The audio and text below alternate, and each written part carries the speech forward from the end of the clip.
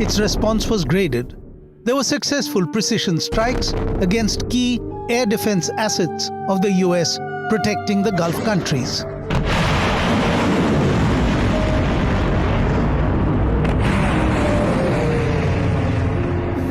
It has been alleged that malware was introduced in US radar modules, and swarm attacks of kamikaze drones were used to mask the tracks of ballistic missiles.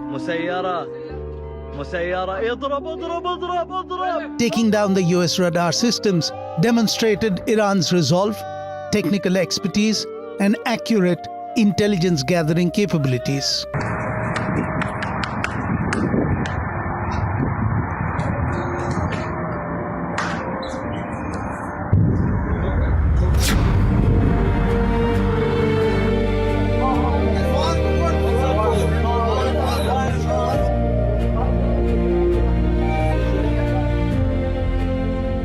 Next came the targeting of ships in the Straits of Hormuz. The resulting rise in oil prices, which touched $110 per barrel on 9th of March 2026, unsettled global markets. Oh my God.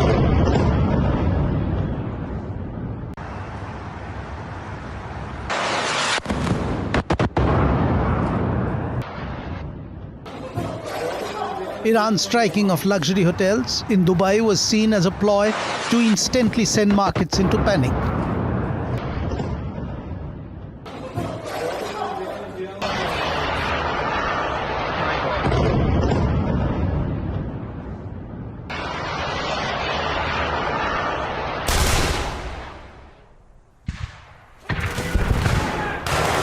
On the defensive side, Iran decentralized military decision-making and capabilities to the lowest possible rung.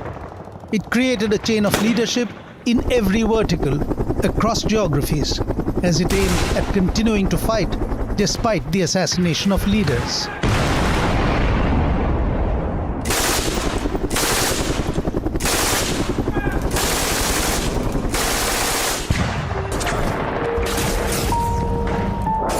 Critical facilities were dug deep into the mountains, dispersed over its vast landmass, and this meant that the US-Israel tactic of aerial bombing did not prove debilitating. Iranian drone and missile facilities deep in the mountains have proven difficult to locate and target.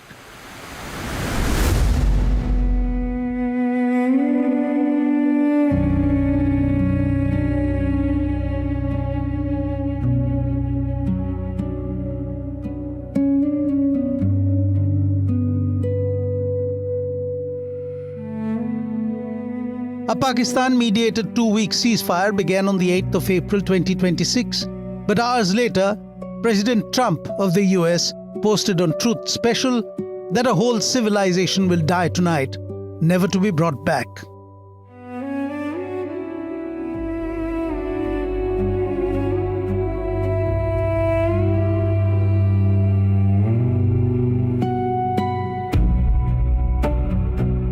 Eight centuries ago, the Sufi poet, mystic Jalaluddin Rumi wrote in Persian, "Sunlight looks a little different on this wall than it does on that wall, and a lot different on this other one. But it is still one light. We have borrowed these clothes, these time and space personalities, from a light, and when we praise, we are pouring them back in."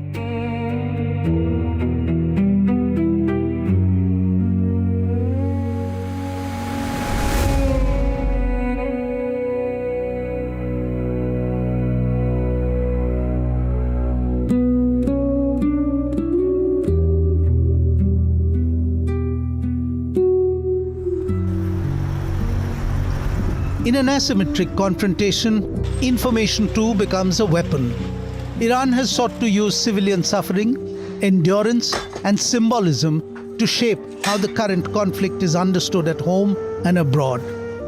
Civilian casualties are a powerful narrative tool to portray Iran as the victim of overwhelming but immoral force.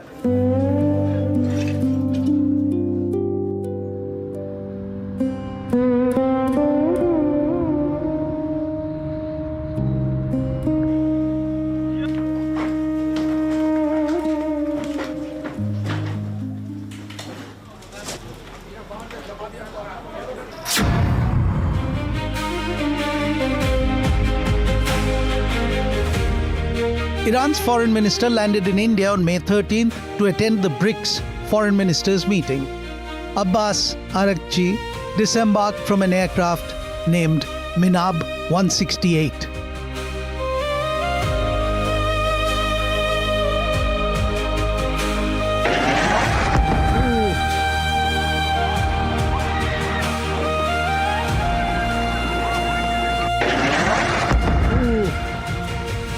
It was a reference to the 168 children who were killed in a US-Israel strike at a school in the Iranian city of Minab in February. The dead children were aged between 7 and 12.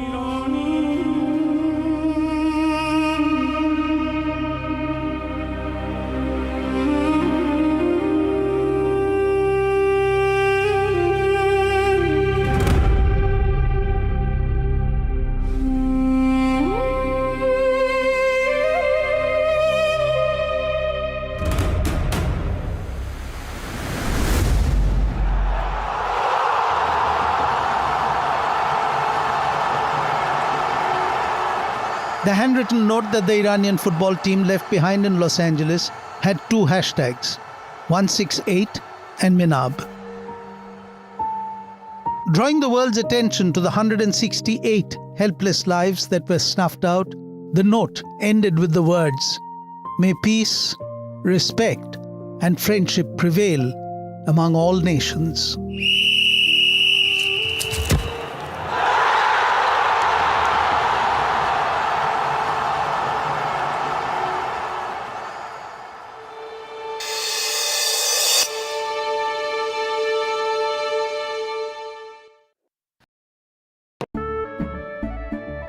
केसरिया से मन जोगी हुआ रे दिल झूमे देखो मतवारा हुआ रे केसरिया से मन जोगी हुआ हर पल मनाओ केसरी त्योहार। विमल बोलो जुबान केसरी। थोड़े में ज्यादा स्वाद यही तो है इसकी खास बात। वाओ मामा क्या स्वाद है। अरे मेरे राजा, सबका राजा आग और मसाला। Where the software engineer meets the cool UI UX designer, meets the gifted content writer. To create the big dream, the world comes together at Sharda University. So where are you? Jindal साथी seal है तो असली stainless steel है। तो जब भी आप stainless steel pipes and tubes खरीदें, जिंदल साथी सील जरूर चेक करें। Jindal stainless, India's leading producer of stainless steel.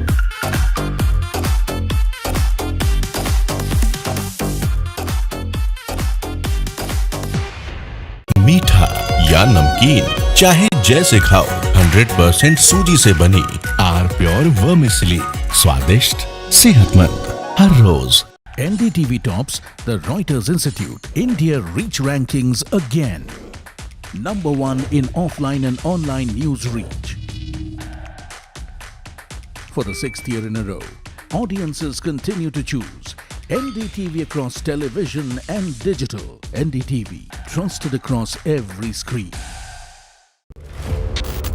He has tracked the pulse of power from Washington to Korea. Witnessed history being made in global capitals and conflict zones. This location from Tel Aviv Brought clarity to complex issues of national security and international affairs. Prime Minister Narendra Modi spoke to him at length yesterday. The Ayatollah Khamenei is gone. There has been a missile attack right behind you, and we need to rush into a shelter. Heading there. Will Prime Minister KP Sharma Oli resign? And now, Aditya Raj Kaul, covering international affairs like no one else. Only on NDTV network.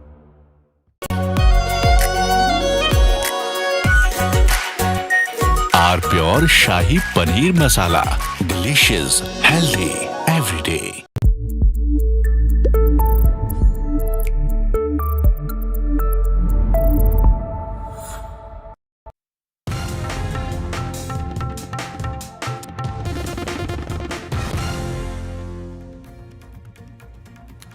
Good evening, hello and welcome. You're watching NDTV 24/7. I'm Anusha Soni. A quick check of the headlines first. Amid Ram Mandir donation theft charges, Ram Mandir Trust assures fair probe in the matter, confirms receiving resignations of Champat Rai and Anil Mishra.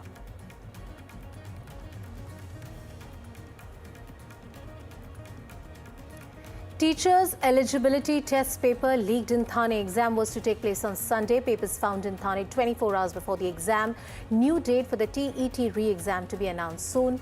Opposition guns for Mahayuti over leak, says future of the students in jeopardy.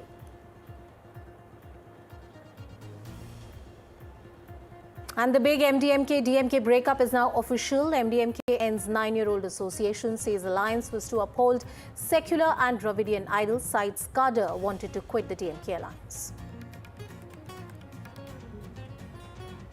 Shocking revelations come to fore in Ketan Agarwal murder case. Cops say Sia confesses to killing Ketan. Sia told cops that it was easier to kill than to confront the family members. Sia's parents and brother have to be summoned for questioning. Seychelles President welcomed Prime Minister Modi. Indian diaspora organizes a grand welcome from defence, maritime security to trade and technology. The trip is focused to deepen India's partnership in the Indian Ocean.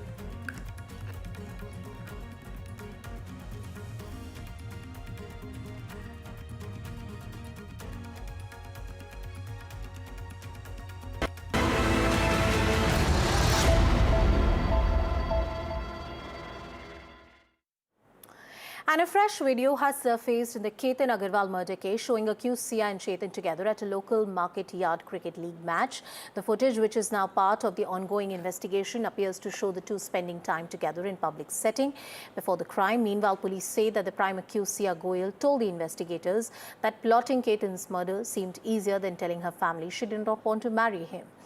She allegedly and reportedly said that she chose not to call off the wedding because she did not want to hurt her family's sentiments. Police have questioned Sia's parents and brother and are preparing to record formal statements. Coming across to my colleague Sujata Dwivedi, live from Pune, Maharashtra. Sujata, of course, Ketan's family deserves justice. Just take us through the factual details of the investigation so far. What has the investigation really told us? We'll try and connect with Sujata in just a bit, but the details that have come out so far. Ketan Agarwal, who died on the 18th of June, he was out with Sia that day. An unfortunate incident happened where he fell off while he was trekking in the Lohagar fort. There was a rescue operation that lasted for about 3 hours. Sia was unhurt in this entire incident. There are multiple things that led to the arrest of Sia roughly 5 days after Ketan died. First was the behavior and the conduct of Sia right after the incident. The second key factor was that when the police tried to question Sia about her whereabouts, about the timing and the manner in which this entire unfortunate accident happened, the alleged murder happened, it seemed from her conduct, this is what Ketan's family said, that she was very calm about it. She did not see it as a shock, and it looked like that something was wrong here. Also comes in the picture somebody called Chetan, who Sia was allegedly in a relationship with. There are thousands of calls that there have been exchanged between these two, about 2,500 calls in the last 7 days. And there was a meeting that happened between Sia and Chetan just about a day before this accident really happened, this incident happened, this alleged murder happened. And also the manner in which the entire digital footprint has been erased has raised serious questions about Sia, her involvement in this murder, and how exactly and why exactly did she plan this murder.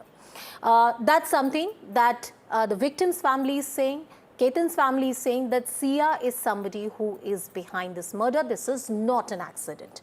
The police, of course, has registered an FIR in this case. They have arrested Sia. They have arrested Chetan. Both have been are in the police custody right now for the next 3 days. The police has a right to ask for the extension of custody if they need it to be done. But the critical piece here, because it's a murder trial, it will be a murder trial, is the direct evidence that can be corroborated. A lot of hearsay, which is what one family is saying, what the other family is saying, what was said 2 years ago, a video emerging from 2 years ago, all of that right now is only corroborative evidence. The substantial evidence in this entire case would be that whether there is any CCTV footage that shows us that Sia pushed him or she did something for him to fall. Now, from accident to murder, how exactly it happened, the timeline. The timeline is of critical importance here because this is a murder investigation. On the 18th of June 2026, 1:30 p.m., Quake and Sia, they arrive at the Lohargarh fort. They reached that fort. It was his birthday. It was Ketan's birthday. At 3 p.m., Ketan falls in the gorge, reported as an accident.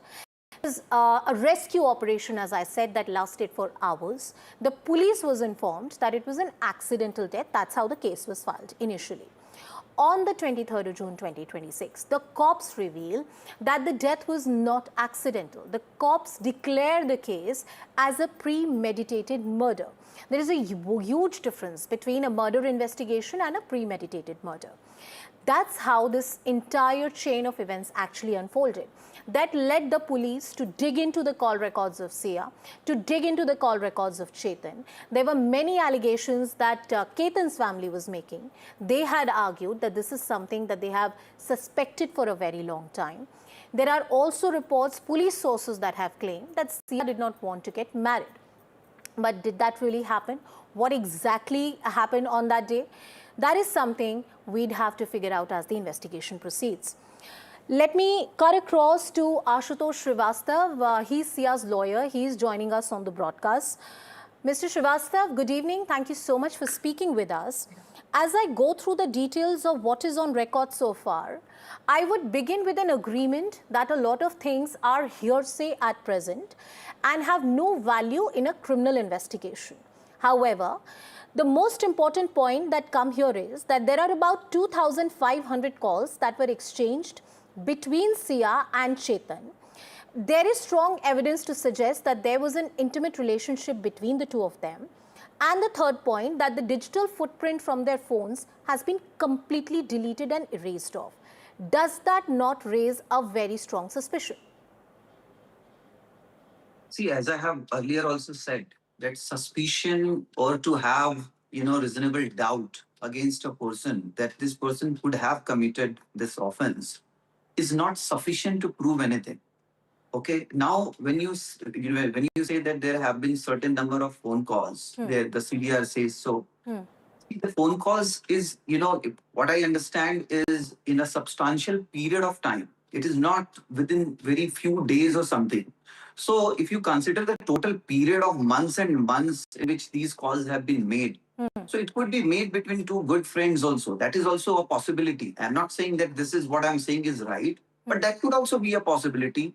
The matter is under investigation, as I have said that, the investigating team has to come with some concrete evidence, If there were some sort of phone calls, whether those phone calls were for any conspiracy, whether any conspiracy can be, inferred or concluded with those, phone calls. Just to have phone calls will not say anything. We have. I agree with you. I agree with you. I agree with you that just having thousands of phone calls between two individuals does not prove that those two individuals went ahead and murdered somebody. But that does prove the motive.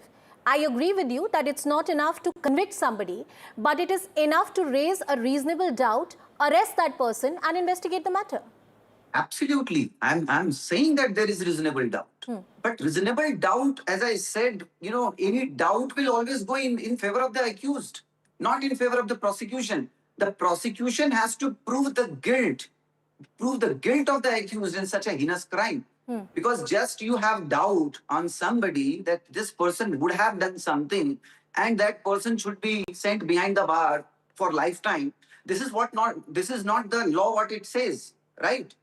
When you say that there are certain confessions before the police station, we very well know that Indian Evidence Act and even the new act of BSA under section 23, which clearly says that no such confessions can be admitted in the court of law in criminal justice. No, I'm not even going to the confessions. It is absolutely right that confessions recorded before the police are not admissible in a court of law. That's point number one. But secondly, there are very strong allegations that Ketan's family has made. They have argued that this is something that they have suspected for a very long time. I understand that the family is aggrieved at this point, and you will have your side of the story too. Yes, please go ahead. I have complete sympathy with the family, with the boy who is deceased now. There is no every citizen of this country will really agree that the loss of a, young son, how it will go, through the family members, how they would be going under the depression. This is one part of it. Definitely. I know we all are in favor of that. But, the truth has to come out. We cannot just have, Ashutoshi, doubts. what could you give us some details about the FIR? Have you got the copy of the FIR? No, FIR was initially registered for accidental death. We know that. I know But that. after that, when certain statements were made by the family of the deceased, then they came up with an angle of even a murder, right? So initially, the police was of the view that it was accidental death. Now they had a view. Now they are having a view that it could be a murder. Maybe after investigation, they may again change their view. See, we have to wait for the investigation. So the initial FIR, which was of accidental murder, that's the only FIR in the case right now? No, that got converted into another one of murder. Yeah. So that is the investigation is going on. See, FIR is not any piece of evidence. FIR is just to, have the first information to keep the, investigation into motion. Okay, so now the FIR has been registered for murder, but it is the basis of the entire criminal trial. Ashutoshi, please stay with us on the broadcast. Aruba Kabir, who's a senior psychologist, founder of Enso Wellness, is also with us on the broadcast. Aruba Kabir, good evening. Thank you so much for joining us on the broadcast today. As I host this show, I want to point out in clear terms that this is not a court of law. We are only having a discussion, and we are not here to pronounce anybody guilty. That's only a court of law would do. But there is something about modern relationships that has to be said today. The fact that the murky details have come out in the open, the fact that a man and a woman are engaged, they have officially engaged with each other, but there is a third person involved, and such unfortunate incidents happen. What does it really point out about modern day relationships and your observations about what you have heard in the public domain so far? I guess that's a very important question. And yes, we don't, as psychologists, we don't determine guilt. That's the court's job. But we do look at human behavior. If the allegations are proven, what stands out isn't one report or one report reason or one accident. We really have to understand that there's a series of decisions. Because human beings usually don't go from happy relationships to an extreme act overnight. There's often a progression which we often ignore or avoid. We don't want to see that. And that is same about the relationship in older times and in the modern times. There's no change in that. But when you see such cases happening, they used to happen before also. But because of the social media wasn't there, 24/7 news wasn't there, maybe we were not just getting to know. But you will see that there's an avoiding difficult conversations. They don't have difficult conversations. They start hiding the truth or maybe emotionally distancing themselves from the other person, isolation. We often feel people who do these things, they are loud people. No, they may be conflict avoidant people, who get to think within their own limitations and then do certain things. So it is not about modern relationships. I guess we are just getting to see this news often. And with the changing times, when two people do a crime, when there's a partner involved in the crime, so generally every human being has jealousy, manipulation, betrayal, fear, anger, love, kindness, all the emotions. It is not gender based. Everybody is given that. For a long time, men were seen to be aggressive or doing certain things because it was allowed. Now the society dynamics has changed where girls are also getting opportunity to express themselves. So we may be seeing these crimes now happening often, women also taking steps. But it is not gender-based. It is an opportunity. It was for men. I disagree there, ma'am, on 2 points. One is I do think it's something to do with modern relationships. Exactly for the second point that you made, that the life of a woman has now completely changed. She has real choices to make. She has her own financial and emotional agency. And the pressure to get married is still the same like it was 50 years ago in this country or 100 years ago in this country. And I think under those pressures, there are certain cases coming up where we see perhaps people responding, I agree, not very gender specific, but women responding now very, very differently from the past times. Yes, that's what I'm saying. We all have the same emotions. Earlier, women were not able to express them. Now they are able to express them to some extent. Pressures are same, expectations are same, but now women are also taught go study, be independent. But those independent choices are only about careers or maybe what you want to do on superficial level. But when it comes to marriage, when it comes to making more emotional decisions, everything becomes about family's honor. And in that, maybe certain individuals do take these extreme steps. We are seeing that. But cheating, manipulating, betrayal, we have been seeing in therapy rooms for ages. We see successful marriages of 25 years, but there is so much going on inside, and they pretend to be happiest on the public platform. I agree. And certain individuals are not able to maintain that. Their emotional center is operating more, and then they get a partner in crime who may, normalize it, who may say that, oh, yes, yes, you get that, you get to cross that moral boundary. All right. Most of the Ashutoshi, bringing you back into the discussion, what is your case before the court of law? I mean, are you arguing that Sia has been completely framed in this entire case? The fact that the court did agree to give the remand to the police for the first 3 days, does it prove that to begin with, the police does have a court case to investigate? All right, I'm being told that Ketan's father is speaking right now. I want to cut across to those live developments.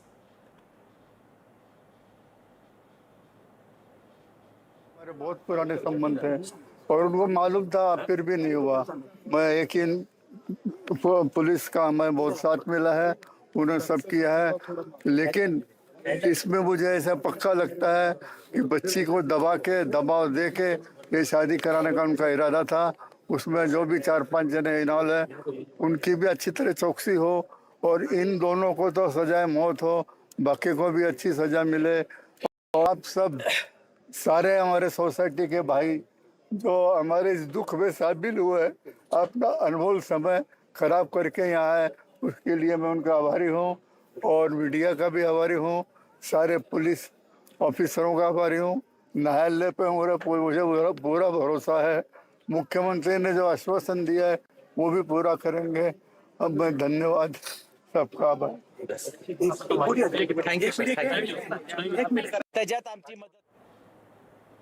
I'm being told that was Ketan's grandfather. His family was speaking to press and media. There was also a candlelight march that was held in support of Ketan's family. आप लोग भी काफी emotional हो गए, क्या करें? Sir, मैं सिर्फ एक ही अपील करूंगा, मेरा 26 साल का बेटा आज जिस भी वजह से उन्होंने बिना कारण से मार डाला, जिसको आज तक कोई कारण पता नहीं चला, मेरे बच्चे की कहीं पे भी एक गलती नहीं थी। मैं तो शादी करने चला था, उसकी घर में बेटी बहू लाने चला था, मुझे नहीं पता था कि मेरा बच्चा ही खो दूंगा मैं। तो मैं सबसे अपील कर रहा हूं कि उसको जस्टिस मिले, उसके अपराधियों को फांसी की सजा मिले, यही मेरी सबसे रिक्वेस्ट है। पूरी सोसाइटी आपकी, हालांकि पूरा देश एक तरीके से आप लोगों के साथ खड़ा, आपके परिवार के साथ खड़ा हुआ है। काफी भावुक पल भी था, आप लोग काफी इमोशनल नजर आ रहे हैं सर, इसलिए कि आज मेरे बच्चे के लिए इतने लोग आए तो उन्होंने उसको भी अपना बच्चा समझा और यहाँ पहुंचे, ये मेरे लिए बहुत गर्व की बात है और मैं उनका दिल से शुक्रिया अदा करता हूं कि वो लोगों ने इतना टाइम निकाल के आए मेरे लिए। सीएम सरांसोबत तुमची भेट झाली आणि आता काय मागणी, काय चर्चा तुम्ही त्यांच्यासोबत केली? मी सीएम सरांना 2 मागण्या केल्या होत्या, एक तर फास्ट ट्रॅक कोर्टवर हे घ्यावं आणि दुसरं मला पीपी म्हणून उज्ज्वल निकम साहेब द्यावे। दोन्ही मान्य सीएम साहेबांनी खूप लवकर मान्य केल्या आणि त्याच्यावर ऍक्शन घेतली। All right, that is Ketan's family that was speaking to press and media. I will cut across back to Ashutosh Srivastav, who's the accused Sia's advocate. Ashutosh, once again coming back to you, what is your position before the court? If I were to ask you to put this entire case from Sia's perspective, from the accused perspective, what would you like to tell the audience? Firstly, I would like to say that, yes, I can understand the emotions of both the grandfather and father of the deceased, which just now we heard. And they are seeking that justice should be meted out. And this is what we all want. Even as defense counsel, I feel that justice should come out. The truth should come out. And the police, as I said, is already investigating in a right direction in every possible way, whatever could be, ascertained. And as I said, my client has also been cooperating in her best, manner and whatever is best known to her. Now, so far as defense is concerned, of course, we can have our proper defense once the charge sheet is filed. At the moment, our defense would be when she is produced before the court.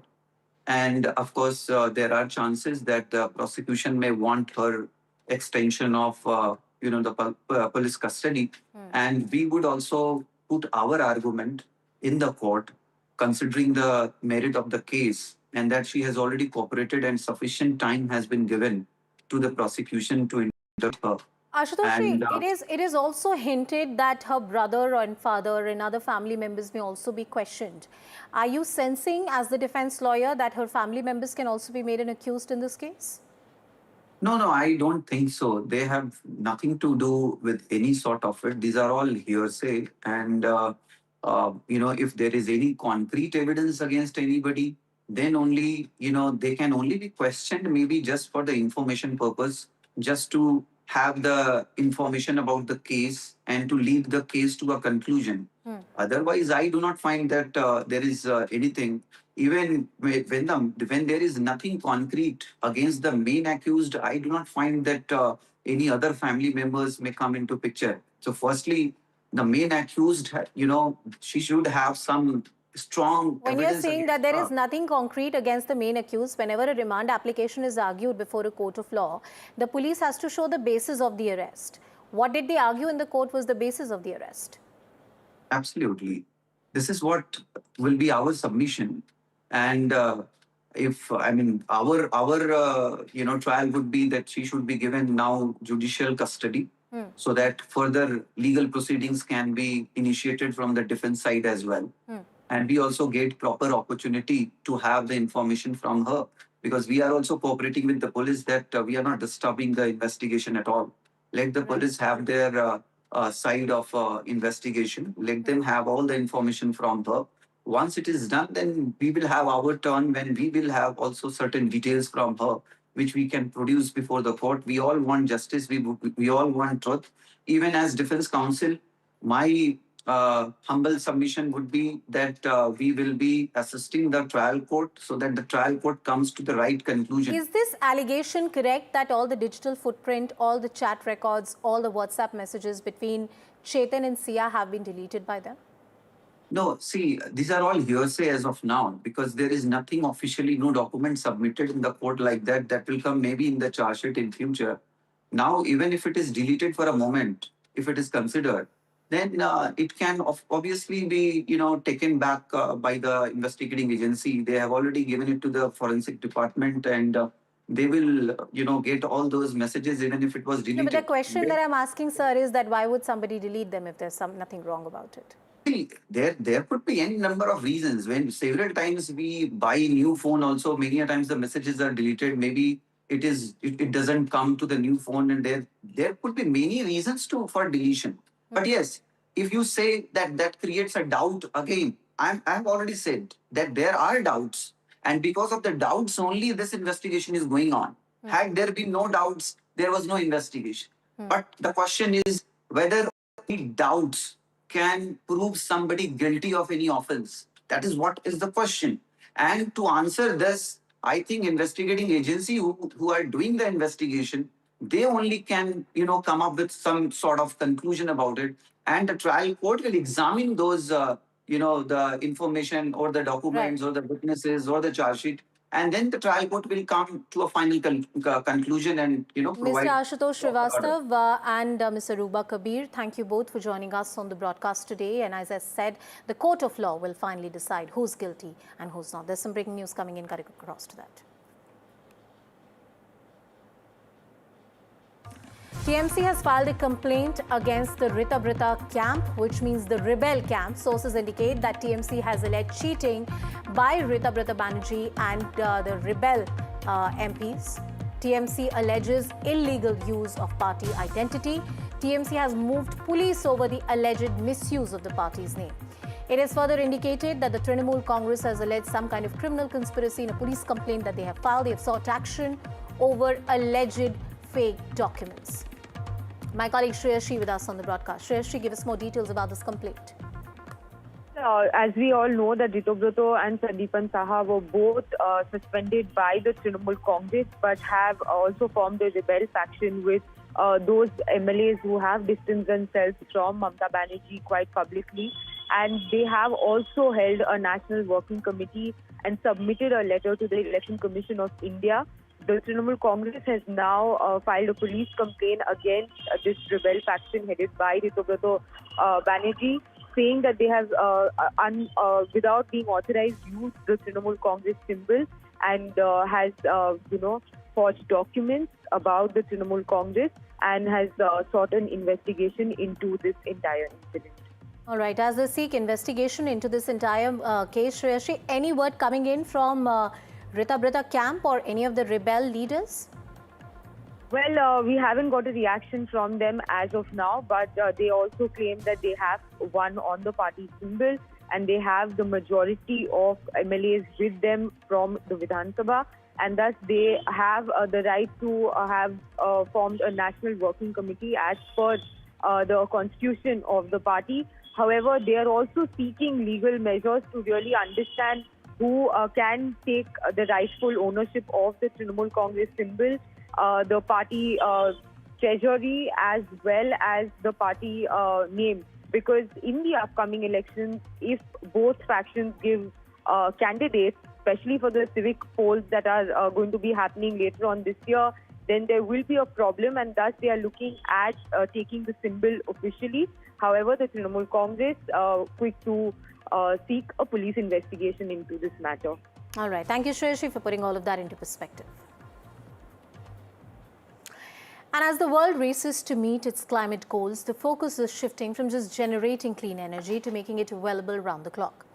At the inaugural Adani Green Energy Dialogue in London, Adani Green Executive Director Sagar Adani called for faster electrification, saying renewable energy backed by storage is the key for energy security, affordability and sustainable growth. Here is a detailed report.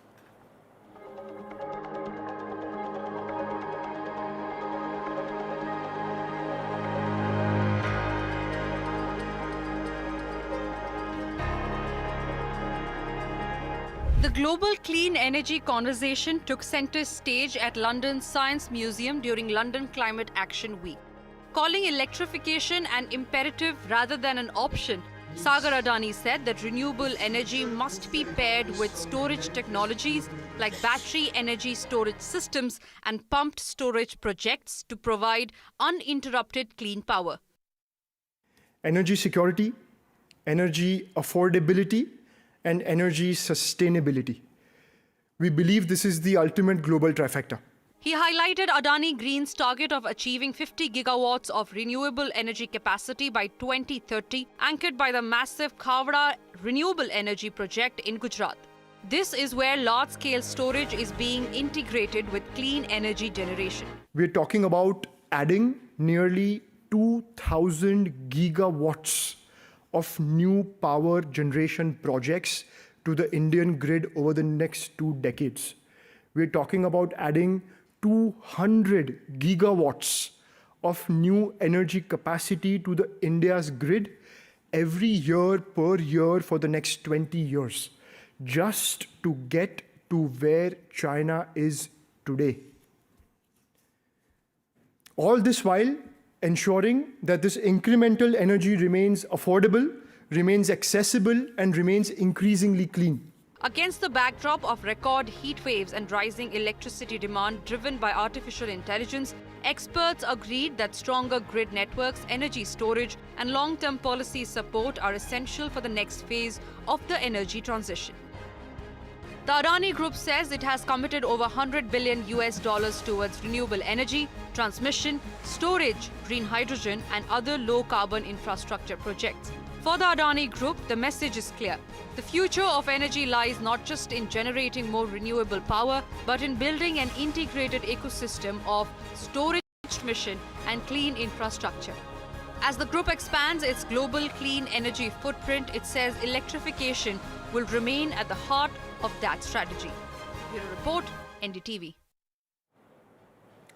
Well, that report and much more up on our website. With that, it's a wrap on this edition. Thank you for watching.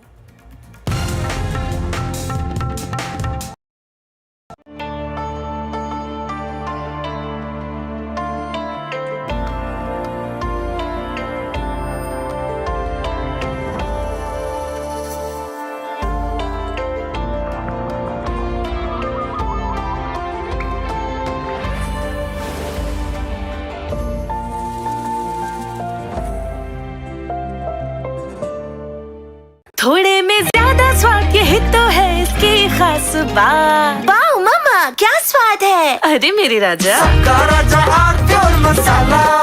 Jindal साथी seal है तो असली stainless steel है। तो जब भी आप stainless steel pipes and tubes खरीदें, जिंदल साथी सील जरूर चेक करें। Jindal stainless, India's leading producer of stainless steel.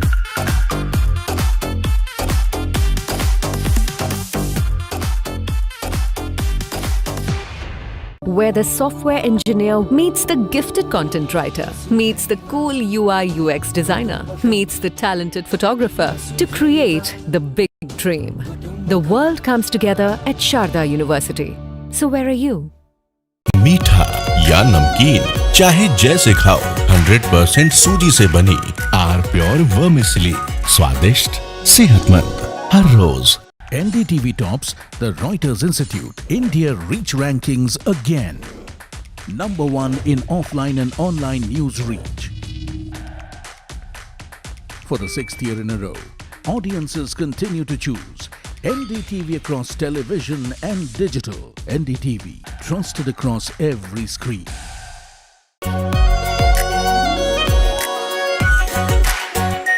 Are pure shahi paneer masala, delicious, healthy every day. He has tracked the pulse of power from Washington to Korea. Witnessed history being made in global capitals and conflict zones. This location from Tel Aviv Brought clarity to complex issues of national security and international affairs. Prime Minister Narendra Modi spoke to him at length yesterday. The Ayatollah Khamenei is gone. There has been a missile attack right behind you, and we need to rush into a shelter. Heading there. Will Prime Minister KP Sharma Oli resign? And now, Aditya Raj Kaul, covering international affairs like no one else. Only on NDTV network.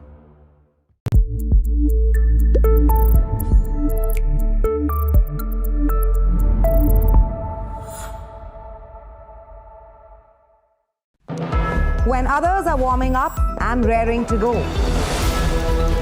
The stories that matter, the stories that shape your life. Hello and welcome to Watching Prime 5 with me, Haisha Sehgal. What's happening? How The show. Both of our frontline upcoming fighter aircraft projects are literally at the mercy of a foreign supplier. And our people forget that the moment you say that here are Shiv and Vishnu again saying import this engine or the other, which world are you living in if you are oblivious to the threats that we face? Is it an ideal situation that you are saying that Safran ko le aao, GE ko le aao? It's not. It is a gloomy, bleak picture when it comes to engines. But the point I'm making is your 3 current and immediate future frontline fighter aircraft programs are basically hostage to an external supplier.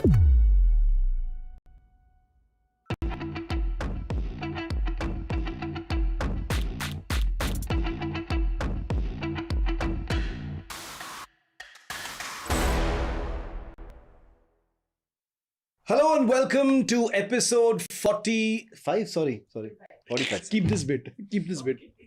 And keep this bit as well.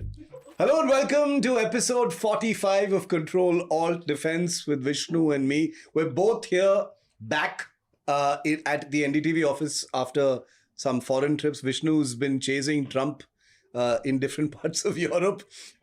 The only journalist who managed to ask him a whole bunch of questions, which was excellent here on NDTV. But Vishnu, welcome back. But getting into that Bergenstock was actually interesting. We've spoken about the war so much, Shiv. Yeah. So being there to see the negotiations between the Iranians and the Americans, as the only Indian journalist, for me was actually one of my career highlights. What was it like looking Trump in the eye and he catches your eye and he answers your question? So I started screaming a question and because there were other journalists asking as well. And then everybody the audio went down. So I apologized to Trump and I said, I'm sorry to be screaming at you or shouting at you. He said, that's okay. And then he took that question. Yeah.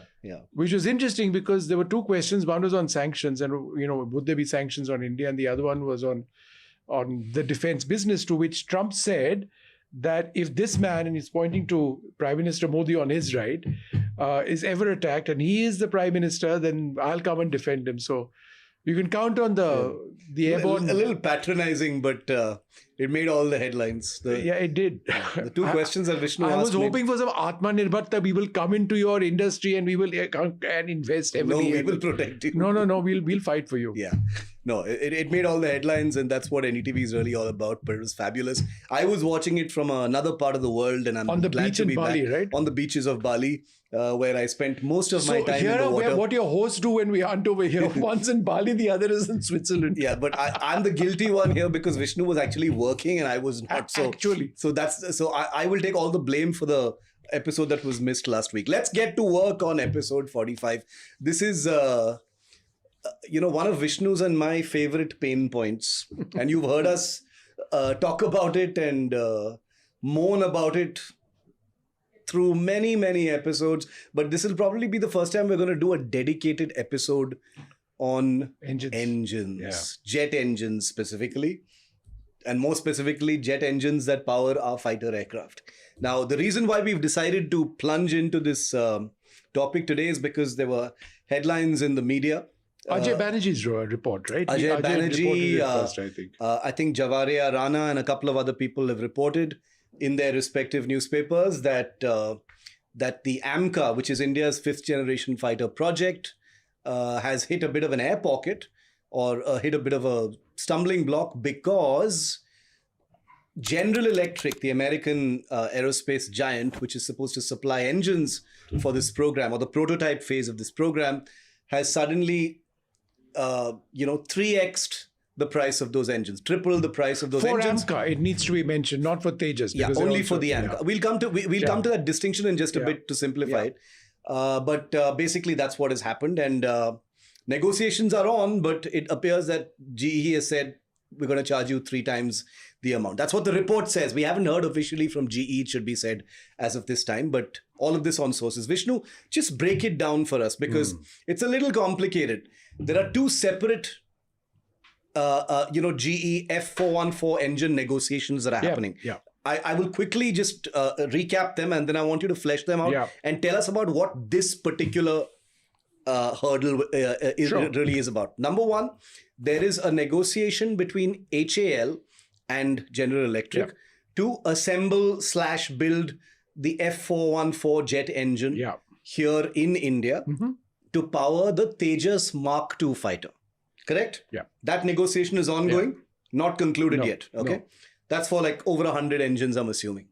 Yeah. Then you've got this negotiation between the Aeronautical Development Agency, the ADA, with GE. For the AMCA. For a modified version of the F414, the same engine. Presumably minimally modified. Minimally modified version. They built the airframe around this engine. For the AMCA, which is in development right now. And that's the one that's gotten into a problem. And that's the one that's gotten into a problem.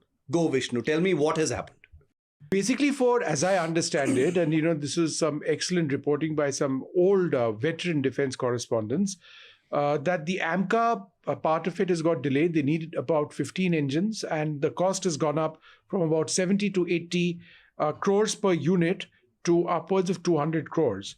But I think, you mentioned on Live Fist, which is, your blog, which is superb and accurate, that look, you really think that they're going to throw out GE? No, they aren't. The entire AMCA, the first several potentially squadrons of AMCAs, when they do enter service, would have G414 engines. Of course, there is conversation with Safra and lately Rolls-Royce as well to develop a futuristic engine. That's fine. But you have pretty much frozen the design of the AMCA. So don't expect... So what has happened in the past? This reminds me of that wonderful Rafale story. Remember when Rafale got booted out of MMRCA? Almost booted out, where they were found non-compliant, right? And everybody is like, this is the plane which is going to win. No, sorry, you are non-compliant. You are out. And the others were cheering on, woohoo, we're in with a chance. Let's give all the media interviews, this, that, and the other. And then look who ended up winning it. So this is obviously, as you correctly assess on Live Fist, some sort of pressure which has been applied, because at some level, there are some people who are somewhat irritated with GE. Either, obviously the commercial terms aren't working, or the expectation is much higher than what people over here had wanted. So that's the part where there is a problem. I can give it to you in writing right now. there is no way that they are going to not be going with GE. It has to happen. Otherwise, look, as it is, it's a delayed project. It'll get further delayed, right? Which isn't to suggest that the future engine cooperation with Safran or Rolls-Royce shouldn't happen. That's a separate one. But that's one. Yeah. The second part, of course, is in June 22nd, 2023, we had announced that there's a big deal between GE Aerospace and HAL, the US. Congress had also sort of had approved of this. That's co-production, licensed manufacture of the F414 in India. Right? You're looking at a bunch of them, upwards of 220. In fact, that would include the AMCA number, but 220 for Tejas Mark II and AMCA put together. And remember, Tejas Mark 1A also relies on the F404. So that's also General Electric, and Tejas Mark 1 and 1A. So General Electric is a monster in the Indian market, and the engines are brilliant. They work for us, and they're extremely reliable. I haven't heard any problems. All these years of flying the Tejas, there has been one crash of a Tejas because of an engine failure, is what we understand. But apart from that, immensely reliable, and that's what you actually need. So what to me, the reading of this story is two. Number one, oh no, is there going to be a delay while we negotiate and renegotiate and push them and disagree, and then finally either they agree or we agree to a higher price or a lower price? Or do we make do, or is this actually going to result in, looking away from this engine, the G414 for AMCA? I don't perceive that to be the case.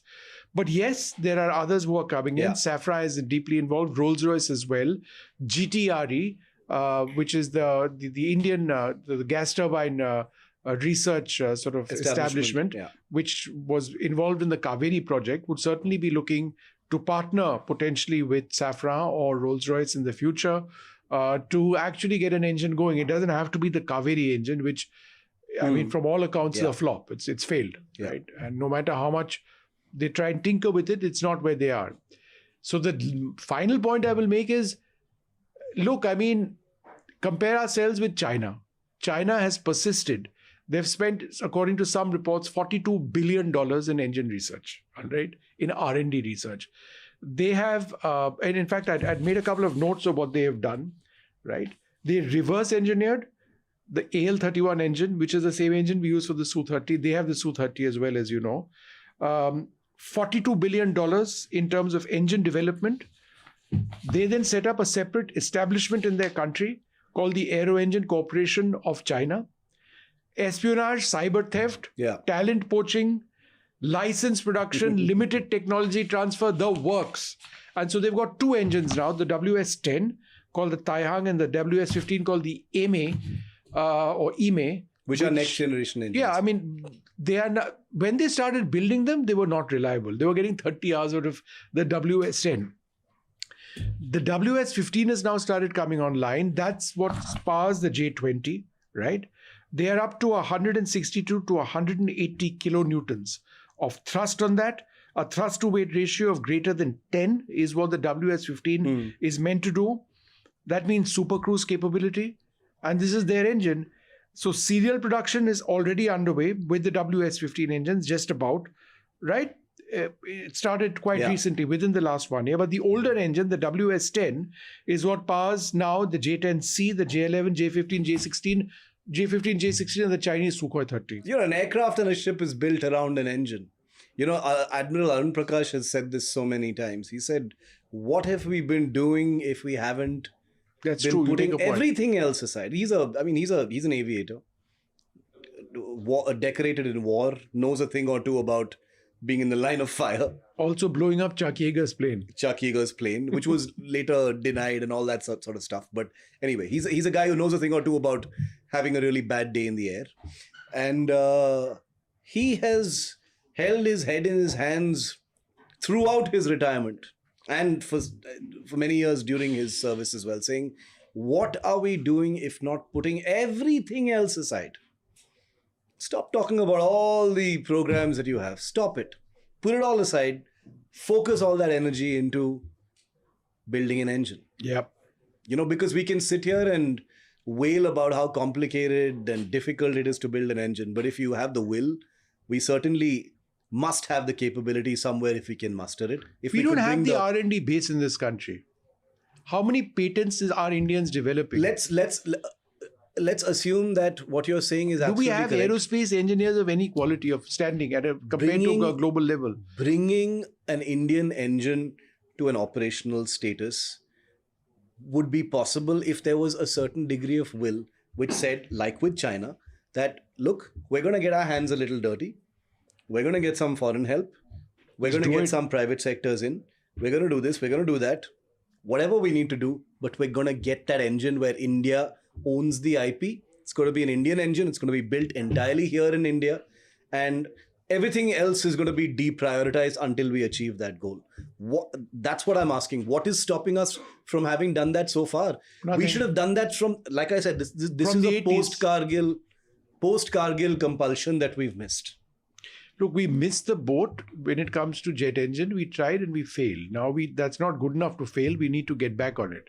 If as a nation we are building wonderful you're right. Cryogenic engines for our space program, we've got superb rocket technology. We've mastered metallurgy in so many other areas.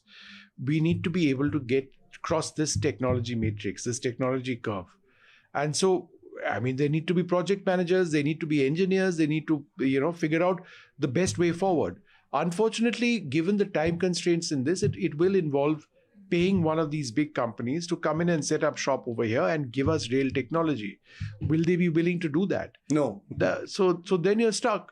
So that has to be a real negotiation. Yeah. You just tell them single crystal blade alloy technology, super alloy technology, yes or no? No, okay, thank you. Enjoy your tea. Yeah. And move on to the rest. You know what you need to do. India knows how to build jet engines. We are just not able to manufacture them to the standard we require. Yeah. So nobody's going to give you single crystal blade technology. Nobody wants to give you that stuff. Even under a structured joint venture, that IP will still never be yours. So then here's another way of doing it, and it's not really the best way. Why don't we do with the AL-31 engine, let's say the AL-41 engine, what the Chinese did with it. The Russians, we license manufacture those engines in India, right? The AL-31, we service them very deeply. There must be profound understanding of that engine. Now, the AL-31 cannot be fitted onto a Tejas aircraft. But the question to have been asked is, rather than, change, why not go with the engine which we've always had and then manufacture the Tejas around it? It was too late, There was always a hope, against hope, that ye Kaveri ho jayega, it's of the correct specification. And therefore, that's what's going to power the Tejas. Yeah. So that never worked out. AL-31 couldn't be fitted into that engine. I just love the comments all the time on social media. We have this engine, usko dal do. Haan, but dal jayega yaar. As simple as that, slap it in and boom, afterburner. No. In fact, even the G404 variant, which we use for the Tejas, and this is what I learned when I went to HAL some time back, is it's not an easy engine to manufacture. It's specifically designed for the Tejas aircraft and its airframe. So these things are custom built. You don't just, in many cases, it's not a one engine fits all kind of thing. Yeah, it's not a plug and play kind of thing at all. So let me summarize a situation, and I don't want to sound dramatic, but this is literally true. You've got the Tejas Mark 1A program, not a single aircraft delivered. Mark 1A, yeah. 180 on order, by the way, in two separate orders. Not a single one has been delivered, almost 3 years late. And the reason for that, partially, is HAL has not finished certification. The Air Force is not happy. And also because the engines have taken a very long time to come. General Electric engines from the United States. Supply chain issues, COVID, all that tamasha is there. But the fact is, the Tejas Mark 1A has not delivered for 3 years and running now because for, among other things, the engines have not come. Number one. That's program number one. Program number two, Tejas Mark 2. It's not rolled out yet. We don't know when the Tejas Mark 2 is going to roll out. I hear not very long from now. And everybody's going to clap like crazy. Everybody's going to clap like crazy. But they don't know how many years it's going to take to flight test that and clear it. Years. The Tejas Mark 2 will have to be a separate episode, my friend, because we have to get under the hood of that in a big way. But the point I was making is, so that is programmed. I've spoken about the Tejas Mark 1A. The Tejas Mark 2 hasn't rolled out yet. HAL and General Electric have been negotiating for the 200 plus 404 engines for I don't know how long now. That's nowhere near completion as I understand it. 414, sorry. Yeah. So that's also sort of just in a limbo right now. We don't know where it's going. Rolls-Royce has put its and HAL's track record with work share and co-production is a pathway littered with the debris of hopes and dreams. Okay. And number 3 is now the AMCA, where this negotiation, which has been reported by our friends in the media, has hit an air pocket, as they say, because GE has upped its offer reportedly price. Shiv, we don't know this. This will get resolved. Yeah, I cannot imagine. This is hardball in a negotiation. There's no doubt about it. They're locked in. But the point I'm making is your 3 current and immediate future frontline fighter aircraft programs are basically hostage to an external supplier. Yes, of course. That's it. It's as simple as that. No, it is. That and many other systems, because they're not 100% Indian. Yeah. If Martin Baker didn't give us the ejection seats, we'd be in trouble. Yeah. If there were other systems on board which are imported, and there's several of them, then you'd be in trouble. Look, anyway, it'll have to get done. And if AMCA doesn't work for us, then, we are really in huge trouble. As you know, I've given up on the Tejas Mark 1A and Mark 2 being current technology. Believe me, they're going to come out. They'll be fabulous 4th generation birds. Mark my words. They will be fabulous 4th generation birds. That's not what you need. You needed to have something at least of the standard of AMCA, because you already have 4th generation birds, which is your Sukhoi 30. So the solution for the foreseeable future is going to be this imported engines. It's as simple as that. There is going to be no... Well, imported and the plant that they're going to set up. And we're not going to get 100%. You'll get 80%. Plant will start producing operational engines, in a decade from now? Well, it was 2024, right? So we're already in 2026. Those saal to nikal gaye. They've not even closed out the negotiations. Look, those guys are there for the long run. They know G is going nowhere. Safran and Rolls-Royce aren't. We have some monster potentially. We have a dragon staring us down. Yeah. It's not about Pakistan, everybody. It's not. It genuinely isn't. They'll get hammered every time. Yeah. It's the Chinese which is the larger concern. Yeah, and our people forget that the moment you say that here are Shiv and Vishnu again saying import this engine or the other, which world are you living in if you are oblivious to the threats that we face? Is it an ideal situation that you are saying that Safran ko le aao, GE ko le aao? It's not. No, it doesn't matter what we say. It's a terrible situation. It doesn't matter what we say. But look at what is happening. Read the papers. What are you waiting for? Look at the amount of lead-up time that you need. All that criticism, we must never get FCAS or whatever it is. Nay, we must build in India. Build in India, do you have the ability to? Can you deploy that platform in 2045? Then otherwise, if you can't, then what? Yeah. No, we are so far away from having the AMCA in operational service. We are so far away from having the AMCA in operational service. It is a crying shame. But that's where we are. Yeah, we've got more than a couple of episodes on the AMCA if you want to circle back on our playlist and see this. We began by talking about, just to bring this to a close, Vishnu, about how, as far as jet engines are concerned, it requires an all-nation approach. I'm going to go ahead and say that up until this point, as far as jet engines in India is concerned, it's actually been an all-nation failure. Yeah. It's a system, it's a generational system fail that spans decades. And we still have nothing to show for it. It is embarrassing. You cannot wrap all of these things in the tricolor and say, oh, we will do it now. The point is, we still don't have it. I disagree with Vishnu a lot, but I agree with him on the point of capability. At the end of the day, when the balloon goes up, you've got to have something in your hand. I hate the idea, like I said, that all of our fighter programs are hostage to external suppliers, but that is a reality that has been compounded by the fact that we have not laser-focused resources into building our own damn engine. It's the reason why we are continuously having to import engines to power our current and the foreseeable future fighters. Beyond that, I don't know. India, France engine, India, US engine, I don't know. But the fact is, right now, there is not a single operational proprietary Indian engine. And that is a all national failure. It is. Anyway, we'll talk about positive things. Yeah, this is a gloomy episode. We should do something positive like Layberry juice, which was a DRDO product, wasn't it? Man. Yes, it was. It was tasty and very as hell. successful too. It was very tasty. Yeah. It was. See, there's a success for you. Yeah. Get trolled for that comment. We're keeping that comment in. I'm not removing anything that you say, Vishnu, because all of it should go. Our viewers and listeners deserve to get the full Vishnu.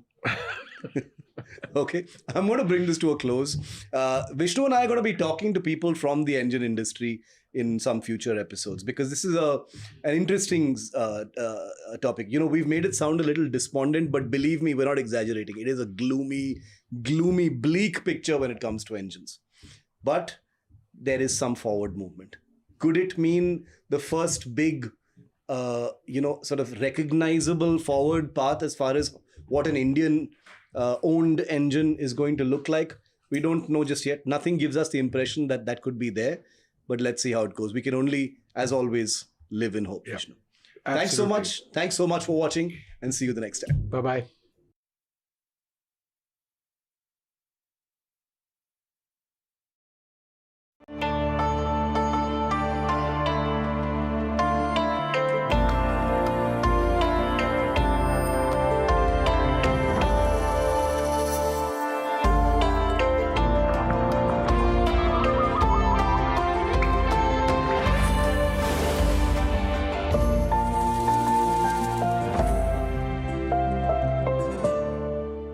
थोड़े में ज्यादा स्वाद यही तो है इसकी खास बात। वाओ मम्मा, क्या स्वाद है? अरे मेरे राजा,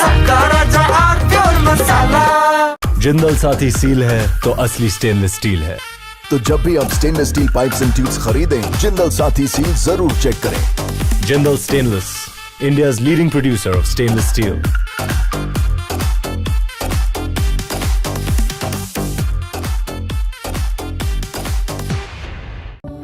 Where the software engineer meets the cool UI UX designer, meets the gifted content writer. To create the big dream, the world comes together at Sharda University. So where are you? मीठा या नमकीन, चाहे जैसे खाओ, 100% सूजी से बनी are pure vermicelli, स्वादिष्ट, सेहतमंद, हर रोज। NDTV tops the Reuters Institute India Reach Rankings again. Number 1 in offline and online news reach. For the 6th year in a row, audiences continue to choose NDTV across television and digital. NDTV, trusted across every screen. He has tracked the pulse of power from Washington to Korea. Witnessed history being made in global capitals and conflict zones. This location from Tel Aviv Brought clarity to complex issues of national security and international affairs. Prime Minister Narendra Modi spoke to him at length yesterday. The Ayatollah Khamenei is gone. There has been a missile attack. Summer में बाल्टी तो चाहिए for your पसीना, बाल्टी। और monsoon में बाल्टी तो चाहिए फॉर छत का पसीना। पसीना मत बहाओ, बर्जर रूफ कूलेंट सील लगाओ। ये छत के क्रैक्स को करे सील और आपको दे ठंडा feel. Berger roof coolant seal.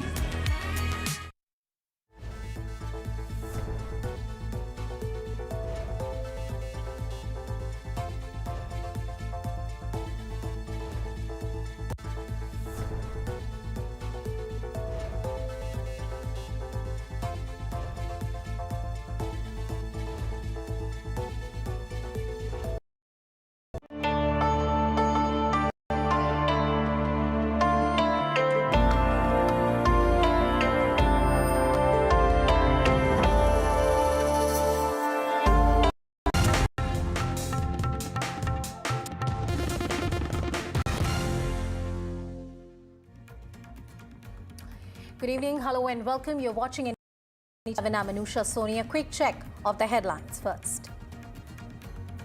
More details emerge in the Ketan Agarwal murder case. Sia and Chetan's undated video emerges in the public domain. NDTV accesses the FIR of the murder case. Amid Ram Mandir donation theft charges, Ram Mandir Trust assures fair probe in the matter and confirms receiving resignations of Champat Rai and Anil Mishra. Maharashtra CM orders SIT probe in the TET paper leak. Maharashtra Chief Minister Devendra Fadnavis orders SIT probe in teachers' eligibility test paper leak. New date for the re-exam to be announced soon. Opposition trains gun at the government.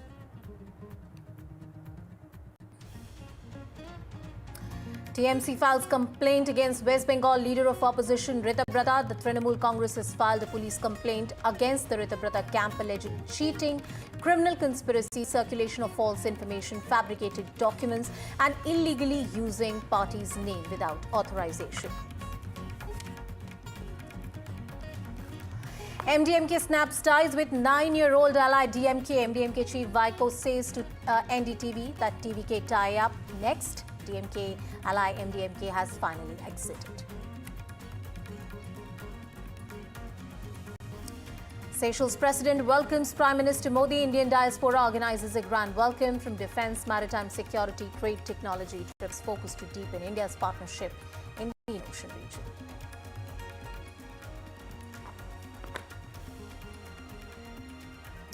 All right, let's cut across to some latest news coming in. This is in the Ketan Agarwal murder case. FIR copy has been accessed by NDTV. I'm quoting certain portions of the FIR that has been filed by the police. This is to highlight that this is the second FIR. The first FIR was of accidental death, which later was converted to by the police as a murder FIR. So it was changed. I'm quoting from the second FIR. Sia exhibited erratic behavior and forced fatal trip to the fort. FIR copy in the public domain also points out crucial details. It says that the Lonavala Rural Police Station in Pune registered the FIR.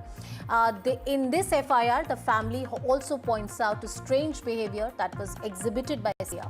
The family makes direct allegations on Sia and says it was she who had pushed their son into that deep gorge. The case has been registered under the Bharatiya Nyaya Sanhita 103-161-2, which is murder and criminal conspiracy.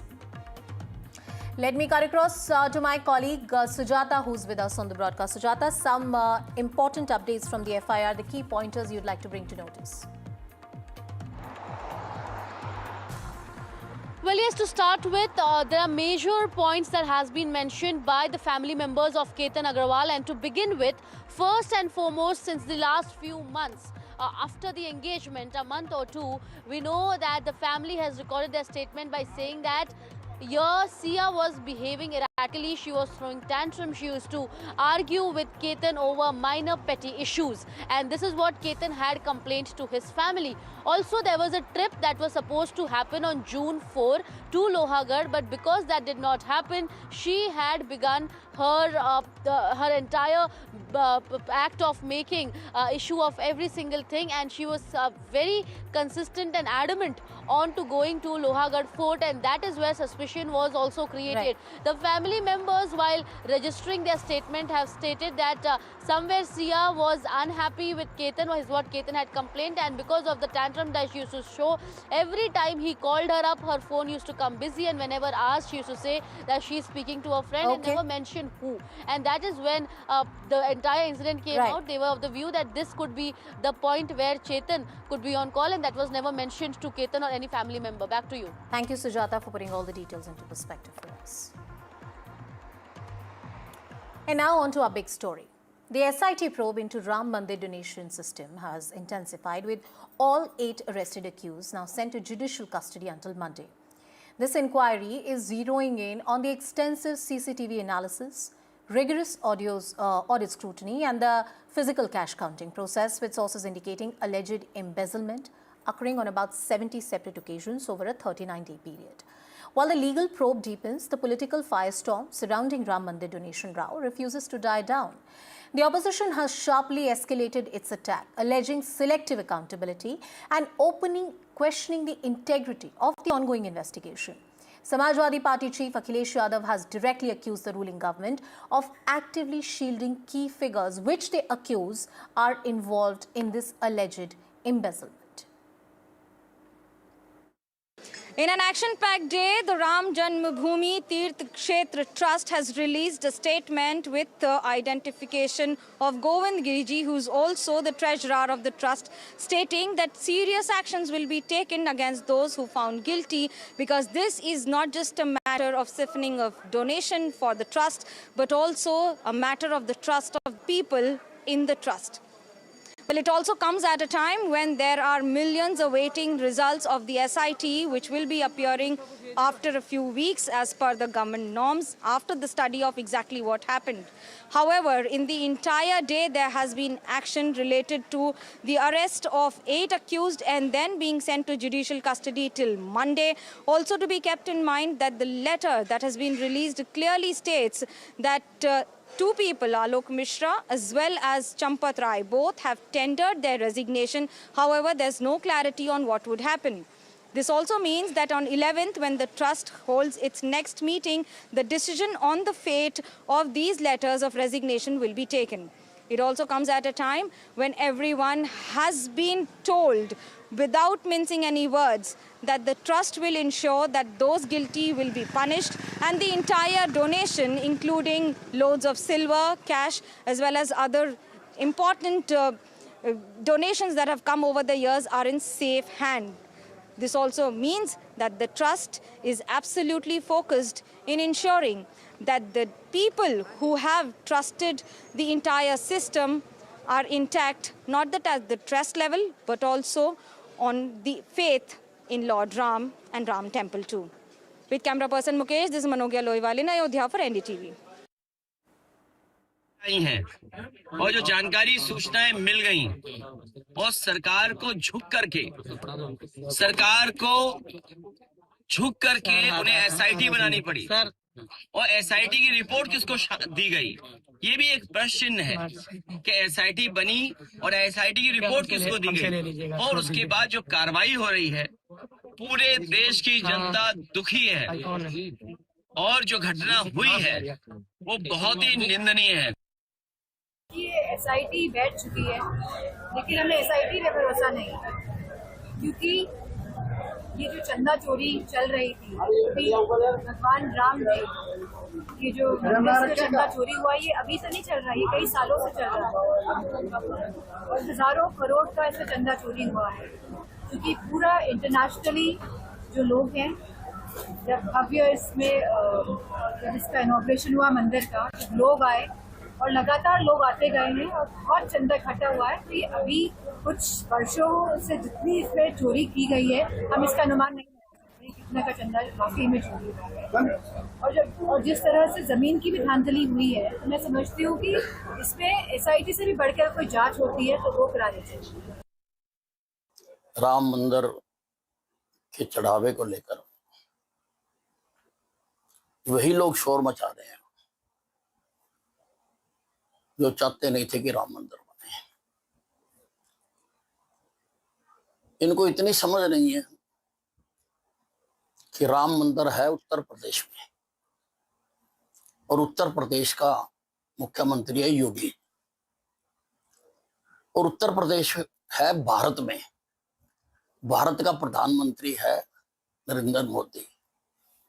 ना छोड़े योगी, ना छोड़े मोदी किसी को। इनको court से भी सजा मिलेगी, कानून से भी सजा मिलेगी, और भगवान राम तो बख्शने वाले इनको है ही नहीं।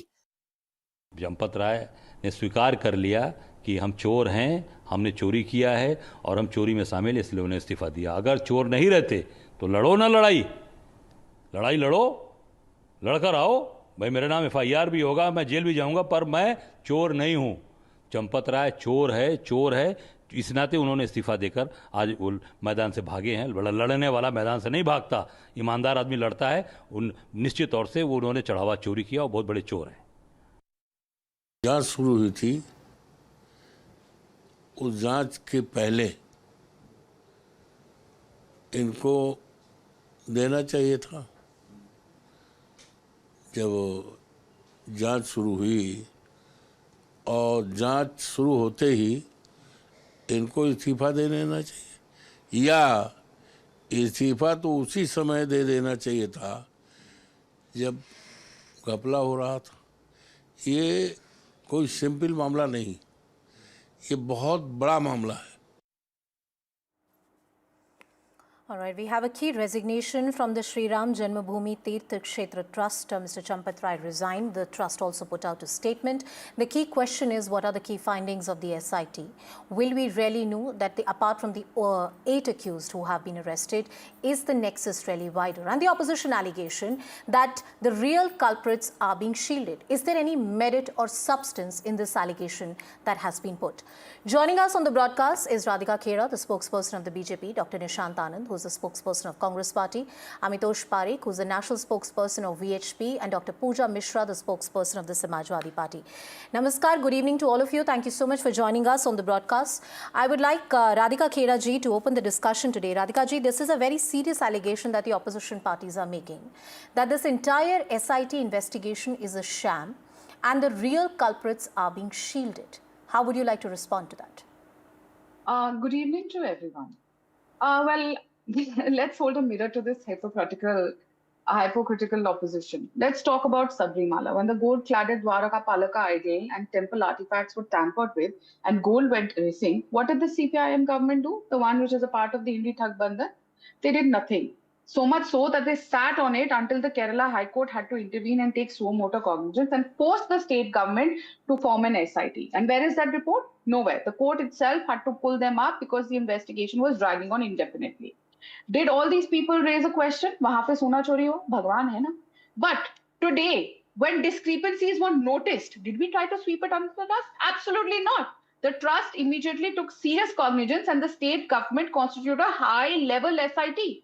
Based on the SIT's interim report, the trust officially filed an FIR. Today, 8 culprits are behind bars in judicial custody and rigorous interrogations are ongoing with more. We catch thieves. We don't protect them. But I would like to also, at the same time, ask the Congress spokesperson sitting over here. They have now formed the government in Kerala. Sari oath taking ho gayi hai, sab kuch ho gaya hai. Have they opened the Sabrimala case? Have they taken cognizance of that? Bhagwan to har jagah hai na. So if they are asking questions, they will also have to answer. And we have taken suo motu cognizance. We did not have a court taking suo motu cognizance over here. We initiated the inquiries, the probe and everything. And let me tell you, we will not spare anyone. Patal se bhi dhoond ke lana hoga, to laake jo doshi hai.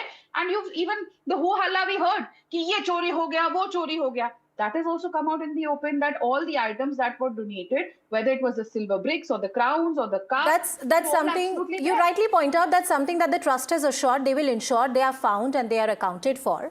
But that doesn't take away from the fact that the devotees came on record and said that what we donated, we did not get any kind of receipt for it, and that is how this entire scam actually unfolded. Dr. Nishant Anand, there are some pertinent points that Radhika Khera raises here. That it is not a court-monitored investigation. It is not something that an external factor of democracy has told them to investigate. They, on their own accord, have taken up this issue very seriously and are investigating. If they had something to hide, they would.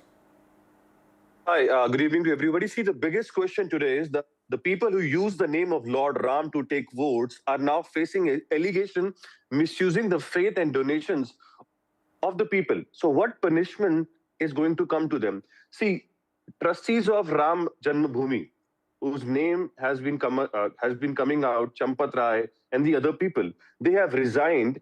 They should have waited for the FIR to come out and they should have faced the allegations. The concern is that the people are first placed in position of influence where donation and offerings are used for political purpose. Now, जो राम के नाम पे जिन्होंने vote लिए, उन्होंने राम के नाम पे नोट लिए. And today, Radhika Khera should first accept कि चोरी हुई है, योगी जी और प्रधानमंत्री मोदी की नाक के आगे हुई है. Millions of devotees from villages and poor families donated their faith, devotion for Lord Ram. Close to 1,200 crore rupees of theft. It's coming out. Lakhs of money has been taken out. The checks have been found wherein the money was received in 13 lakhs and the entry was done for 10 lakh rupees. Point number 2. If you remember in the media reports, land of 2 crore rupees were purchased and after 10 minutes, it was sold for 22 crore rupees. Point number 3, Prasad scam, close to 4 crores has been found, which has been misused by the trustee and the people of Ram Mandir in this Prasad scam. Now, the question is not only about money. The question is about the faith, belief, and the emotions of crore of Ram devotees. Now, the country wants the answer. Who is responsible? And when will the accountability will be fixed? हम पलतास ले भी ले आएंगे 12 सालों में कितने पहलगाम हुआ, operation सिंदूर हुआ. No. Let's keep it very focused to the Ram temple issue. No digressions here. Radhika ji, a quick response from you, 30 seconds.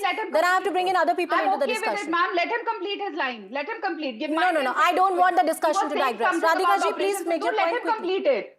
Radhika ji, please make your point. Vote लिए, राम के नाम पे नोट लिए, और आज हम कह रहे हैं कि हम पताल से ढूंढ के ले आएंगे, जब घर के अंदर से लोग चोरी कर रहे हैं. 42 days 76 times the theft has happened. The CCTV has been placed switched off multiple times. It is in the FIR. Prime Minister Modi, he was there in every occasion. Now he is not getting involved. And Dr. Nishant, you've made your point. I have to get other guests also into the discussion. Radhika ji, a quick response from you. Radhika ji. What I really feel sad for the Congress spokesperson. यहाँ पे बोल रहे हैं कि resign क्यों किया? अरे resign की accountability है, इसीलिए रिजाइन किया ना. कल को आप कहेंगे, why does one resign? He resigned so that he does not influence the investigation in any way. One at a time. I just want to I did not speak over you. Radhika Kheda, please. I did not speak over you. Radhika Kheda, please. Yes, Radhika Kheda. They stepped down on moral grounds to ensure a free and fair probe. They resigned to maintain the highest standards of public propriety so that no one can accuse a senior office bearer for influencing the ongoing investigation. Again, please control this man. All right. I don't think, Dr. Nishant, my kind request to you, please let the lady finish her argument. Extend the courtesy that she did to you. 30 seconds, Radhika ji, then I'll bring other people into the discussion. Now the Congress spokesperson also wanted to talk about the chori under Modi ji ki naak and Yogi ji ki naak. Now let me educate you on the difference between a corrupt dynasty and a transparent governance model. In our system, stick to the topic. Ma'am. All right, let me bring in Amitosh Parikh and Pooja Mishra into the discussion. I need my time, ma'am. I have been interrupted again and again, and I'll come back to you, Radhika ji. Please allow me some time. I'll come back to you. I'll come back to you. You are succumbing to his. I'll come back to you. I'll come back to you. Can I please have Radhika Kheda 30 seconds uninterrupted, please? Miss Kheda, please go on. Now, I am going to educate him on the difference between a corrupt dynasty and a transparent governance model. Can I just have the audio of Radhika Kheda, please? Thank you. In our system, when discrepancies were suspected, the trust itself proactively requested an inquiry. Our government did not wait. We immediately deployed a high-level SIT. The moment the SIT report exposed the operational loopholes, our own trust member filed the FIR. Point taken. Arrested. Let's compare it to the massive corruption and scams that have happened. Point taken, ma'am. Let me bring in Amitosh Parikh and Pooja Mishra into the discussion. Amitosh ji, the allegations that have been made by the Samajwadi Party, or what the noted Congress spokesperson is also saying here, is that there is a great devotion and love for Lord Sri Ram in this country. I remember a lot of senior lawyers, when they were arguing this matter at the Supreme Court, they would take off their slippers or they would take off their shoes. A lot of us hearing who believed in Lord Sri Ram would take off our shoes when we were listening to this matter. And a scam of this nature, an embezzlement of this nature, happening at the Tirth Kshetra, it really shakes the soul of every devotee in this country. Absolutely, Anusha. And there is Amitosh ji. Absolutely, Anusha. There is no doubt, no dispute, no question raised. Never oppose, never contradict. It's absolutely a matter of faith of 125 crore Hindus definitely accepting those who are just started defending and raising questions on Ram Janmabhoomi Tirth Kshetra, Samajwadi Party and Congress and their ideology alliances. But definitely, coming on a very point, it's a very sad affair.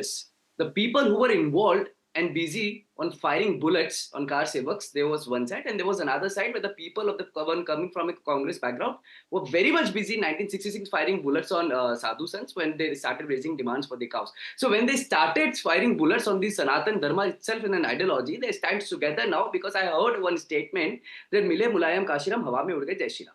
Now coming on the second point, my very dear friend Radhika has stated a very point, that why there was a selective secularism and question on a Ram Janmabhoomi. Have we not witnessed that there was TDD was involved in the theft, corruption in Karnataka, Kerala? Were we not have we not having the ideology of 2022 Kerala Matuna Masuka case, where the embezzlement of 79.32 crore was found by the audit report itself? Was there not a Karnataka work land by the Sanir Amivar Revati report of 4.1 but lakh crore of Amitoshi, embezzlement of the work? isn't it the point that is made by VHP and also by the BJP that the astha of temples resides in the core politics of BJP? So obviously one would expect the party to have more protect the sanctity, the financial sanctity of temples much more than you would expect of a Congress or a left party. Isn't that a fair argument? It's a very strange affair. The last day they were demanding for the resignation, or the resignation being taken. Now they are saying they should be stable on their position because it's hampered the investigation. Yesterday they were asking for the SIT. Now SIT formed. Then they were asking for the investigation conducted. Then they were asking for the report given in 6 days. Then they were asking for the arrest being made. Then they were asking for the FIR being registered. Then they were asking for making the FIR in public. The FIR made in public. They were asking for the judicial custody. They were projected before the court. The judicial custody granted. Now still coming on a resignation. Now they're saying that why the resignation being taken. I believe the law of the land says if any crime happen or committed or any person being involved in the crime will be dealt by the crime accordingly. The Congress and Samajwadi Party started crimes according to their own whims and caprices, and they should be aware of the fact that the IPC, BNS, every section been taken into consideration, every fact been taken into consideration. But there was one misguiding fact which has been quoted by Congress spokesperson, and I think it's a very harsh time to point out that misguiding fact. How many times he quoted 42 times the theft happened? What were the resources? I know the resource. The resource was the Indian Express report. And itself the report says that there were no public of the audit report. I believe the misguidance should be stopped. They should have taken a All right, Dr. Pooja Mishra bringing you into the discussion. Amitosh Parikh said that whatever was put out in the public domain, demands put out in the public domain by opposition, that constitute an SIT, we constituted an SIT. Where are the arrests? The arrests have been done. Why aren't the people responsible still in the trust, part of the trust? They resigned on moral grounds. Something criminally is yet to be proven against them. Then what is it that the opposition is still dissatisfied with? Isn't this pure political game which is being played in the name of Lord Shri Ram? Nusha, good evening to you and good evening to fellow panelists as well. At least the BHP spokesperson agrees that it was the pressure from the opposition. What BJP has been claiming that the trust himself decided to perform an SIT, the trust took the lead to just go for FIRs.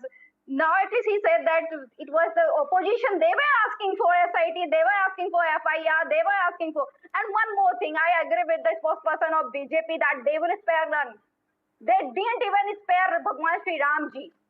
Even Ravana didn't do that thing. He never touched Mata Sita at Ayodhya. But Dr. Pooja Mishra, the head of Mr. Champat Raiji has resigned on moral grounds. He has said that this has happened. I take responsibility. The investigation is underway. That it's a pressure. Everyone can. If you can't see that, you also know that it's under pressure. If there was a moral ground, the day bypassing the former accounts officer, I didn't interrupt you with due respect. You guys don't know. You didn't follow the path of Bhagwan Sri Rama. And you are talking about Dr. Mishra, let's presume for a second that the people who have resigned, I'm saying this purely on conjecture, you're saying that there is something wrong they have done and that is why they have resigned. But their resignation will not save them from any kind of prosecution. If the SIT finds any kind of... They have been saved. They have been provided a passage to pass away. How exactly they have been given a passage to pass away? Who are these 8 people? These 8 people are those people who were handpicked by... Can I make a simple counter? I'll come to you, Amitosh. I'll come to you. Allow me 30 seconds. Most questionable entity in this case is the trust only. Now they are defending trust only. The trust took the lead. To trust filed an FIR. The SIT was built up on the request of the trust. The first thing which should have happened should have the dissolution of this trust. All right, a quick word from Amitosh Ji, then I'll go back to Radhika Kheda and Nishan Anand. Amitosh Parikh. Amitosh Ji, please go ahead. Yeah, this is very clear point. There is no mandate of law for the resignation of anyone. There was not a single name or a charge against a person who just recently resigned out of the moral and if you haven't finished your point, Pooja Ji, if you haven't finished your point, I'll give you 30 seconds more, but one person at a time. If you need more time, 30 seconds more to you, ma'am. Problem, Anusha ji. You can't defend a minus with a minus. They continuously, the whole government and the trust and the spokesperson sitting in the debate, they are saying that happened, those happened, that happened, those happened, doesn't give you right to steal the devotees. Nobody is saying that, and I don't think that argument sticks. Ma'am, now can I get the another speaker? Can I please get Amitosh Parekh to respond to what you've said? Amitosh ji. Thank you. Anusha, I think it's not a legal mandate anyone to resign from the post, which is not a constitutional post itself. But a person who's resigning from the post has the single legal mindset and a moral sanctity for resigning the post, taking the accountability and let the investigation to get one at a time. Ma'am, Pooja ji, my kind request to you, please let him make his point. Yeah, he was the first person who asked SIT to interrogate him, to ask any question, and the evidence been provided. But these are those people who just from the very day started questioning and distrusting the investigation, the criminal jurisprudence, the state procedure, the FIR registration, but they were not very much, they were very much absent in challenging those things in the court. I believe that these things, when you just create a mere allegations, you need to take a high road, start trusting the investigation. If you have any dissatisfaction towards the same, you have legal sanctity to go and challenge the same. But they were all right, Pooja ji, quick response from you before I go back to the BJP and the Congress. This whole issue is in the public domain just because of mere allegation only. When on the 7th of the June 2026, National President of Samajwadi Party Akhilesh Yadav ji did expose regarding this issue. What happened? The BJP people, their IT cell started defaming his daughter. Character assassination started, and after 2 days, then SIT was built up. Now driver has the keys to the locker, but the Champat Rai didn't know. But the BJP's whole politics revolves around the Ram temple, but the BJP didn't know. Even the okay, let me take those points to the Congress and the BJP as well. Dr. Pooja Mishra, I take those points. Dr. Nishant Anand, let's come to what has happened in the investigation so far. And I'm sure you'd appreciate the details of the investigation so far. If I were to ask you as a student of law, that what exactly are the legal, technical problems you find with this investigation? Politics aside of it, you've made those points. But what are your problems with this investigation so far? See, point number one, the question is not only about the money. As I said earlier, the question is about the faith, belief, and the emotions of crores of Ram devotees. Point number two, you're asking me what is the legal points I want to make. See, the FIR, which has 8 people name who were working in Ram Mandir, are only the driver and the people who were just taking care of the cash. But there is no one has been named who appointed them, who were controlling them, and they were just the people who were just managing their cash from one place to another. Okay. The next point we need to understand that when Radhika Khera said that FIR ho gaya, जांच हो रही है, the question today is the चोरी हुई है, चंदा चोरी हुई है, चढ़ावा चोरी हुई है. First you need to accept it, take the credibility. When Yogi ji and Modi ji is ready to take credibility of each and everything, first accept that the chori has happened. One more thing. Let me take the response from Radhika Khera as well. Nishantji, you've got your uninterrupted time, and I will hope that you will extend the same courtesy to your fellow colleagues as well. Radhika ji, a response from you. See, मुझे तो समझ नहीं आ रहा what the Congress spokesperson wants. Thor बोलते हैं कि आपने इस्तीफा क्यों दे दिया, फिर कहते हैं चोरी हुई है एक्सेप्ट करो. अरे FIR हुई है, SIT इंक्वायरी हुई है. अगर चोरी नहीं हुई होती तो FIR हो रही होती क्या मैम? तो क्या इंक्वायरी हो रही होती? मतलब क्या ही लेवल होना चाहिए कि आप बोल क्या रहे हैं. Now Puja ji was talking about here कि it is the opposition. Ma'am, just 1 second, I want to know. I couldn't hear when she said, Pooja ji, what date did you say that Akhilesh Yadav tweeted on this? What was the date? Okay, Pooja ji, can you come on this, please? I just what was the date on which Akhilesh what Yadav was the date that Akhilesh Yadav tweeted? June 2020. All right, thank you. Now let me give you an exact. Let's now go to Radhika Khera back and listen to her response. They are the doctors in the household. 1 second, Radhika. Now, ma'am, let me complete. One second. Pooja ji, thank you for the date. Thank you for the date. Radhika ji, finish the point. Thank you. Now, between April 27th to June 5th, there is an official recovery days before, many days before Akhilesh Yadav tweeted. The temple security and administrative staff, ma'am, please. One person at a time. I don't think this is fair. Pooja ji, I did not allow anybody to interrupt you.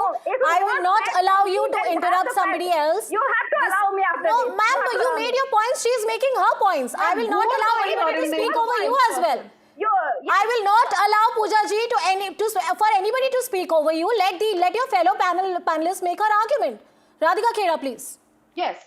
So like I said, days before Akhilesh Yadav made that tweet, it is the temple security and administrative staff that recovered 2.5 lakhs in cash stashed washroom near the donation counter.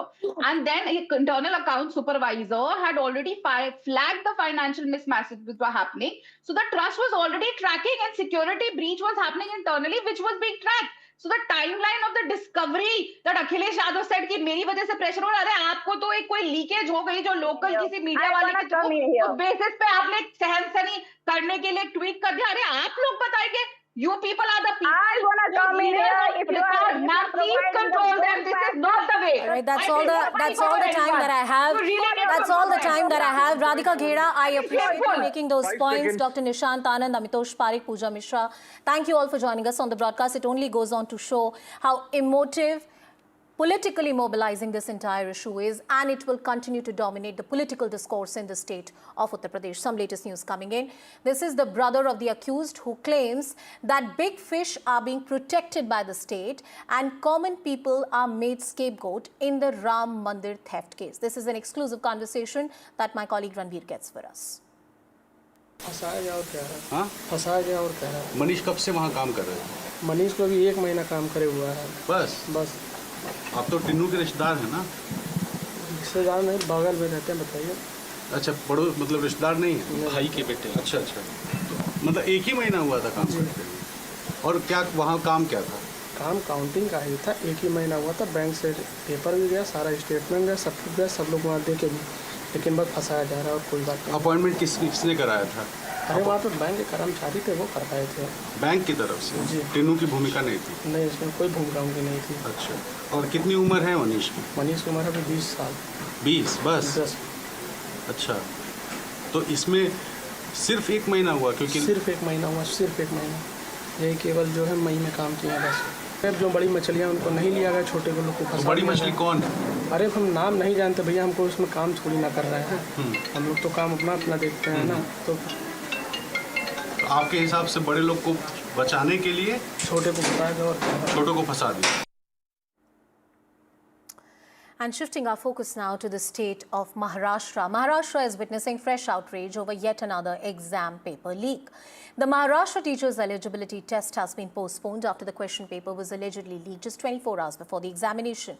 The accused have been arrested by Maharashtra police, 2 from Bihar, 1 from Haryana, as the probe gathers momentum. The incident has triggered outrage, drawing comparisons with NEET UG 2026 paper leak controversy. The opposition has slammed the Mahayuti government, with Aditya Thackeray accusing the BJP of failing to curb recurring paper leaks and ruining students' future. Responding to the criticism, Deputy Chief Minister Eknath Shinde said that a detailed review will be held with Chief Minister and demanding that stringent Makoka law be invoked against those behind the conspiracy. वाटेल या सरकारला नीटच्या बाबतीत 2024ला तेच झालं, 2026ला तेच झालं. जे अधिकारी जबाबदार होते 2024ला त्यांना बढती दिली आणि आता जर हा पेपर फुटला जात असेल तर म्हणजे कुठे ना कुठेतरी भ्रष्टाचार आणि पैशाचा बाजार हा लहान मुलांच्या भविष्याबाबतीत सुद्धा हे सरकार करायला लागलं असं आपल्याला म्हणावं लागेल. त्यामुळे 100% आमच्या सगळ्यांची मागणी असणार आहे की सरकारमधल्या जबाबदार नेत्यांनी तिथे राजीनामा हा दिलाच पाहिजे. आज ठाणे में टीटी का पेपर फूटने से फिर एक बार बच्चों में बड़ी निराशा निर्माण हुई है. ये जो बच्चे कोई भी एग्ज़ाम के लिए दिन रात मेहनत करते हैं, उनके पेरेंट्स दिन रात उनको साथ देते हैं, और ये सब होने के बाद जब एग्ज़ाम सेंटर पे जाने के बाद ये पेपर लीक होने की घटनाएं सामने आती है तो हमें शर्म करनी चाहिए, शर्म आनी चाहिए. महाराष्ट्र जैसे राज्य में टीटी का पेपर लीक होना यह बड़ी दुर्भाग्य बात है, ऐसा मैं मानता हूँ. ये सरकार की नाकामयाबी है. सरकार अपनी प्राथमिकता से पूरी तरह से हट चुकी है. ये सरकार पूरी तरह एक फेलियर सरकार बन चुकी है. पहले नीट का पेपर लीक हो गया, 22 लाख स्टूडेंटों की जिंदगी के साथ खिलवाड़ हो गया. आपको पता है कितने स्टूडेंटों ने आत्महत्या कर ली? हाँ, आत्महत्या जिन्होंने किया, हम तो कहेंगे आत्महत्या नहीं है, वो एक कोल्ड ब्लडेड मर्डर था। किसकी लापरवाही की वजह से ये हुआ? सरकार की। फिर आपने वापस से पेपर रखा, आर्मी के कंट्रोल के अंदर पेपर वहां पर पहुंचे।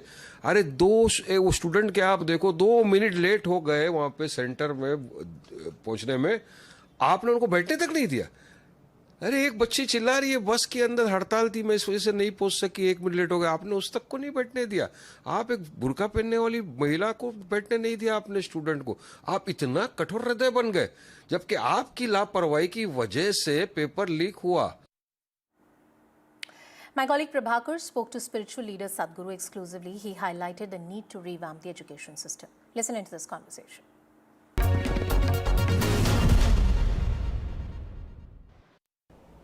You have to come up with a new form of education, not sticking to the same thing that somebody taught you when they held you as slaves. So we think right now, go to school, go to high school, then go to college, then go to masters, then do PhD, then you don't know what to do. How many PhDs are there? How have they implemented those things that they learned, great things that they discovered? What have they done? No, they wrote papers, they got their degrees and they went somewhere. We don't know where they went. Mostly they're in some other country. So this is important that we structure our education as it is needed for our country.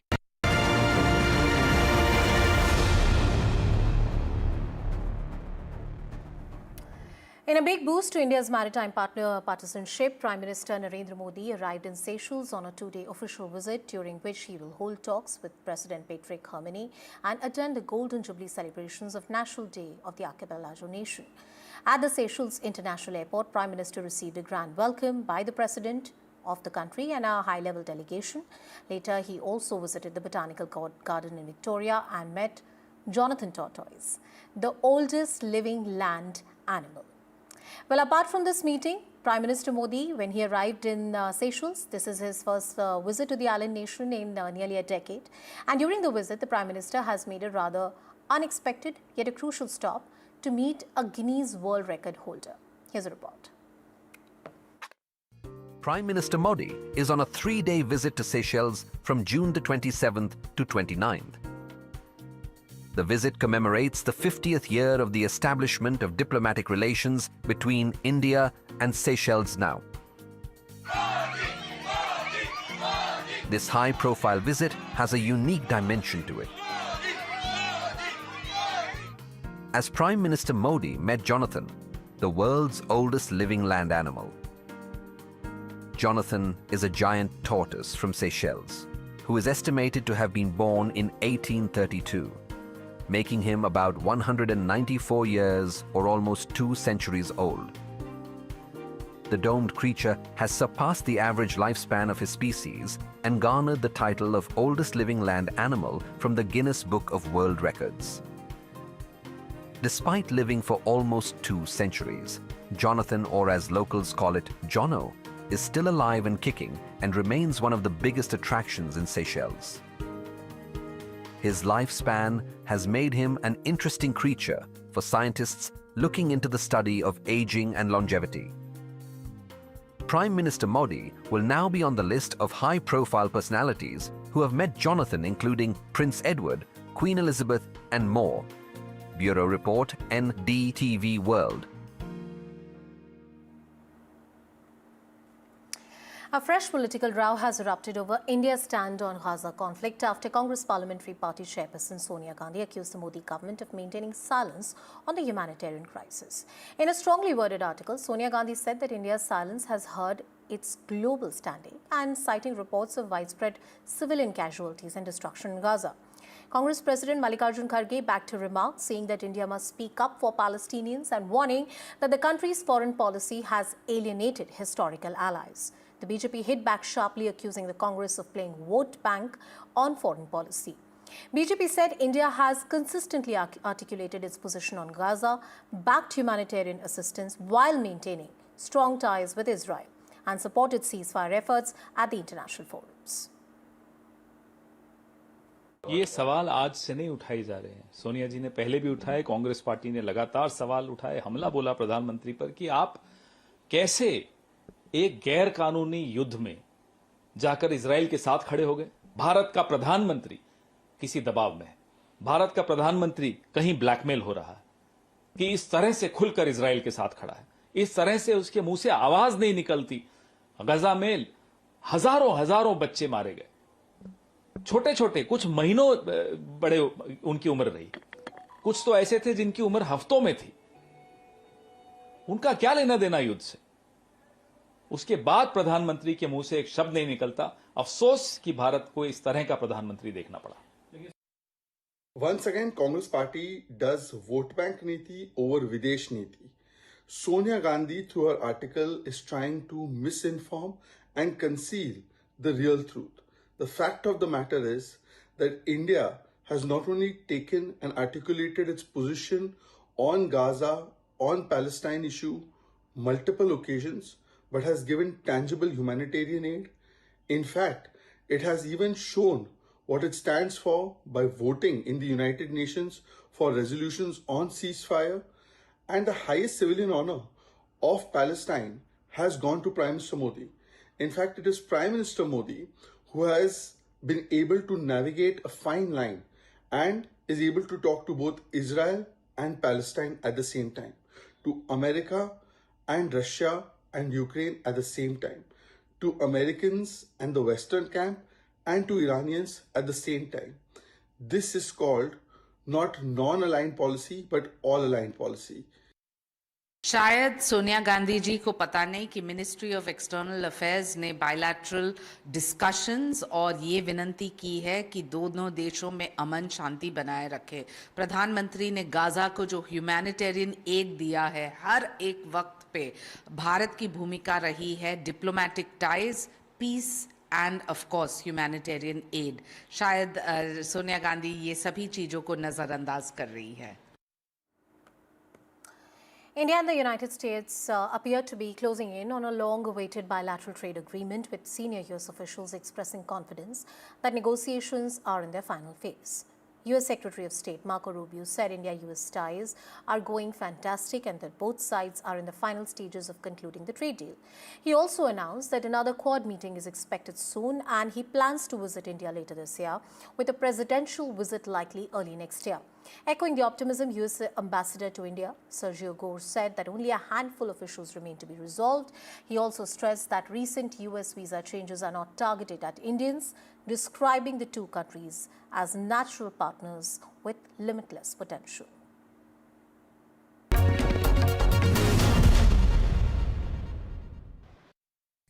When you arrived in India, there were a lot of concerns about the state of affairs of India-US relationship. Things have improved a little bit now. Where do you see, what's your thought on the state of affairs of the relationship? Look, I think we're in a great place.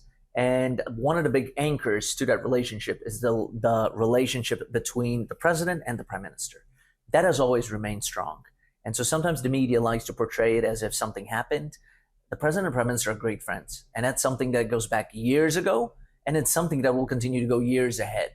And so anytime the two speak, great things happen. And so my goal has been, since arriving there, is to ensure that the two sides are regularly speaking and moving the ball forward. And we're able to identify these win-win situations for both of our countries. And you were there in the room where the Prime Minister and President met in France. What happened inside the room? Yes, I was there. We had a fantastic meeting. It was very warm, over an hour together. They covered a lot of aspects, including, of course, the trade, some defense issues. It was a very productive meeting. We're able to bring up several issues, and hopefully some of those things will get announced over the next few weeks. You all talked about trade deal. You have said it will happen very soon, next few weeks or months.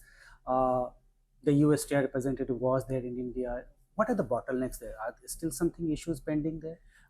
A lot of it is the language has to be written, right? And so I was in those meetings. That was 48 hours ago with Ambassador Greer in Delhi, and we met with Commerce Minister Piyush Goyal, who's a great friend of mine.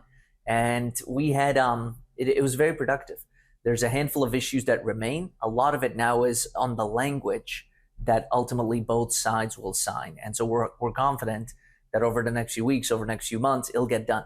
Look, to put it in perspective, we've been working on this deal for a year and a half. Right. The European Union deal, which is still not done, is 20 years. Right. And so to everybody who says, why is this taking so long? We're on an incredible trajectory of getting it done. and how it will look like when it is finally done? Well, I don't want to reveal too much. You're going to have to wait and see. But both sides will be happy, right? It's one of those things when you find common ground and we're able to identify things that are good for each side, that's when the deal happens. The fragile 10-day-old peace deal between the United States and Iran seems to be hanging by a thread. A high-stakes military showdown has begun once again in the Strait of Hormuz, from an Iranian drone strike on a commercial cargo ship to retaliatory American bombings deep inside Iran. Diplomacy is slowly being replaced by tit-for-tat strikes. Is the war back on the brink? Here is a detailed report. It was supposed to be a historic step toward peace, but 10 days on, the US-Iran peace deal is hanging by a thread. On June 25th, an Iranian drone slammed into a Taiwanese commercial cargo ship. Washington's response was swift and devastating. This is the video released by US Central Command. 6 land-based aircraft striking deep inside Iranian territory. They shot a drone yesterday at a big ship going into the Hormuz Strait. They shot 4 of them. We knocked down 3 of them. One of them, I guess, we didn't miss it. Nobody saw it coming. And it hit a ship and did some damage. But you can't do that stuff. But very soon we're going to be at $2.50 gasoline. You know. Tehran did not back down. Hours later, the IRGC fired back, launching retaliatory strikes against regional bases housing American forces, a dangerous tit-for-tat. Trump hasn't said whether Iran will face consequences. When asked by reporters in the Oval Office about a possible backlash, he said, "You'll find out." Mr. President, you said that Iran violated the ceasefire. Will they face any consequences? You'll find out.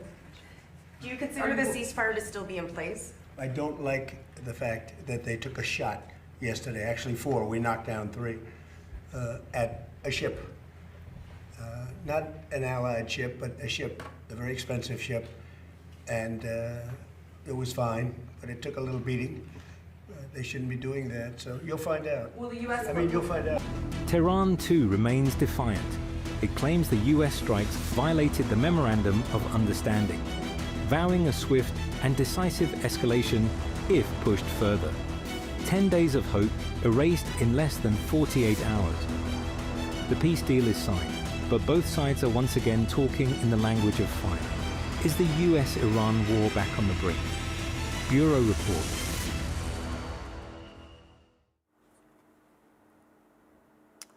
The Israel-Lebanon have signed a US-brokered framework agreement outlining a roadmap towards ending decades of hostility. The framework talks about eventual withdrawal of Israeli forces from southern Lebanon, a move that many are highly skeptical about. Is this really a diplomatic breakthrough or just a symbolic agreement of hope? Here's a report.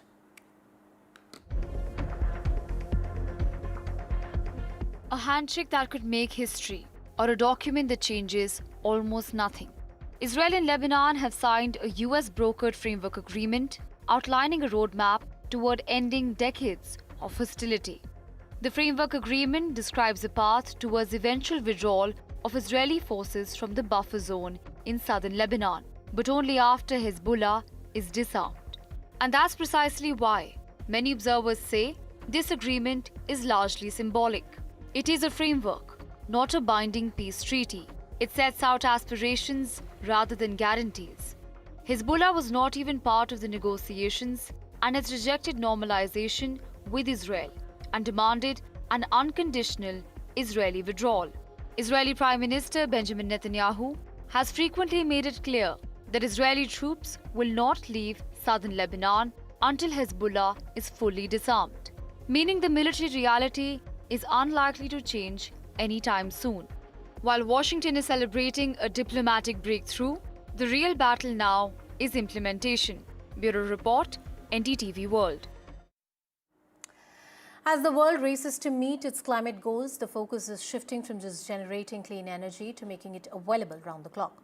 At the inaugural Adani Green Energy Dialogue in London, Adani Green Executive Director Sagar Adani called for faster electrification, saying renewable energy backed by storage is the key to energy security, affordability and sustainable growth. Here is a detailed report.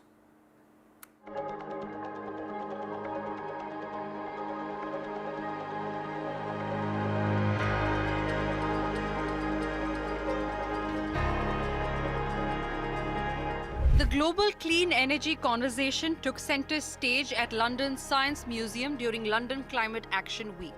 Calling electrification an imperative rather than an option, Sagar Adani said that renewable energy must be paired with storage technologies like battery energy storage systems and pumped storage projects to provide uninterrupted clean power. Energy security, energy affordability, and energy sustainability. We believe this is the ultimate global trifecta. He highlighted Adani Green's target of achieving 50 gigawatts of renewable energy capacity by 2030, anchored by the massive Khavda renewable energy project in Gujarat. This is where large-scale storage is being integrated with clean energy generation. We're talking about adding nearly 2,000 gigawatts of new power generation projects to the Indian grid over the next 2 decades. We're talking about adding 200 gigawatts of new energy capacity to the India's grid every year per year for the next 20 years, just to get to where China is today. All this while ensuring that this incremental energy remains affordable, remains accessible, and remains increasingly clean. Against the backdrop of record heat waves and rising electricity demand driven by artificial intelligence, experts agreed that stronger grid networks, energy storage, and long-term policy support are essential for the next phase of the energy transition. The Adani Group says it has committed over $100 billion towards renewable energy, transmission, storage, green hydrogen, and other low-carbon infrastructure projects. For the Adani Group, the message is clear. The future of energy lies not just in generating more renewable power, but in building an integrated ecosystem of storage, transmission, and clean infrastructure. As the group expands its global clean energy footprint, it says electrification will remain at the heart of that strategy. Bureau Report, NDTV. Welcome to the inaugural Adani Green Electrification Dialogue. It's a privilege to host all of you here at the iconic London Science Museum in collaboration with the Energy Transition Committee. So thank you all for making the time, the precious time out of all of your lives to join us here. We really appreciate it. Ladies and gentlemen, we are here today because never before has the mandate of energy security been more critical. All over the world, but especially in Asia. The events of the past 3 months have left every nation thinking. Today, all countries, every single one of them, developed or developing, are being forced to come to terms with what it means to future-proof their economies from relentless geopolitical shocks. At the same time, for most of the developing world, where hundreds of millions of people are rising into the middle class, who are increasing their energy consumption for a better quality of life. Affordability of energy continues to remain a fundamental challenge.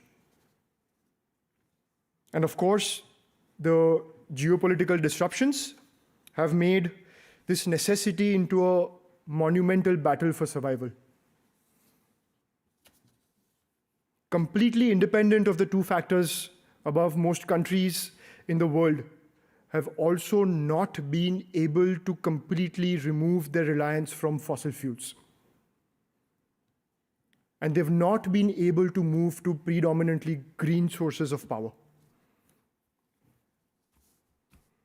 And that concern of climate change and energy sustainability have not been addressed in one global voice. So my friends, energy security, energy affordability, and energy sustainability. We believe this is the ultimate global trifecta. As we've all discussed, I'm sure, many times before, one of the small, and we were speaking about it with Lord Adair and the team today morning, one of the small answers to this challenge is the electrification of the global economy. I thank Lord Adair Turner for leading our upcoming panel on how to accelerate the global shift to electrification. And I look forward to the insights from Greg Jackson and Alice Williams. My friends, let us talk about the one country whose explosive growth in energy consumption is going to arguably be one of the most critical factors driving the global energy agenda going forward in the future. India. Nowhere in the world, nowhere else in the world is electrification going to be more critical and more challenging than in India. It's going to be helpful to understand India's electricity demand and supply in context of final consumption. In 2024, India consumed about 10,000 terawatt hours across all energy sources. That's coal, oil, gas, nuclear, renewables.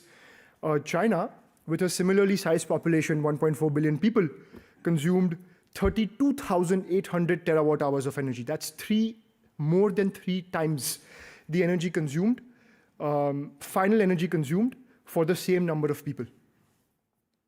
And let's put the scale of India's challenge and opportunity, but most importantly, the growth into perspective. We're talking about adding nearly 2,000 gigawatts of new power generation projects to the Indian grid over the next 2 decades.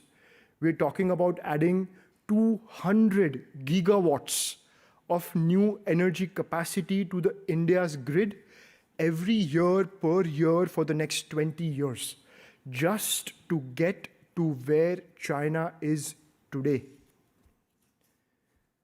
All this while ensuring that this incremental energy remains affordable, remains accessible, and remains increasingly clean. That, my friends, is both the scale of the opportunity, but also the challenge, the monumental challenge that India faces over the next couple of decades. And for us to address that challenge, the path forward is very, very clear, that we must electrify everything. We must build an energy backbone that is anchored in resources that are available within the country. And this is where we have no choice but to be pragmatic and to leverage every single energy source that is available to us as a country. And it's no different for any country in any part of the world. We must do renewables, we must do hydro, we must do efficient thermal, we must do nuclear. We must do every single thing that is available within the geographic boundaries of the country, because as much as growth and as much as cost is critical, energy security is probably more critical than every single other consideration that India faces. And that's because without firm, cheap base load power, the math of the economy and the sustainability of the country just does not work. Finally, on behalf of Adani Green, I would like to extend our sincere gratitude, as always, to Sir Ian Blatchford for our partnership with the Science Museum. You guys have been amazing. And to all of you, the leaders in energy, policy, and finance communities, thank you so much for being here today, and thank you for sparing your valuable time to join our conversations.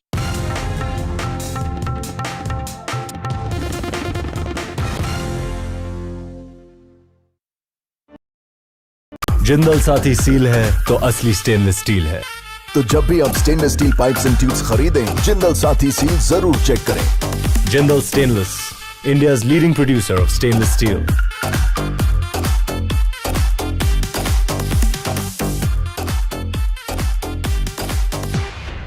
थोड़े में ज्यादा स्वाद, यही तो है इसकी खास बात। वाओ मम्मा, क्या स्वाद है। अरे मेरे राजा, सबका राजा आग और मसाला। where the software engineer meets the gifted content writer, meets the cool UI UX designer, meets the talented photographer to create the big dream. The world comes together at Sharda University. So where are you? NDTV tops the Reuters Institute India Reach Rankings again. Number 1 in offline and online news reach. For the 6th year in a row, audiences continue to choose NDTV across television and digital. NDTV, trusted across every screen. He has tracked the pulse of power from Washington to Korea. Witnessed history being made in global capitals and conflict zones. This location from Tel Aviv Brought clarity to complex issues of national security and international affairs. Prime Minister Narendra Modi spoke to him at length yesterday. The Ayatollah Khamenei is gone. There has been a missile attack right behind you, and we need to rush into a shelter. Heading there. Will Prime Minister KP Sharma Oli resign? And now, Aditya Raj Kaul, covering international affairs like no one else. Only on NDTV network.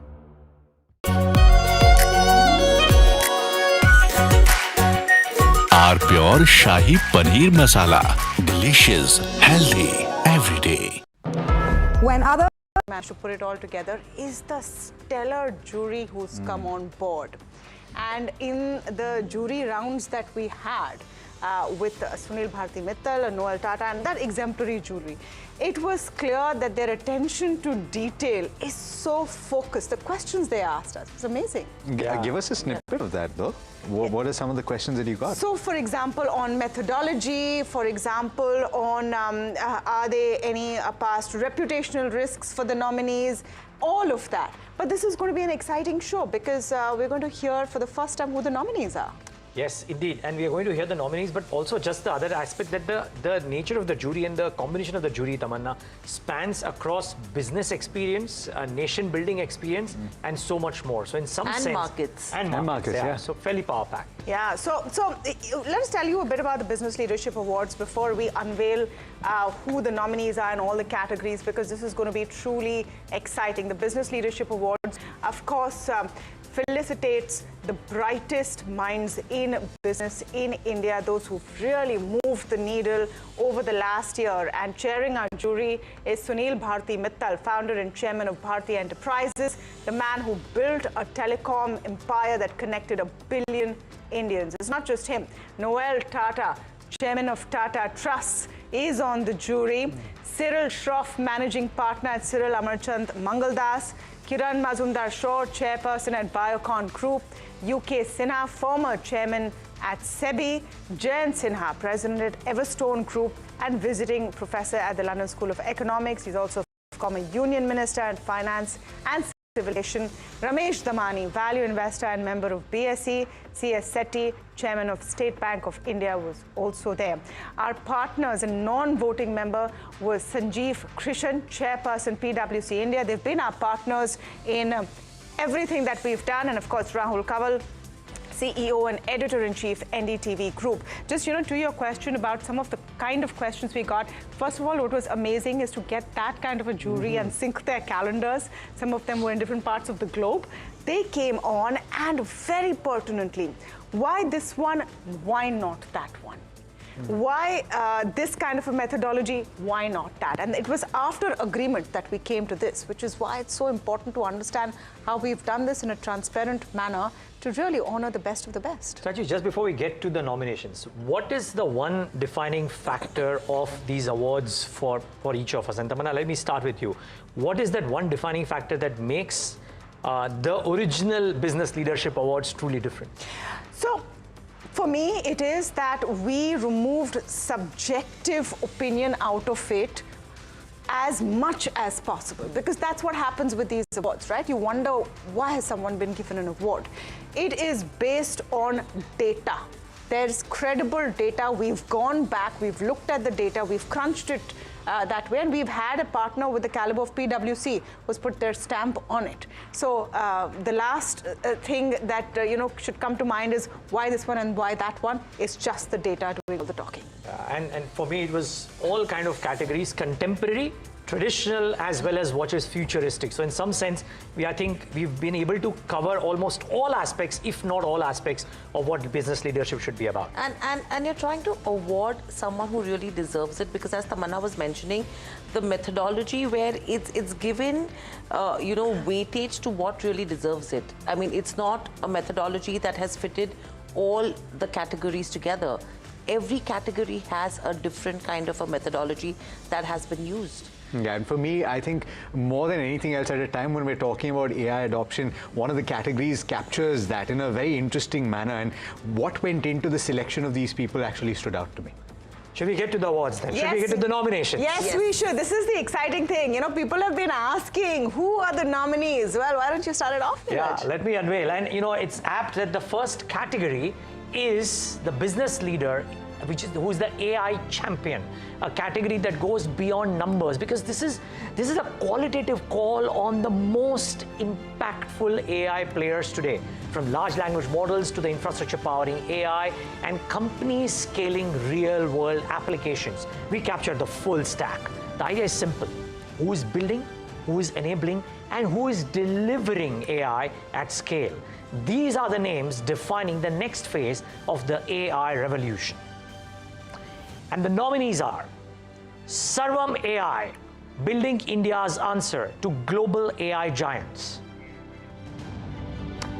NESA, creating the critical GPU infrastructure powering the nation's next generation of AI innovation; Fractal Analytics helps place Indian AI expertise on the global map through innovation-led problem solving; Cure AI, using AI to detect disease before symptoms become fatal; and Karya, building an ethical model that empowers underserved communities while creating high-quality AI training datasets. And Emergent, redefining how applications are built in the era of autonomous AI. Well, guys, you need look no further. How exciting was this? I must say, this is one place where the jury really did a lot of deliberation and discussion, and it was eye-opening for us to see that those at the top of the ladder of corporate India are so clued in to what is going on in the world of AI, to be able to differentiate between claims of AI and actually doing something. That is the point, and that's what I want to know, because you've been part of this as well. You heard some of that deliberation. I'm most curious to understand, a lot of companies are trying to rubber stamp AI and saying, we're also doing AI. So what were the kind of questions that were asked to say, these are the guys that need to be in that room and in contention? So a lot of scrutiny, and in this one category, I must say, something that went into it is also looking at the impact of that innovation. AI is right now over the world being looked at through the lens of profitability, and that's important. But impact, Atmanirbharta, what it's doing for the country was also definitely in play. And it's not directly that it's all our LLMs only, right? There are a couple of companies who are looking at AI which could be an overlap on the LLM, which is more beneficial as well. And that's what India is all about right now in terms of the addition, the third wheel, you could say right now, that in terms of AI that India becomes. Which slice of the cake, which right, slice as of the it's called. cake. Yeah, absolutely. And again, it's more qualitative right now in terms of where AI as a category goes. But the next one is very interesting. We're talking about the next category, which is all about Atmanirbharta. It's awarded to an enterprise that has strengthened India's self-reliance by building indigenous manufacturing, deep tech capability, healthcare, or industrial independence. In fact, reducing import dependence is also one of the criteria here, and establishing a globally competitive Made in India excellence brand. And the nominees for these are, the first one, ONGC, Tata Electronics, HAL, Dr. Reddy's, and Wockhardt from the pharmaceutical space. You know, this is, I just want to say a word about this category because Neeraj, you asked in the beginning that what sets this apart. And when the NDTV team came together to think about what is differentiating in the Business Leadership Awards, it is to underline this, the need of the hour for this nation and those that have served that need. So which is why this becomes a very, very important category. Yeah, particularly what is happening in defense and otherwise. But it's not just defense. That's the one that everyone focuses on, but what's beyond that is but even important. in pharmaceuticals, the fact we are innovating. The fact that we have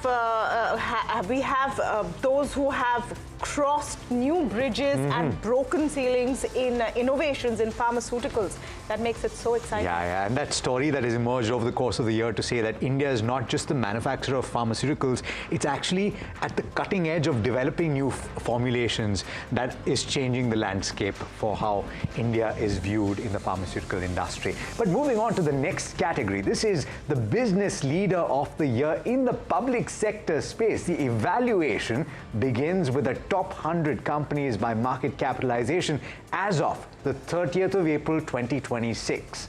Forming the screening universe is, of course, from each of those, you have companies that are assessed on 5 equally weighted parameters. You're ensuring a balanced view on growth, scale, market performance, and these include revenue compounded annual growth rate, profit growth rate, price performance, along with average revenue and average profit, with each metric carrying a 20% weight. And all those calculations are based on a 3-year period. And the framework actually ensures that we recognize consistent performers in the public sector that are delivering both financial strength and shareholder value. And these are the nominees. From strengthening India's maritime capabilities to building a globally respected shipbuilding enterprise, this nominee has steered a strategic national champion to new heights. Captain Jagmohan, the Chairman and Managing Director of Mazgon Dock Shipbuilders. The next one is equally interesting, leading one of India's energy giants through a period of transformation, growth, and evolving consumer demands. This nominee has balanced scale with strategic vision. Manoj Jain, the Chairman and Managing Director of BEL. Revitalizing cornerstone of India's industrial ecosystem. This nominee has championed execution excellence as well as renewed growth. K. Sadasivan Murthy, the Chairman and Managing Director of BHEL. Driving the transition from power generation leader to energy transition champion. This latest nominee is helping shape India's energy future. Gurdeep Singh, the Chairman and Managing Director of NTPC. At the helm of India's energy exploration, this nominee has led with resilience, scale, and strategic foresight in a rapidly challenging and changing global landscape. Arun Kumar Singh, the Chairman and Chief Executive Officer of ONGC. What a lineup. You know, so just want to talk a bit about why we have a separate category of business leaders for public sector and for private sector, because we have a specific methodology, right? And market cap is a big part of it. We also have to recognize the role of public sector enterprises and what they've done, not just for investors, but for the economy and how they've zoomed ahead.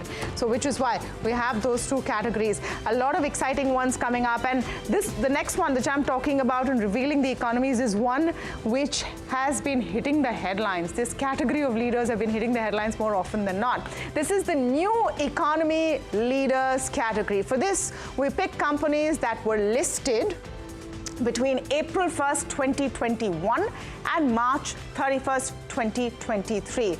The new age names that have been tested in public markets is how we have raised that bar. The evaluation uses a balanced, data-driven framework with equal weight across 5 parameters, which are revenue growth, profit growth, stock price performance, average revenue, and average profit, each accounting for 20%. All metrics are calculated over 2024, 2025, and 2026. Now just look at what you're seeing on your screen. 2026 has been given the most weightage, then 2025, and then 2024. The reason for this is to also identify leaders or companies that have performed well more recently. So it's not just debut momentum, but sustained performance across growth scale and market returns that we've taken into consideration. Now, having said that, here are the nominees for this category, which is a very exciting one. The first nominee is Eternal, pioneered food delivery and building a multi-vertical consumer internet powerhouse. Policy Bazaar brings transparency to one of India's most complex industries, transforming insurance from a product sold to a decision-informed. Nykaa, a category-defining consumer brand, reshaping how millions of Indians discover, shop, and engage with lifestyle products. Car Trade, tech streamlined vehicle discovery, transactions, and ownership across the automotive ecosystem. Delivery redefined supply chain efficiency through technology, scale, and relentless execution. This is clearly an exciting category, and also recognizes the big change in the way consumers are going out and looking at various services and products. And a category that took advantage of the Jam Trinity to the fullest, right? I mean, they built out products which are now almost on all of our phones, the apps. Yeah. The post-COVID boost also gave them this huge tailwind coming in. And it's across sectors. I mean, it's not only consumption, which is, okay, you can talk about FMCG, you're talking about the financial side of it as well. You can talk about what, auto. Every sector has started to build that new age economy now. And it's also amazing how the behavioral changes of how consumers are consuming all of this is coded into the way that they're doing business. But tell you what, guys, nothing happens without finance, right? And that's why the next category is so important, right? Onto the financial powerhouse category, the term is perfect. This award recognizes top performers across the BFSI space with a clear split between public and private sector players, and rankings determined within each segment. The evaluation follows uniform data-led framework with equal weight across 5 key parameters. These include revenue compounded annual growth rate, profit compounded annual growth rate, and the stock price performance, along with average revenue and average profit, each contributing 20% to the overall score. The framework ensures fair comparison, identifying institutions that deliver consistent growth, strong profitability, and sustained market performance within their respective segments. Now, having looked at the evaluation methodology, here are the nominees. Punjab National Bank, a banking institution woven into India's economic fabric for more than a century. Indian Bank, combining a strong legacy with disciplined execution. Union Bank of India, with a nationwide footprint and a growing digital presence. Power Finance Corporation, financing the infrastructure behind India's growth story. Canara Bank, one of India's most enduring financial institutions. And you can never take State Bank of India out of the equation, the backbone of India's financial system. Of course, following it is Bank of Baroda, blending global presence with domestic strength. And the nominees for the Financial Powerhouse of the Year in the non-PSU category are Shriram Finance, built on deep customer understanding and an unmatched presence beyond India's metros. BSE, the institution that helped curate India's equity culture. ICICI Bank, a pioneer in modern banking, combining innovation, digital leadership, and financial performance to stay ahead of the curve. Axis Bank strengthens its position as one of India's most dynamic and customer-focused financial institutions. Cholamandalam Investment and Finance built one of India's most respected NBFC franchises, and there is no doubt around that. And Bajaj Finance, redefining consumer finance through innovation, execution, and most importantly, scale. And you can never leave out HDFC Bank, a benchmark for excellence in Indian banking. So here, once again, just to underline the point that there are two segments to this, PSU and non-PSU, to recognize and highlight the role that PSU wealth creators and financial institutions have come in with, which have just zoomed and are at the forefront. Gone are the days when PSU financial institutions were looked at as laggards in any way.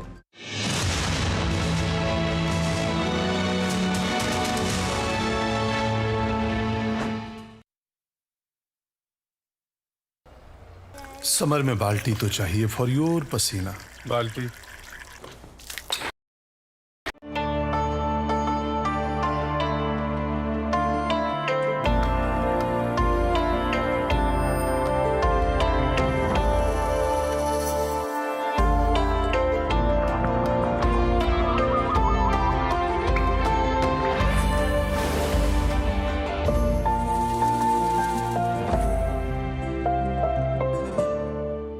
थोड़े में ज्यादा स्वाद, यही तो है इसकी खास बात। वाओ मामा, क्या स्वाद है। अरे मेरे राजा, सबका राजा और मसाला। हिंदुस्तान मिले हिंदुस्तान से। देश का tyre, JK tyre. The buck truly stops here because this is a story that we have pursued doggedly on your show, where we had asked for an FIR to be filed. Speaking of the politics, first reaction from the Samajwadi Party, they have now trained their guns on Yogi Adityanath. All eyes are going to be on the role of Champat Rai. The fact is that now you even have Nipendra Mishra saying there was something wrong that was going on. There is a problem in the temple donation, or there is no problem? No, Padmaja, I'm no one to accept. ऐसे भक्त हैं जो कि आके कह रहे हैं, एक सिंधी समाज है, वो कह रहे हैं कि हमने करोड़ों का चांदी चढ़ाई थी।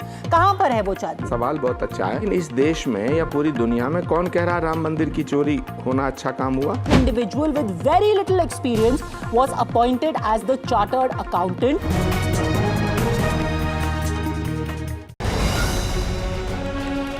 Straight from the heart of the newsroom to the core of the stories shaping your world. Join me, Gargi Raut, as I track all the developments as they break. Live from the NDTV newsroom, weekdays at 4 p.m.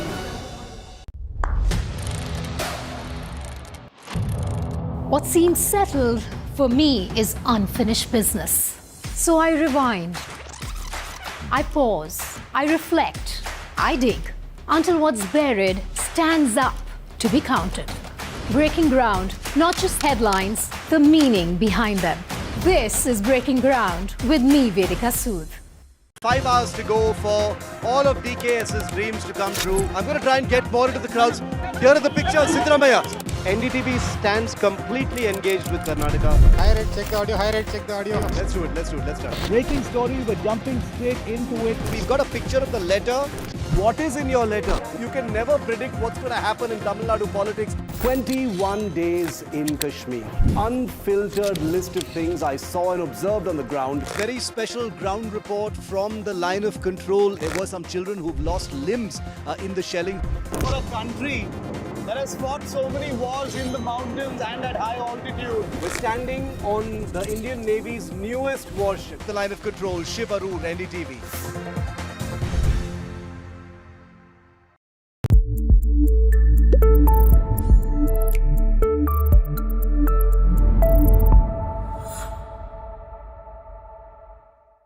NDTV tops the Reuters Institute India Reach Rankings again. Number 1 in offline and online news reach. For the 6th year in a row, audiences continue to choose NDTV across television and digital. NDTV, trusted across every screen. He has tracked the pulse of power from Washington to Korea. Witnessed history being made in global capitals and conflict zones. This location from Tel Aviv Brought clarity to complex issues of national security and international affairs. Prime Minister Narendra Modi spoke to him at length yesterday. The Ayatollah Khamenei is gone. There has been a missile attack right behind you, and we need to rush into a shelter. Heading there. Will Prime Minister KP Sharma Oli resign? And now, Aditya Raj call. covering international affairs like no one else. Only on NDTV network. When others are warming up, I'm raring to go. The stories that matter, the stories that shape your life. Hello and welcome to watching Prime 5 with me, Raisha Sehgal. What's happening? How to... The show that sets the prime time agenda. We'll be deep diving into this topic to tell you what's at stake. Join me, Raisha Sehgal, on Prime 5, only on NDTV 24/7. The front lines of Kargil. The fury of Operation Sindhu. So many attacks. The chaos and cries of disaster zones. To fighter jet cockpits. And the world's most defining interviews. It's incredible. He has seen history break. Live. Unfiltered. 20,000 hours of live broadcasting. Welcome to Left, Right and Centre. Hard facts. War-struck country. Hard questions. In the Ukraine. 30 years of trust. In the Kargil area. North Ukraine. In France, in Italy. At Srinagar.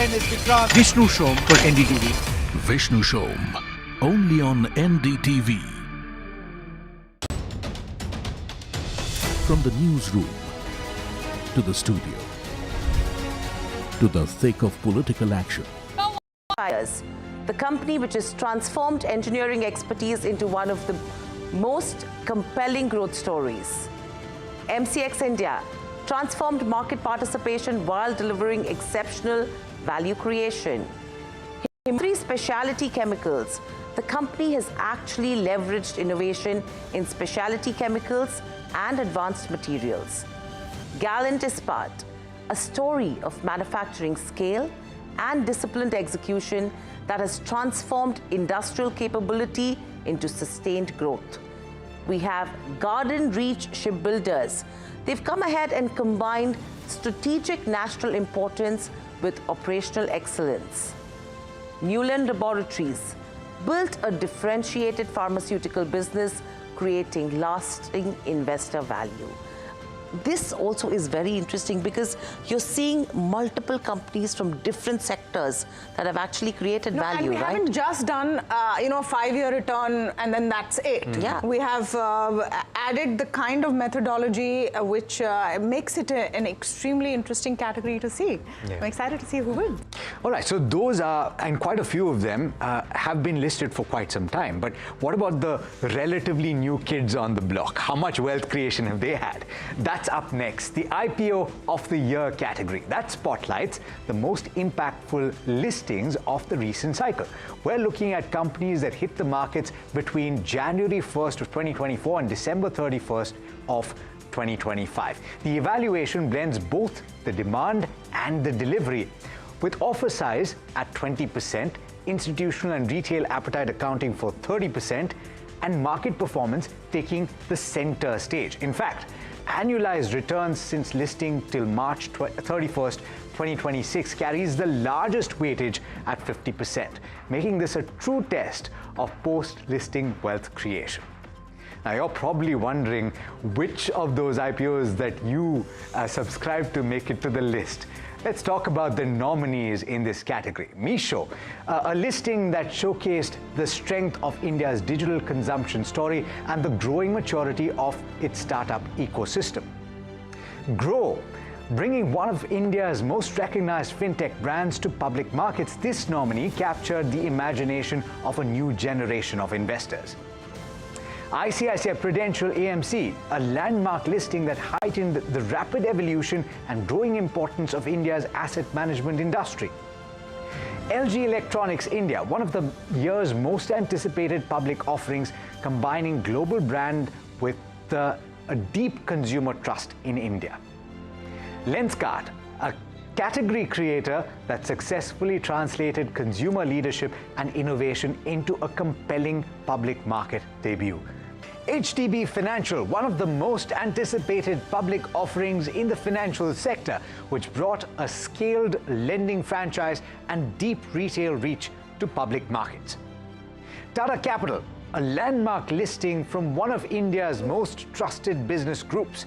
This nominee captured investor attention with its diversified financial services platform and strong growth potential. Exciting, right? Yeah, completely. You know, what is also exciting about these awards is the differentiated kind of categories that we have seen, right? You've had the Atmanirbhar category. The next one, I think, is such a crucial one from the perspective of a responsibility we all as humans hold, which is to be green champions. And we want to recognize those businesses that have been green champions. This category recognizes companies that are setting the benchmark on sustainability.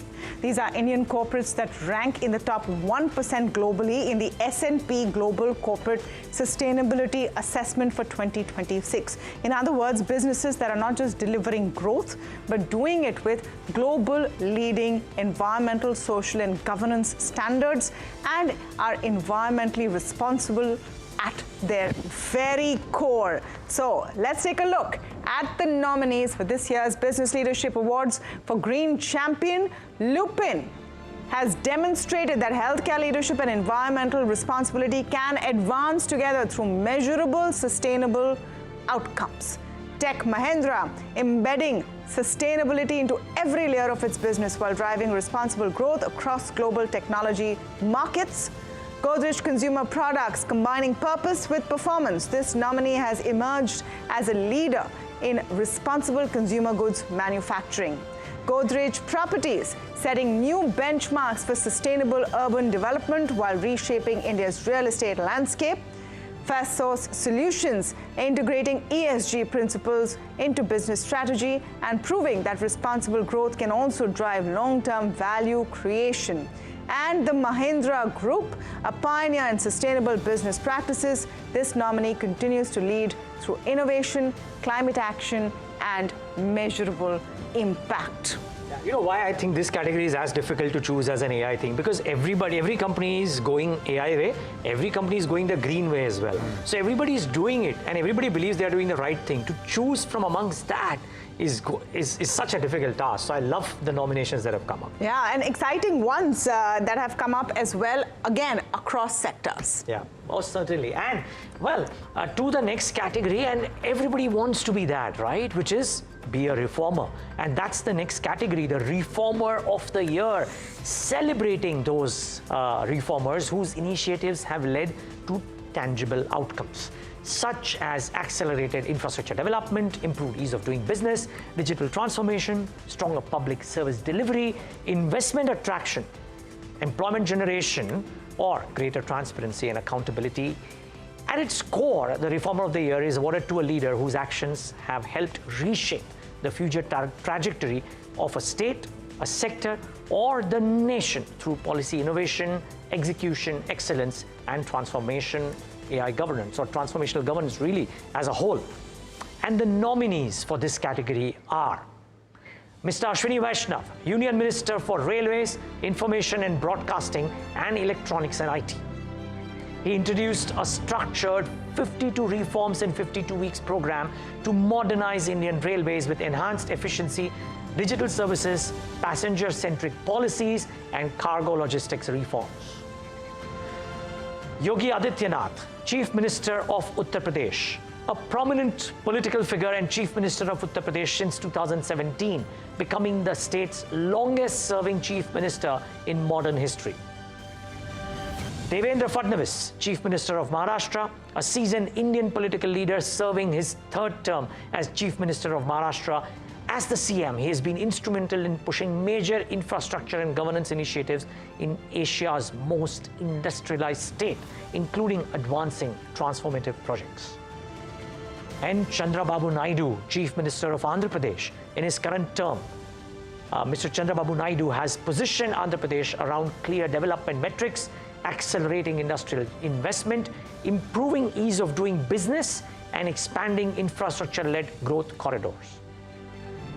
Himanta Biswa Sarma, the Chief Minister of Assam, the dynamic Chief Minister of Assam, having led the state to a third consecutive electoral win and the second as its Chief Minister. His tenure is marked by bold policy initiatives and administrative reforms that strengthen governance and socio-economic development. You know, what a crucial category this is. And it also shows that the difference that politics can make in governance and changing and moving the needle for states and at a central level. You know, whilst we're talking about, you know, everyone who's looking at reforms across, this category is very interesting because they are contributing as well to see how we can actually get everyone at par to some extent.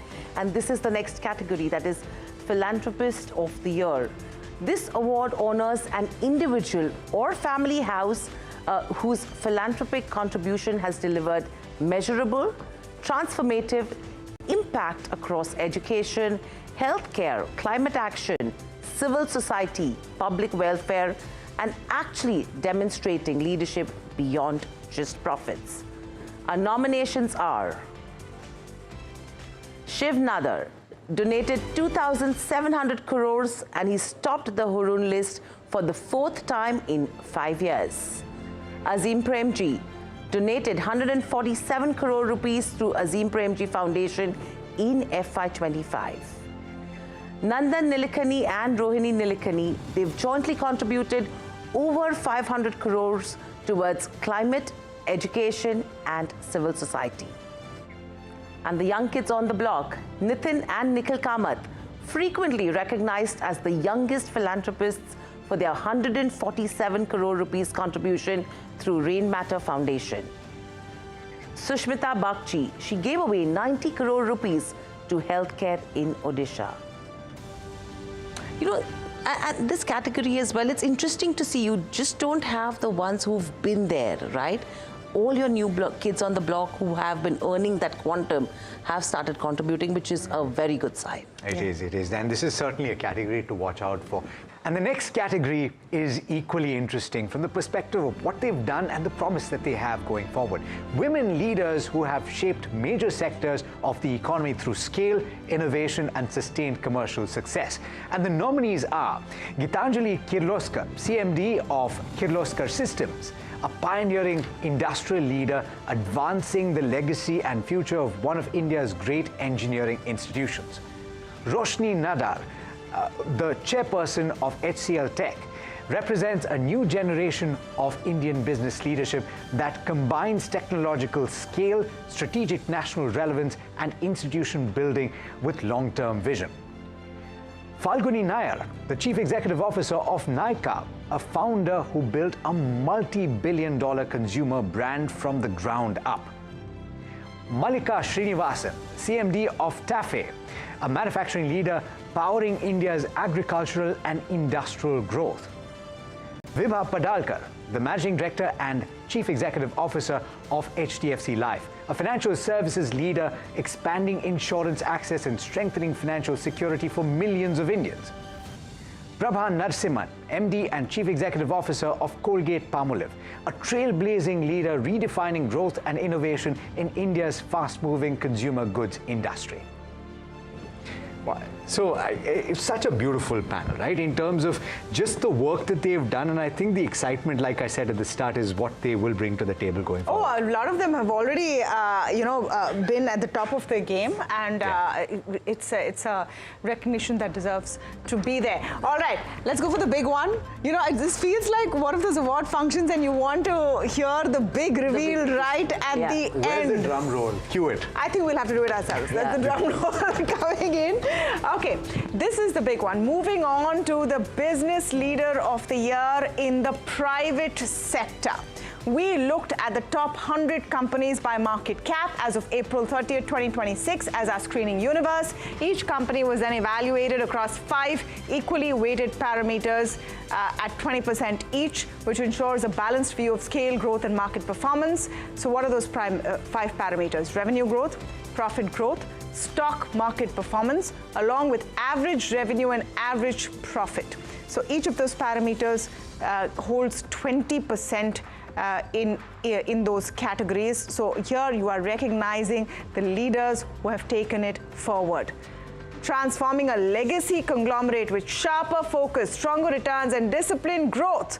And the nominees for Business Leader of the Year in the private sector are A man who's transformed a legacy conglomerate with sharper focus, stronger returns, and disciplined growth, Dr. Anish Shah of the Mahindra Group.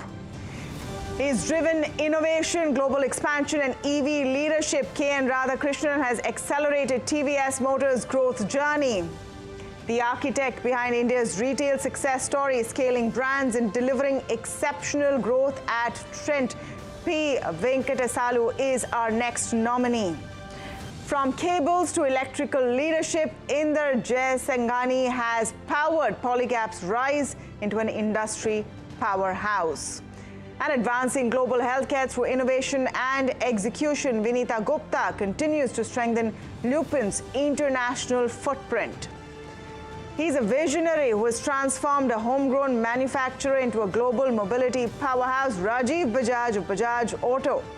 And steering India's largest car maker through a new era of growth, innovation, and mobility transformation, Hisashi Takuchi of Maruti Suzuki, leading India's engineering giant with scale, ambition, and execution excellence, S.N. Subramanian of Larsen & Toubro. This is the big one and the exciting one. Can't wait to see who wins. And so difficult to choose. All of them exemplary leaders. That's the jury's job.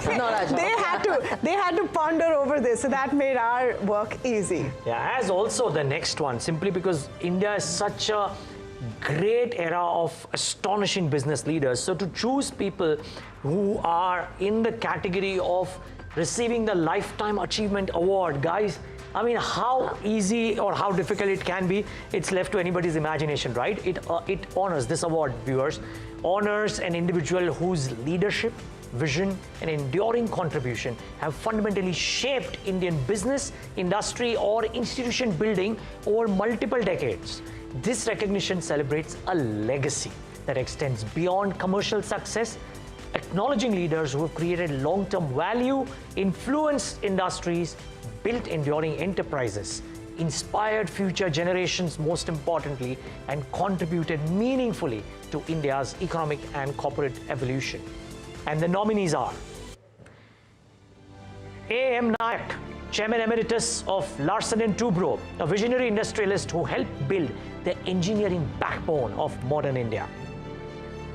Kalpana Morparia, distinguished Indian banker, one of India's most respected banking and financial services leaders whose career has been defined by institution building, regulatory depth, and the strengthening of India's corporate and investment banking ecosystem for several decades.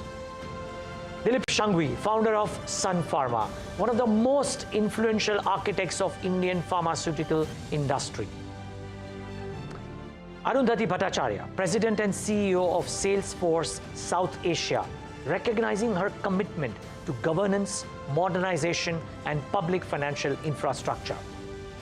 Mr. Harsh Mariwala, founder and chairman of Marico, a visionary entrepreneur who transformed a family business into a global consumer powerhouse. Well, guys, I can't wait for July 26th. It promises to be an evening of spectacular business glamour. So let me just, as we wrap up this nominee reveal show, let me just leave you with one more reveal which is going to come in the next few days about all of the luminaries who will be attending the show. This is really an exciting one. Okay. So wait and watch for that. There are more reveals somebody that we know? I think you will. Oh, okay. I think you will. Okay. That's something to look And what's look interesting forward. is, I think, the quantum of market cap that's going to be, the diaspora that's going to be present there. In that room. Yeah. No, but it's also exciting because, I think it's about time we recognize the value that this cohort of people bring to the table. Absolutely. The passion they have for improving lives and improving what's happening to the nation that they are in. It's truly inspiring to see. So this is just a curtain raiser. There is going to be so much to come over the next few days across the NDTV network. You will see more details about the nominees and the categories that we've laid out for you. Stay tuned to this space for so much more.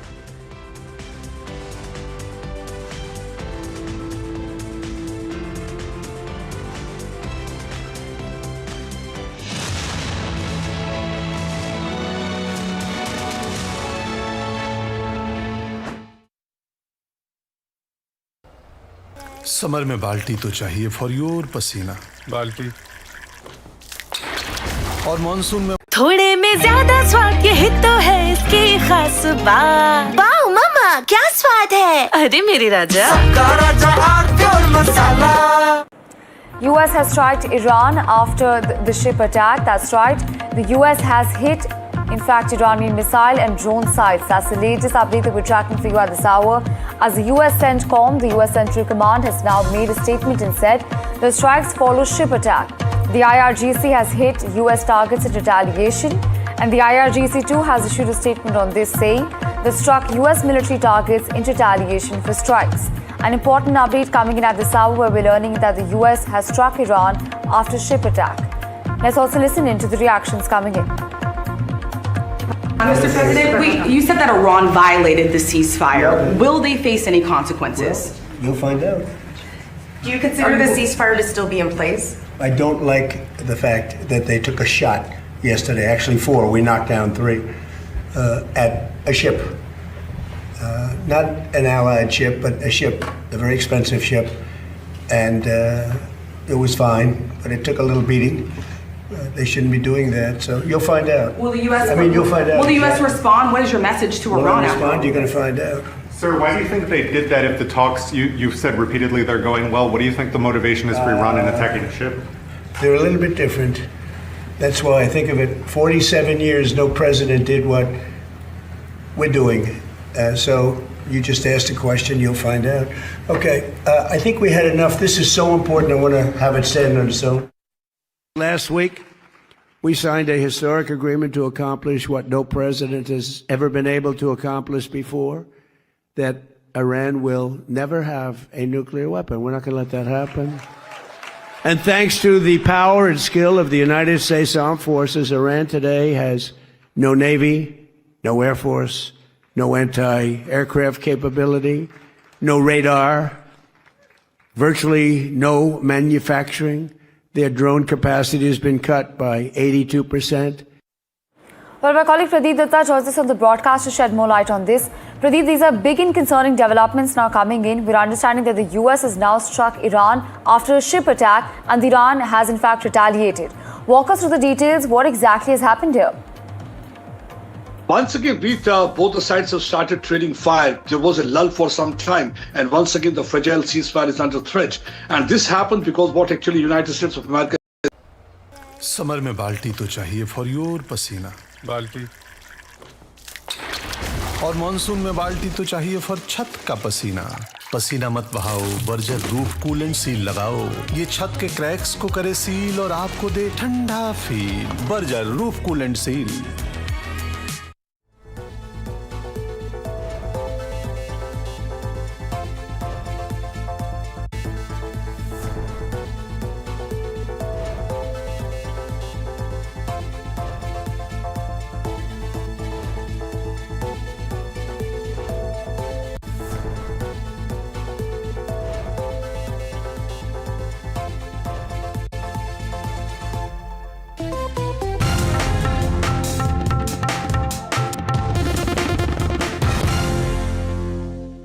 As the world races to meet its climate goals, the focus is shifting from just generating clean energy to making it available round the clock. At the inaugural Adani Green Energy Dialogue in London, Adani Green Executive Director Sagar Adani called for faster electrification, saying renewable energy backed by storage is the key to energy security, affordability and sustainable growth. Here is a detailed report.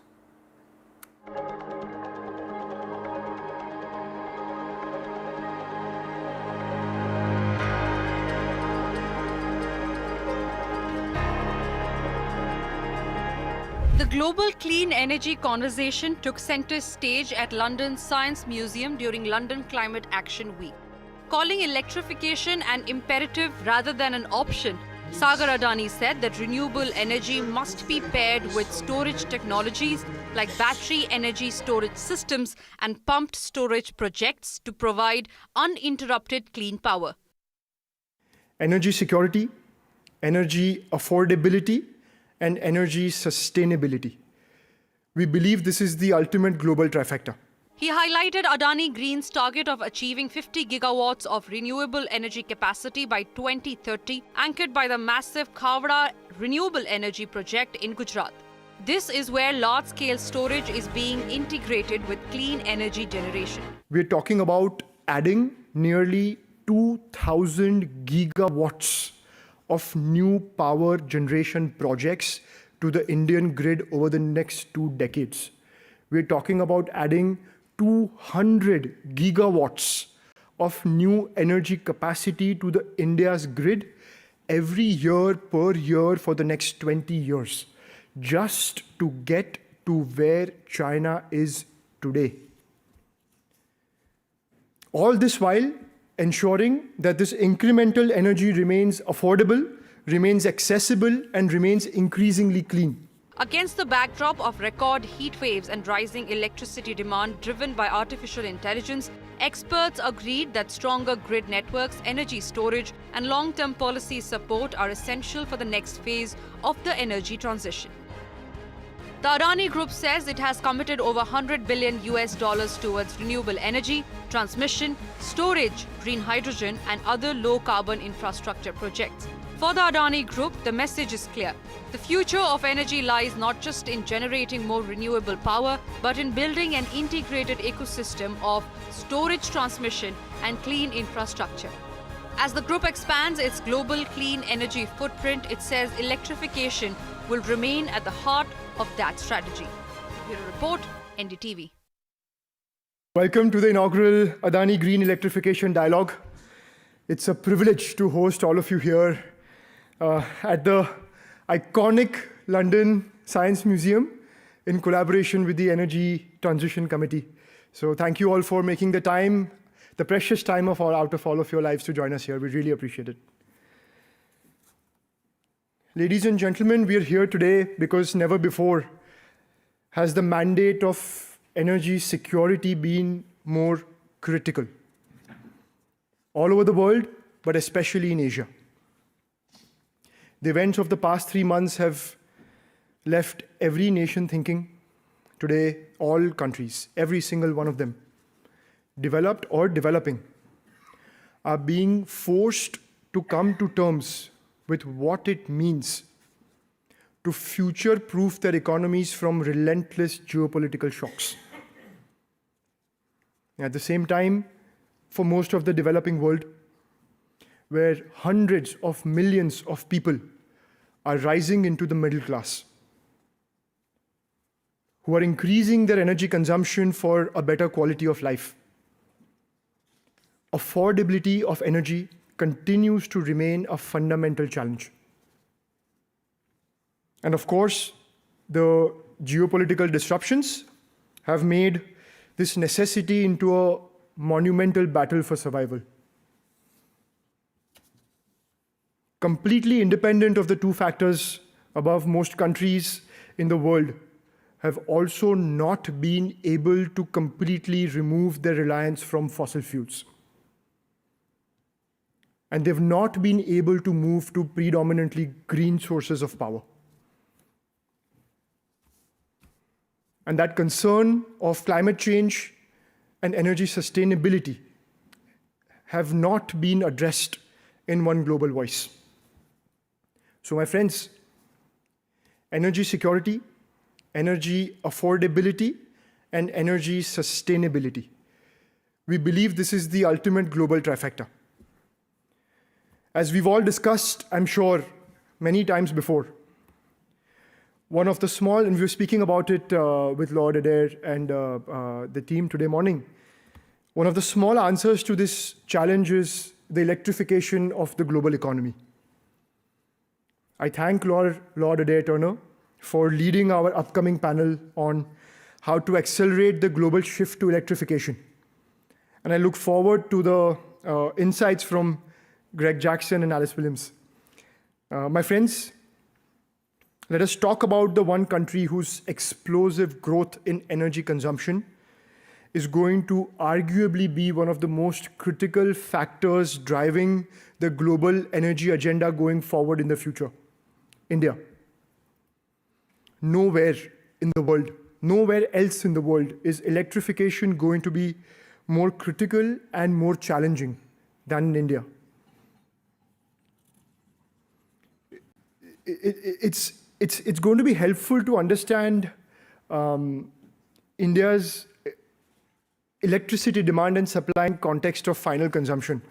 In 2024, India consumed about 10,000 terawatt hours across all energy sources.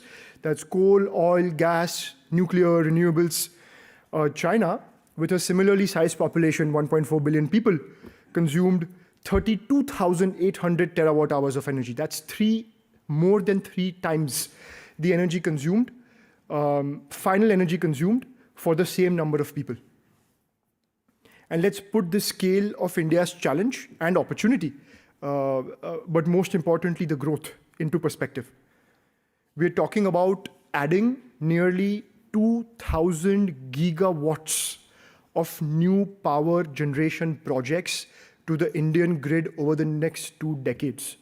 We're talking about adding 200 gigawatts of new energy capacity to the India's grid every year per year for the next 20 years, just to get to where China is today. All this while ensuring that this incremental energy remains affordable, remains accessible, and remains increasingly clean. That, my friends, is both the scale of the opportunity, but also the challenge, the monumental challenge that India faces over the next couple of decades. And for us to address that challenge, the path forward is very, very clear, that we must electrify everything. We must build an energy backbone that is anchored in resources that are available within the country. And this is where we have no choice but to be pragmatic and to leverage every single energy source that is available to us as a country. And it's no different for any country in any part of the world. We must do renewables, we must do hydro, we must do efficient thermal, we must do nuclear. We must do every single thing that is available within the geographic boundaries of the country, because as much as growth and as much as cost is critical, energy security is probably more critical than every single other consideration that India faces.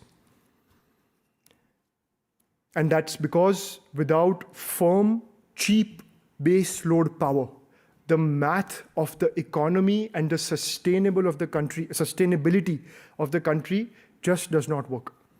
Finally, on behalf of Adani Green, I would like to extend our sincere gratitude, as always, to Sir Ian Blatchford for our partnership with the Science Museum. You guys have been amazing. And to all of you, the leaders in energy, policy, and finance communities, thank you so much for being here today, and thank you for sparing your valuable time to join our conversations.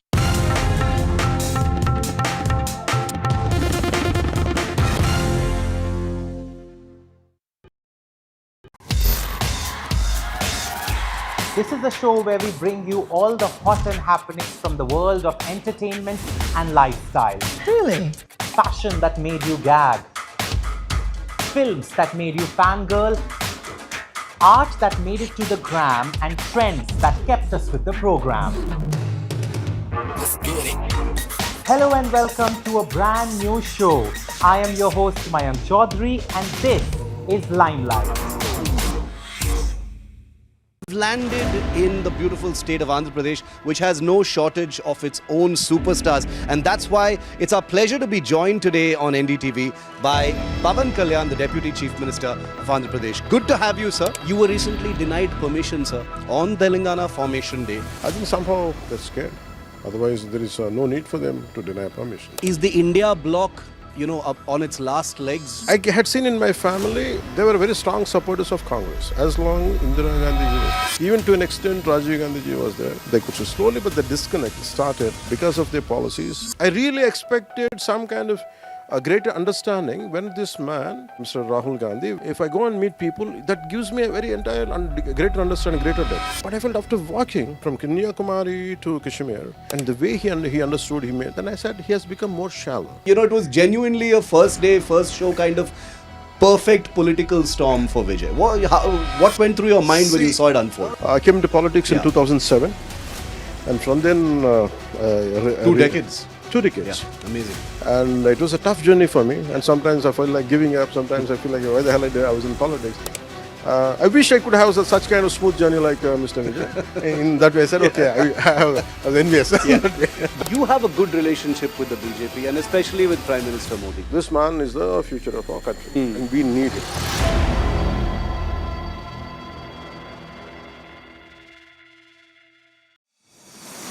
India Inc.'s most respected names chose India Inc.'s best and brightest. I'm delighted to be chairing a committee of such distinguished fellow businessmen, bankers. It's just lovely to be back on this NDTV jury. I have been a fan of NDTV for a long time. Many of the nominees are extremely close together in terms of what they've done. Gender parity to be reflected while we choose leadership as well. It's also important that how they are reshaping the industries. We've got a fantastic jury and we've left all decisions to the wisdom of the jury. Who will earn India's top business honors? Find out at the NDTV Profit Business Leadership Awards. India Inc.'s most respected names chose India Inc.'s best and brightest. I'm delighted to be chairing a committee of such distinguished fellow businessmen, bankers. It's just lovely to be back on this NDTV jury. I have been a fan of NDTV for a long time. Many of the nominees are extremely close together in terms of what they've done. I think it's also important that how they are reshaping the industries, commercial activities which they are into. And it's a very judicious mix of people to choose from. My compliments to the team. Who will earn India's top business honors? Find out at the NDTV Profit Business Leadership.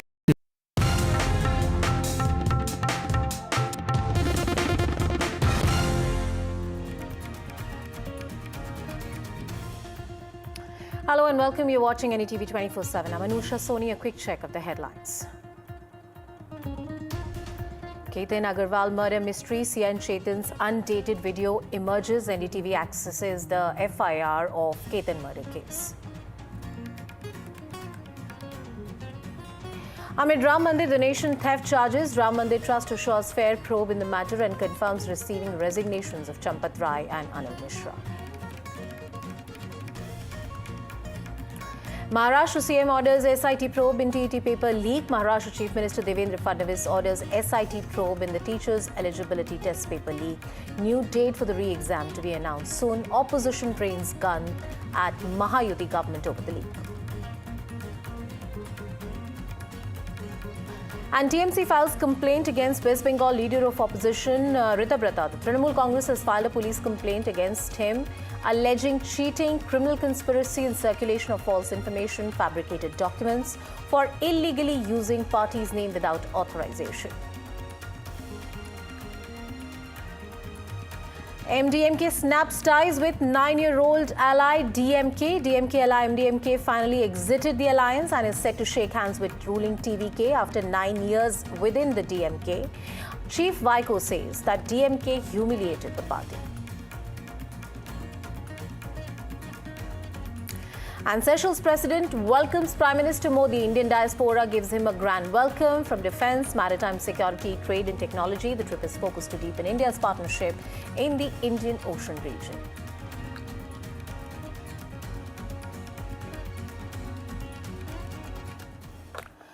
And the SIT probe into the Ram Mandir donation system has intensified, with all 8 arrested accused now sent to judicial custody until Monday. The inquiry is zeroing in on extensive CCTV analysis, rigorous audit scrutiny, and the physical cash counting process, with sources indicating alleged embezzlement occurring on 70 separate occasions over a 39-day period. While the legal probe deepens, the political firestorm surrounding Ram Mandir donation row refuses to die down. The opposition has sharply escalated its attack, alleging selective accountability, openly questioning the integrity of the ongoing investigation. Samajwadi Party chief Akhilesh Yadav has directly accused the ruling government of actively shielding key figures. In an action-packed day, the Ram Janmabhoomi Tirth Kshetra Trust has released a statement with the identification of Govind Giriji, who is also the treasurer of the trust, stating that serious actions will be taken against those who found guilty, because this is not just a matter of siphoning of donation for the trust, but also a matter of the trust of the people in the trust. Well, it also comes at a time when there are millions awaiting results of the SIT, which will be appearing after a few weeks as per the government norms, after the study of exactly what happened. However, in the entire day, there has been action related to the arrest of 8 accused and then being sent to judicial custody till Monday. Also to be kept in mind that the letter that has been released clearly states that 2 people, Alok Mishra as well as Champat Rai, both have tendered their resignation. However, there's no clarity on what would happen. This also means that on 11th, when the trust holds its next meeting, the decision on the fate of these letters of resignation will be taken. It also comes at a time when everyone has been told, without mincing any words, that the trust will ensure that those guilty will be punished, and the entire donation, including loads of silver, cash, as well as other important donations that have come over the years, are in safe hand. This also means that the trust is absolutely focused in ensuring that the people who have trusted the entire system are intact, not that at the trust level, but also on the faith in Lord Ram and Ram Temple too. With camera person Mukesh, this is Manogya Loiwal in Ayodhya for NDTV. And the heart of Ayodhya is Hanumangadi. Earlier in the day, we spoke to people in Hanumangadi on what they think about the donation theft in the Ram Mandir case. Listen in. उठो उठो उठो तही राम दुहाई पाए करो कर जोरी मनाई. जैसे हनुमान जी की अगर आप पूजा कर लेंगे तो आप श्री राम को साध लेंगे, ठीक उसी तरह से अगर आप भक्तों को साध लेंगे तो मानते हैं कि भगवान राम तक पहुंच गए. लेकिन भक्तों का चढ़ाया हुआ चंदा अगर चोरी हो जाए तो क्या ये भक्तों का अपमान है? मैं इस समय हनुमानगढ़ी में हूं और मेरे साथ बहुत सारे ऐसे भक्त हैं जो जगह जगह से आए हुए हैं. उनसे पूछते हैं कि आप जब ये चंदा चोरी की बात सुनते हैं और इसकी बात, तो क्या आपके मन पे गुजरती है, क्या सोचते हैं? देखिए, इतने सालों से सारे हिंदू जो है इस राम मंदिर के लिए लड़े हैं, इतना बलिदान दिया है, लेकिन जब ये चंदा चोरी की बात आती है तो अंदर से लगता है कि कहीं ना कहीं अभी भी वो पाप जो है, जो श्री राम हटाने वाले थे, वो नहीं हटाए लोगों के मन से. तो ये मन से हटना चाहिए. जो लालच है पैसों का, वो भगवान से बढ़ के नहीं है. पैसा जो है भगवान है हमारे, तो ये लालच हटना चाहिए मन से. बस ये SIT का गठन किया गया है, भरोसा है कुछ होगा? बिल्कुल भरोसा है, हमें योगी जी पे पूरा भरोसा है, सरकार पे भरोसा है कि अच्छा ही होगा. क्योंकि ये जो पैसे चोरी हुए हैं, ठीक है, इसको पैसा चोरी ही बोलेंगे, ये गलत हुआ है तो सरकार कुछ ना कुछ अच्छा ही करेगी. भगवान राम का सामान चोरी हो जाना, उन पर चढ़ाया हुआ पैसा जो जनता चढ़ाया है चंदा, उसका चोरी हो जाना कैसे देखते हैं? ये बहुत गलत बात है. भगवान के सानिध्य में रहने के बाद भी अगर ऐसी प्रवृत्ति के लोग हैं तो उनको जरूर वहाँ से हटाना चाहिए, बिल्कुल हटाना चाहिए. और उनको जो भी कोई योगी जी SIT का गठन किया है, वो SIT हमें पूरा विश्वास है कि उनको योगी जी नहीं छोड़ेंगे. आप क्या सोचते हैं मैम? हाँ बिल्कुल, योगी जी छोड़ेंगे ही नहीं और हमको न्याय मिलेगा. अखिलेश यादव कह रहे हैं कि सब सांठगांठ है सरकार की, इसलिए ऐसा. नहीं, बिल्कुल नहीं, बिल्कुल नहीं. अखिलेश यादव गलत बात कर रहे हैं. कोई अरे विपक्ष के नेता हैं तो बोलेंगे. कोई सांठगांठ नहीं है. जो उनको छोड़ रहे हैं, जिसने वो गलत काम किया है उसके बारे में बोलना चाहिए. सांठगांठ क्या है? सांठगांठ देखिए, जिन्होंने भी गलत किया है उनके खिलाफ होना चाहिए, चाहे वो सरकार में हो कि वो सरकार में ना हो, चाहे वो मंत्री हो, चाहे वो नॉर्मल इंसान हो, कोई भी हो, गलत होता है. 1 रुपए की चोरी या 1000 करोड़ की चोरी होती है, तो उसका होना चाहिए समाधान. समाधान तो होना चाहिए. मैम, आपको लगता है कि जो चोरी हुई है इससे दिल तो दुखा है ना, कि राम मंदिर में इतने करोड़ों लोगों ने, आप भी इतनी दूर दूर से आए हैं. बिल्कुल बिल्कुल मैम, हमारा एकदम मन एकदम बहुत ज़्यादा दुखी हुआ है। और हम अयोध्या दर्शन के लिए ही आए हैं, नागपुर से आए हैं। और आदित्य योगी जी के राज में ये सब हुआ, वो बहुत ख़राब हुआ, लेकिन इसमें उनके कुछ भी ये नहीं है।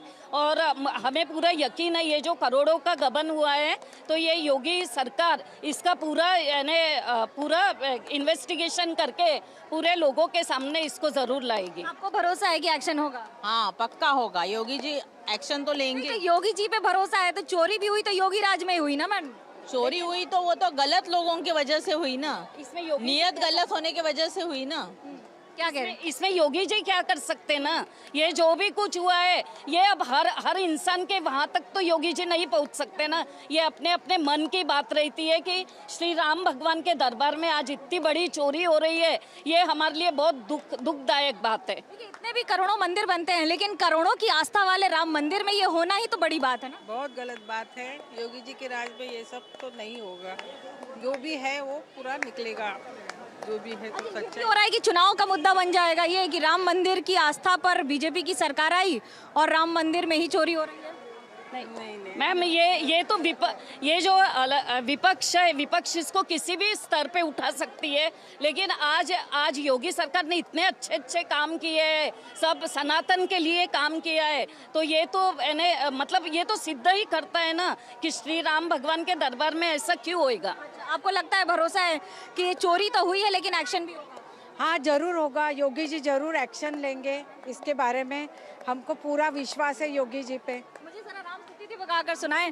लोगों से पूछते हैं, आप भी यहीं से हैं, आप क्या कहेंगे इस पर? जय जय श्री राम, जय हनुमान जी महाराज। जो चोरी हुई है उसको कैसे देखते हैं?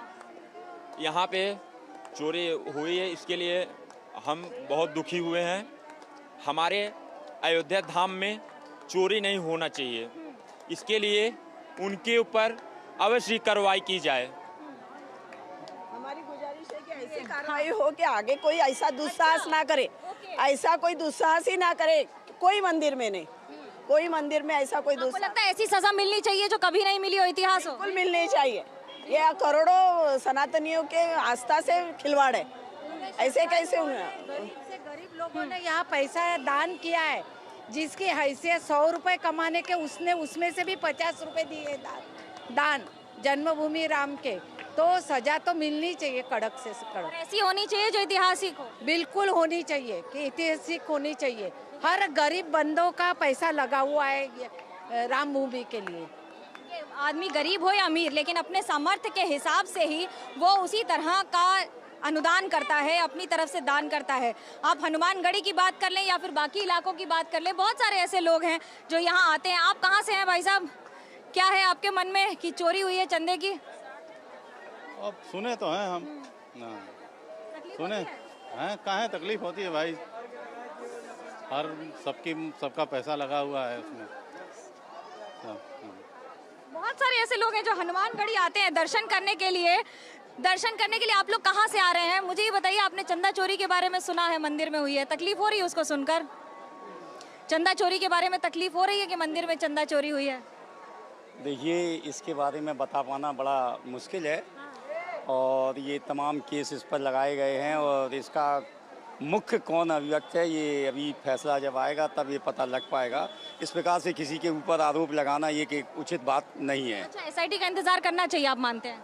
हाँ भाई, इंतजार करना चाहिए। जो भी फैसला सरकार सुनाएगी वो एक उचित फैसला होगा, जो सबके पक्ष में होगा, किसी का कोई भी नुकसान नहीं होगा। इस प्रकार से अफवाहों में आना ये उचित बात नहीं है। अच्छा, आपको लगता है चोरी हुई है कि नहीं हुई है, कि ये भी सही नहीं है? नहीं, चोरी का जो अभी तक बताया जा रहा है और जो अखबारों में जो बताया जा रहा है या मीडिया के थ्रू बताया जा रहा है वो कहीं ना कहीं सच्चाई है, लेकिन अभी जब तक फैसला नहीं आएगा तब तक ये बता पाना मुश्किल है।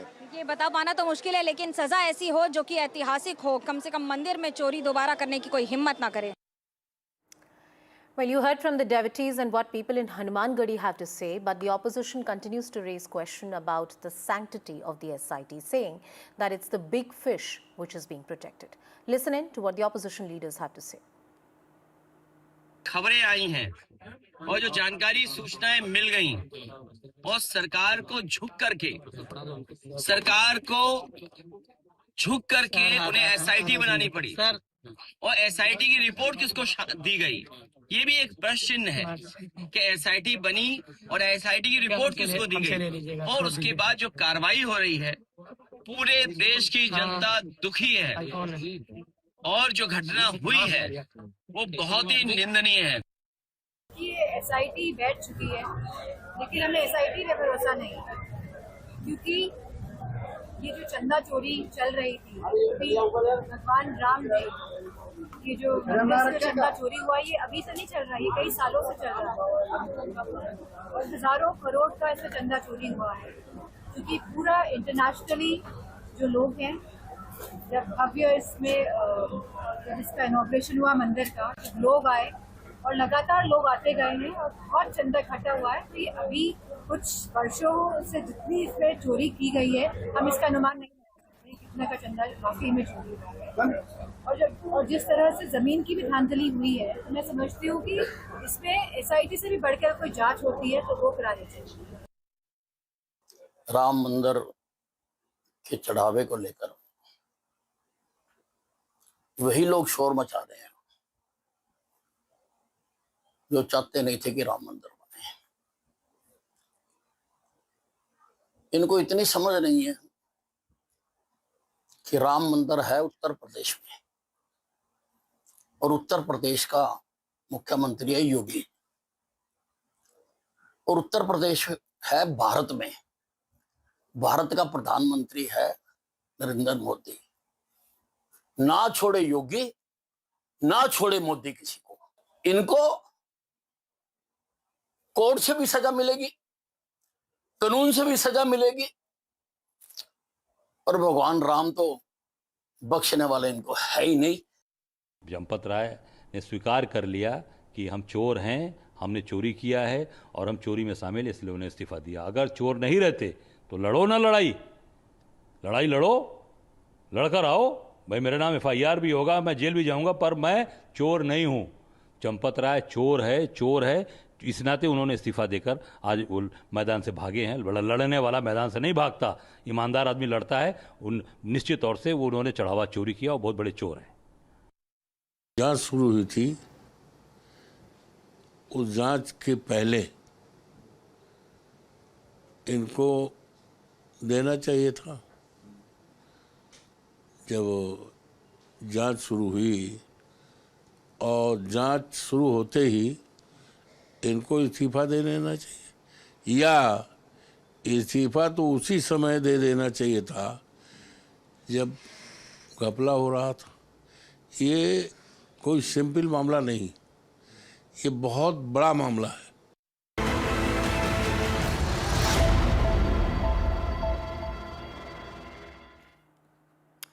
And a fresh video has surfaced in Ketan Agarwal murder case showing accused and Chetan together at a local market yard cricket league match. The footage, which is now part of the ongoing investigation, appears to show the two spending time together in a public setting before the alleged crime.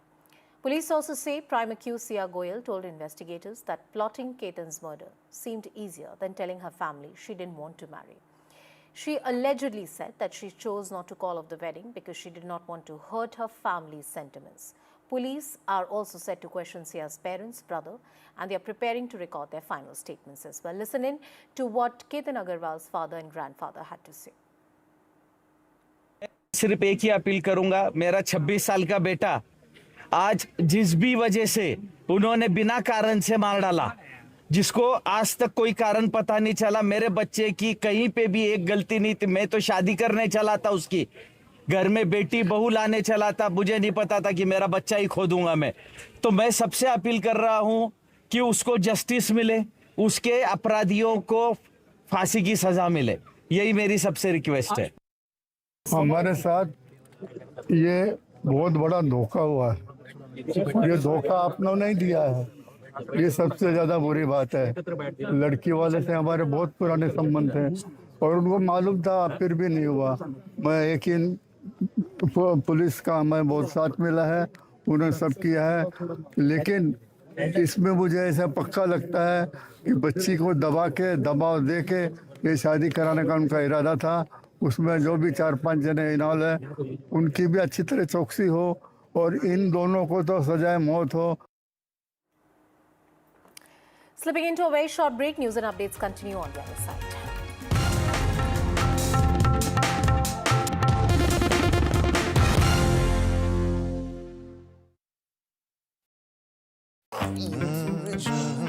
The news, Ayush. Since when do we do scripts? Fair point. Picture this. The biggest stage. Floodlights. Wow. 4K, the works. Where's the hook? There's going to be celebrities and guaranteed eyeballs. Where's the hook? Think about this. Front page advertisements and hoardings. Bro, where's the hook? Cross-platform, digital first, virality. India Inc.'s most respected names chose India Inc.'s best and brightest. These kind of awards and jury lineup, you are truly giving it the right weightage. I think it's heartening to see talent that there is across India Inc.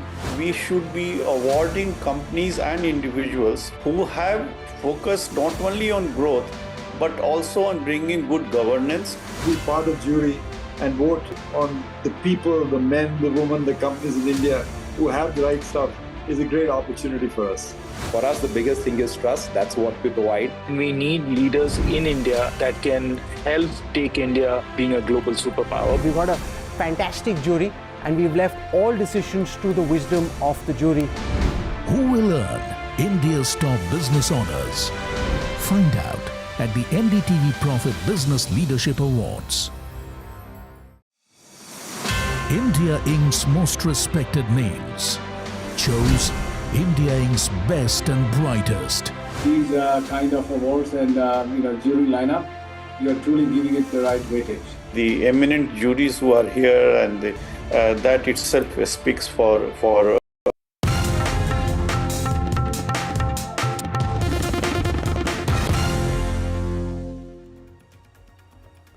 Welcome back. Maharashtra is witnessing fresh outrage over yet another exam paper leak. The Maharashtra Teachers Eligibility Test has been postponed after the question papers was leaked allegedly just 24 hours before the examination. 3 accused have been arrested by the Maharashtra police, 2 from Bihar, 1 from Haryana, and the probe is gathering more momentum. The incident has triggered huge outrage, drawing comparison with the NEET UG 2026 paper leak controversy. Opposition has slammed the Mahayuti government, Aditya Thackeray accusing BJP of failing to curb recurring paper leaks, ruining students' futures. Responding to criticism, Deputy Chief Minister Eknath Shinde said that a detailed review will be held, with Chief Minister demanding that Makoka be invoked against those behind the conspiracy. या सरकारला नीटच्या बाबतीत 2024ला तेच झालं, 2026ला तेच झालं. जे अधिकारी जबाबदार होते 2024ला त्यांना बढती दिली आणि आता जर हा पेपर फुटला जात असेल तर म्हणजे कुठे ना कुठेतरी भ्रष्टाचार आणि पैशाचा बाजार हा लहान मुलांच्या भविष्याबाबतीत सुद्धा हे सरकार करायला लागला असं आपल्याला म्हणावं लागेल. त्यामुळे 100% आमच्या सगळ्यांची मागणी असणार आहे की सरकारमधल्या जबाबदार नेत्यांनी तिथे राजीनामा हा दिलाच पाहिजे. आज ठाणे में टीटी का पेपर फूटने से फिर एक बार बच्चों में बड़ी निराशा निर्माण हुई है. ये जो बच्चे कोई भी एग्ज़ाम के लिए दिन रात मेहनत करते हैं, उनके पेरेंट्स दिन रात उनको साथ देते हैं, और ये सब होने के बाद जब एग्ज़ाम सेंटर पे जाने के बाद ये पेपर लीक होने की घटनाएं सामने आती है तो हमें शर्म करनी चाहिए, शर्म आनी चाहिए. महाराष्ट्र जैसे राज्य में टीटी का पेपर लीक होना ये बड़ी दुर्भाग्य बात है, ऐसा मैं मानता हूँ. ये सरकार की नाकामयाबी है. सरकार अपनी प्राथमिकता से पूरी तरह से हट चुकी है. ये सरकार पूरी तरह एक फेलियर सरकार बन चुकी है. पहले नीट का पेपर लीक हो गया, 22 लाख स्टूडेंटों की जिंदगी के साथ खिलवाड़ हो गया. आपको पता है कितने स्टूडेंटों ने आत्महत्या कर ली? आत्महत्या जिसने कि हम तो कहेंगे आत्महत्या नहीं है, वो एक कोल्ड ब्लडेड मर्डर था. किसकी लापरवाही की वजह से ये हुआ? सरकार की. फिर आपने वापस से पेपर रखा, आर्मी के कंट्रोल के अंदर पेपर वहां पर पहुंचे. अरे वो स्टूडेंट के आप देखो 2 मिनट लेट हो गए वहां पे सेंटर में पहुंचने में, आपने उनको बैठने तक नहीं दिया. अरे एक बच्ची चिल्ला रही है, बस के अंदर हड़ताल थी, मैं इस वजह से नहीं पहुंच सकी, 1 मिनट लेट हो गया, आपने उस तक को नहीं बैठने दिया। आप एक बुर्का पहनने वाली महिला को बैठने नहीं दिया आपने, स्टूडेंट को। आप इतना कठोर हृदय बन गए, जबकि आपकी लापरवाही की वजह से पेपर लीक हुआ। My colleague Prabhakar spoke to spiritual leader Sadhguru exclusively. He highlighted the need to revamp the education system. Listen in.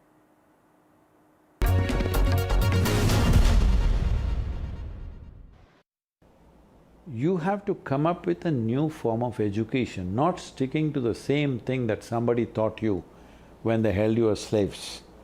So we think right now, go to school, go to high school, then go to college, then go to masters, then do PhD, then you don't know what to do. How many PhDs are there? How have they implemented those things that they learned, great things that they discovered? What have they done? No, they wrote papers, they got their degrees and they went somewhere. We don't know where they went. Mostly they're in some other country. So this is important that we structure our education as it is needed for our country. Slipping into a very short break, news and updates continue on the other side.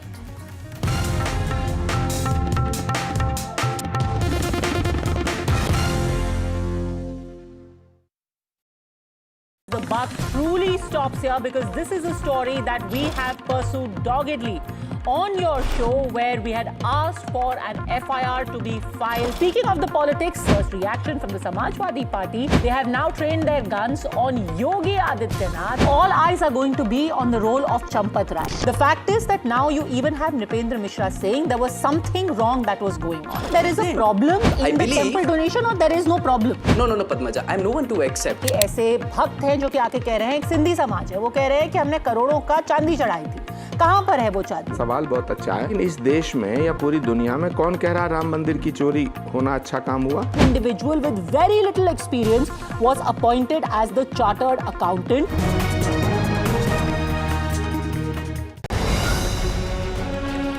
Straight from the heart of the newsroom to the core of the stories shaping your world. Join me, Gargi Raut, as I track all the developments as they break. Live from the NDTV newsroom, weekdays at 4 p.m.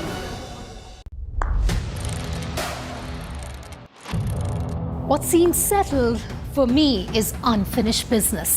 So I rewind, I pause, I reflect, I dig until what's buried stands up to be counted. Breaking ground, not just headlines, the meaning behind them. This is Breaking Ground with me, Vedika Sood. 5 hours to go for all of DKS's dreams to come true. I'm going to try and get more into the crowds. Here are the pictures, Siddaramaiah. NDTV stands completely engaged with Karnataka. High rate, check the audio, high rate, check the audio. Let's do it, let's start. Breaking stories, we're jumping straight into it. We've got a picture of the letter. What is in your letter? You can never predict what's going to happen in Tamil Nadu politics. 21 days in Kashmir. Unfiltered list of things I saw and observed on the ground. Very special ground report from the line of control. There were some children who've lost limbs in the shelling. For a country that has fought so many wars in the mountains and at high altitude. We're standing on the Indian Navy's newest warship. The line of control, Shiv Arur, NDTV.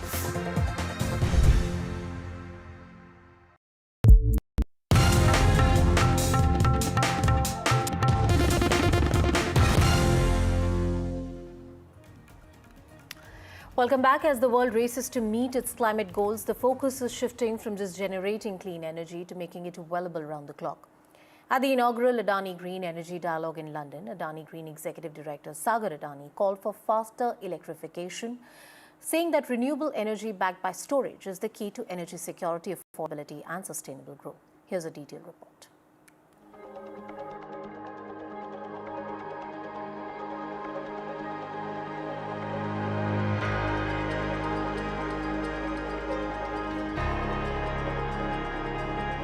The global clean energy conversation took center stage at London's Science Museum during London Climate Action Week.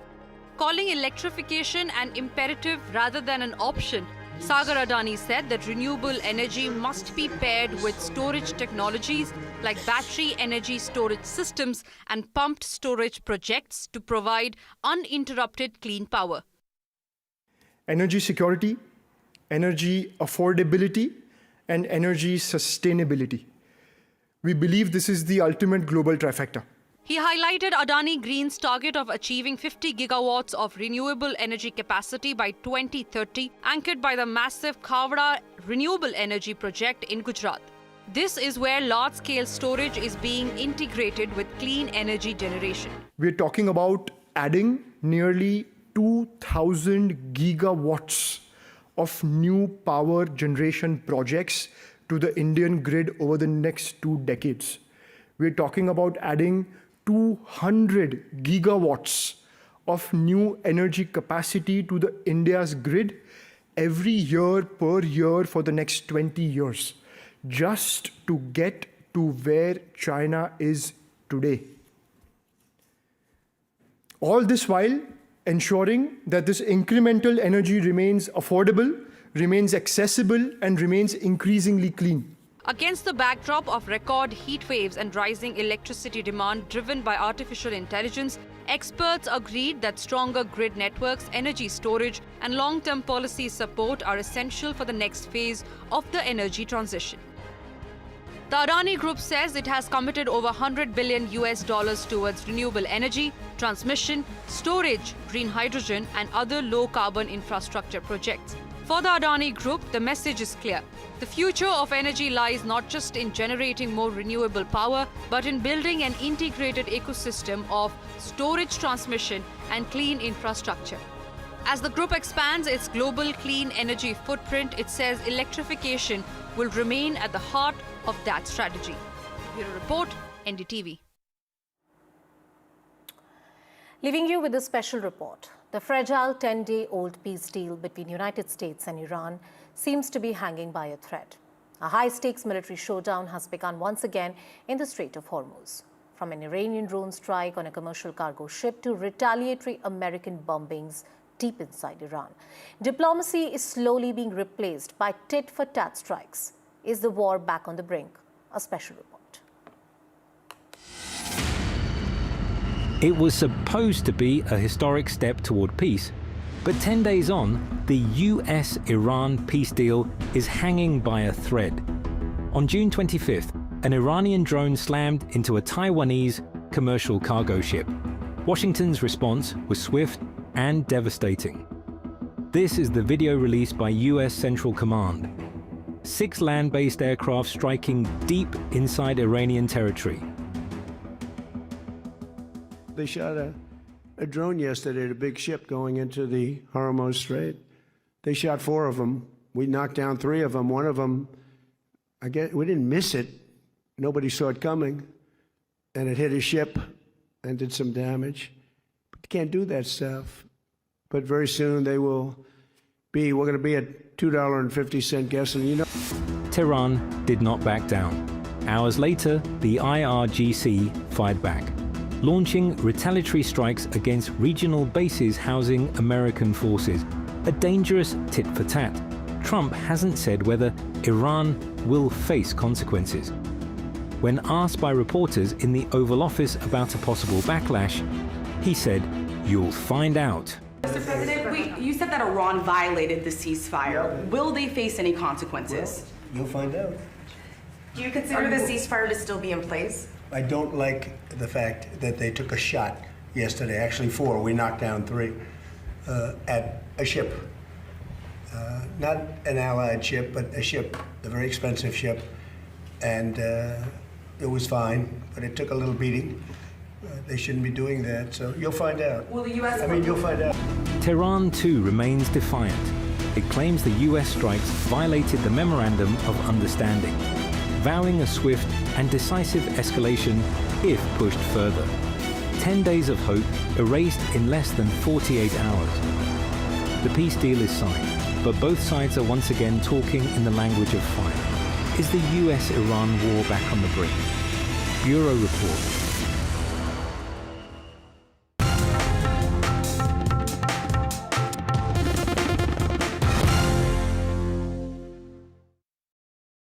NDTV tops the Reuters Institute India Reach Rankings again. Number 1 in offline and online news reach.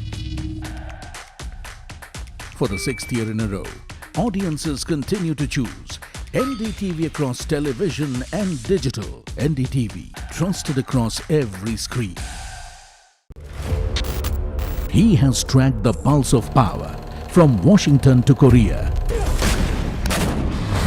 Witnessed history being made in global capitals and conflict zones. This location from Tel Aviv Brought clarity to complex issues of national security and international affairs. Prime Minister Narendra Modi spoke to him at length yesterday.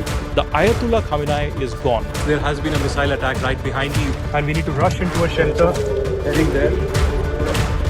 Will Prime Minister KP Sharma Oli resign? And now, Aditya Raj Kaul, covering international affairs like no one else, only on NDTV network. When others are warming up, I'm raring to go. The stories that matter, the stories that shape your life. Hello and welcome to watching Prime 5 with me, Raisha Sehgal. What's Saturday? How to... The show that sets the prime time agenda. We'll be deep diving into this topic to tell you what's at stake. Join me, Raisha Sehgal, on Prime 5, only on NDTV 24/7. The front lines of Kargil. The fury of Operation Sindhu. So many attacks. The chaos and cries of disaster zones. To fighter jet cockpits. And the world's most defining interviews. It's incredible. He has seen history break. Live. Unfiltered. 20,000 hours of live broadcasting. Welcome to Left, Right, Centre. Hard facts. War-struck country. Hard questions. In the Ukraine. 30 years of trust. In the Kargil area. North Ukraine. In France, in Italy. At Srinagar. And it's Vikrant. Vishnu Show for NDTV. Vishnu Show.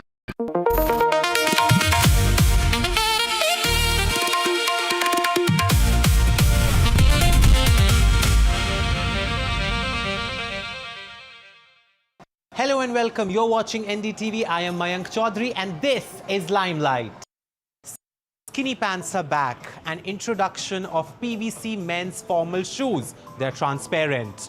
The front row is heavy with celebrities like Madonna and Charlie XCX. Yes, we're talking about the buzzing Milan Men's Fashion Week. We bring you all the highlights from the Men's Fashion Week. Take a look. This is Limelight Trend Report.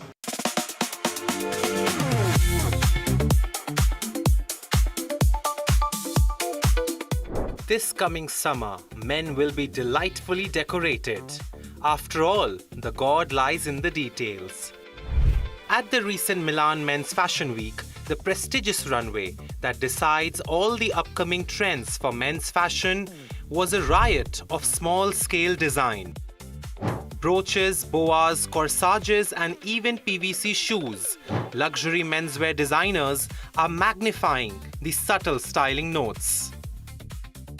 Simone Rocha set the mood for the week with softening masculinity and romanticizing the classic menswear. Paul Smith, Ralph Lauren and Dunhill played with vibrant colors, relaxed layering and an ease in summer dressing.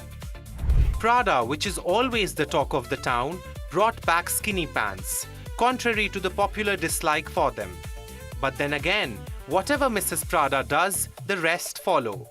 Soon skinny pants were everywhere, in all styles and shades. As Europe battles a heat wave, Dolce & Gabbana went for intricate details on an anti-fit silhouettes. Heavily decorated shirts and jackets to coral reef-inspired shoes. And one more thing, Madonna, Madonna and Madonna. The queen of pop was the hottest celebrity at the Fashion Week. Front row at YSL to DJing at the after party. Other names included the heated rivalry star Connor Story, pop star Charlie XCX, actor Orlando Bloom to supermodel Kate Moss. The world might be obsessed with FIFA World Cup, but these celebs are surely not missing the heat at the Men's Fashion Week. Mayank Chaudhary, NDTV. An 8-meter-long dragon was seen flying over London. Well, not a real one, a promotional one. We're talking about television's most loved and highly anticipated new season of The House of Dragons, which has gotten everybody hooked. Take a look. These are turbulent times. More drama, more action, and a lot more dragons. Television's biggest fantasy drama show is back, and fans around the world are once again choosing their sides. The new and third season of House of the Dragons just dropped. A season promising larger battles, fiercer dragons, and higher stakes than ever before. Promotional campaigns focused heavily on the scale of the upcoming war, known as the Dance of the Dragons. Queen has many dragons.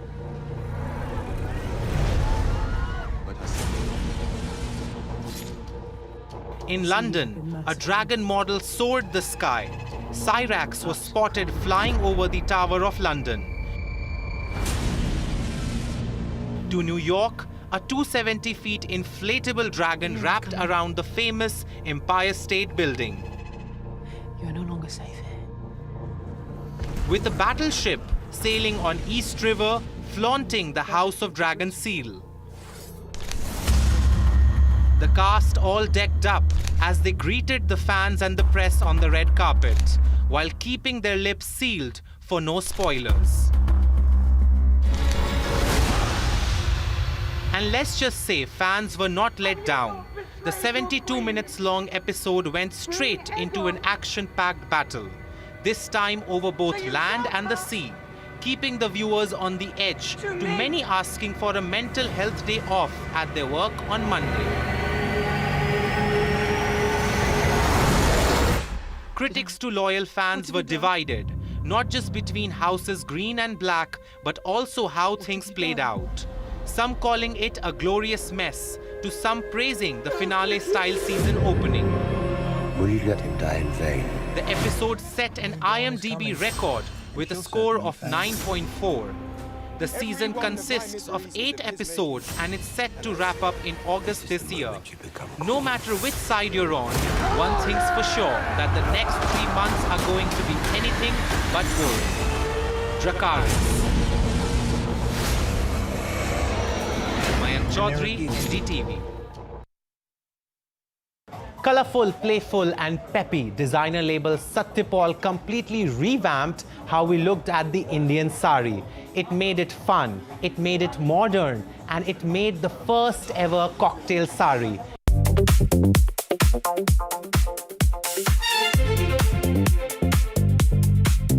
My brother still wears a whole lot of accessories from Satyapal. I hope they do. That'll be the true test. I hope he doesn't kill me for this. It is like canvas. Yeah. You put me in a spot. So I'm joined by fresh on the Satyapal block fashion designer Aseem Kapoor. Aseem, how are you feeling? And thank you for speaking to NDTV. Thank you so much for having me. I'm very humbled to be part of this conversation, and I'm very, very, very excited about this new role.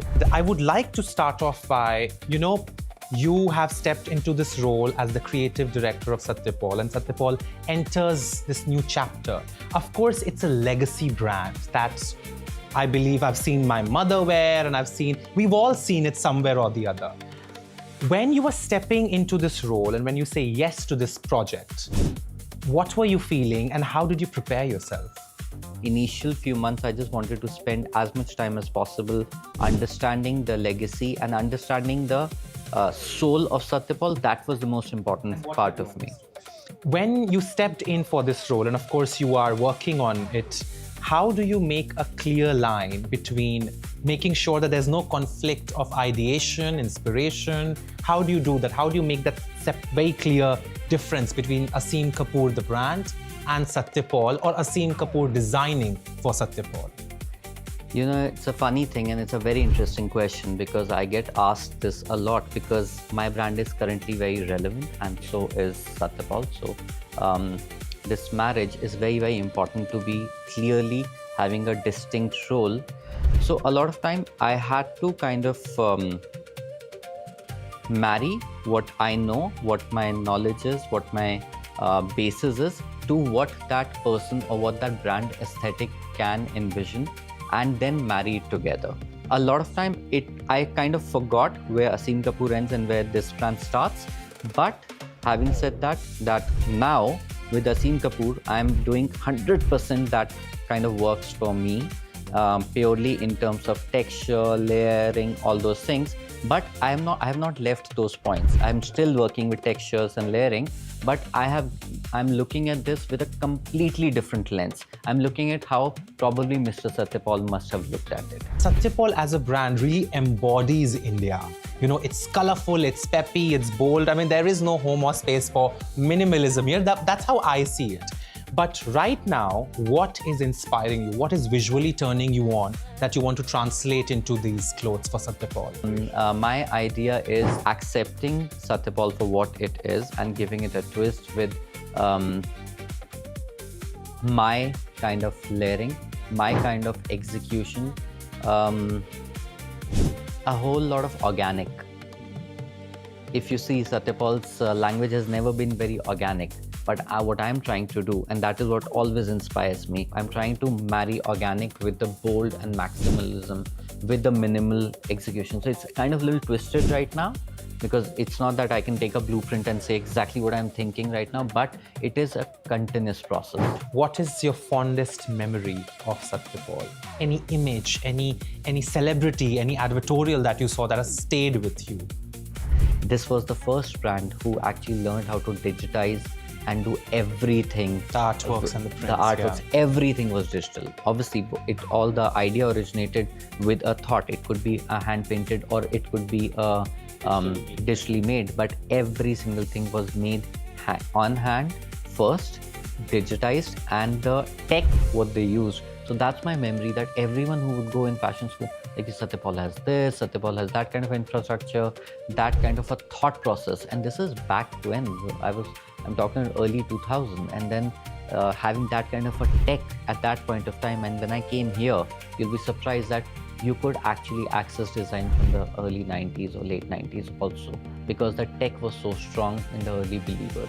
And I think that was kind of very interesting for me to learn purely from the technical side. But obviously, there have been some amazing campaigns and very inspiring shows that we have always browsed through, that I also got to know when I actually joined here that it was late 80s. One of the first fashion shows was held by Satyapal.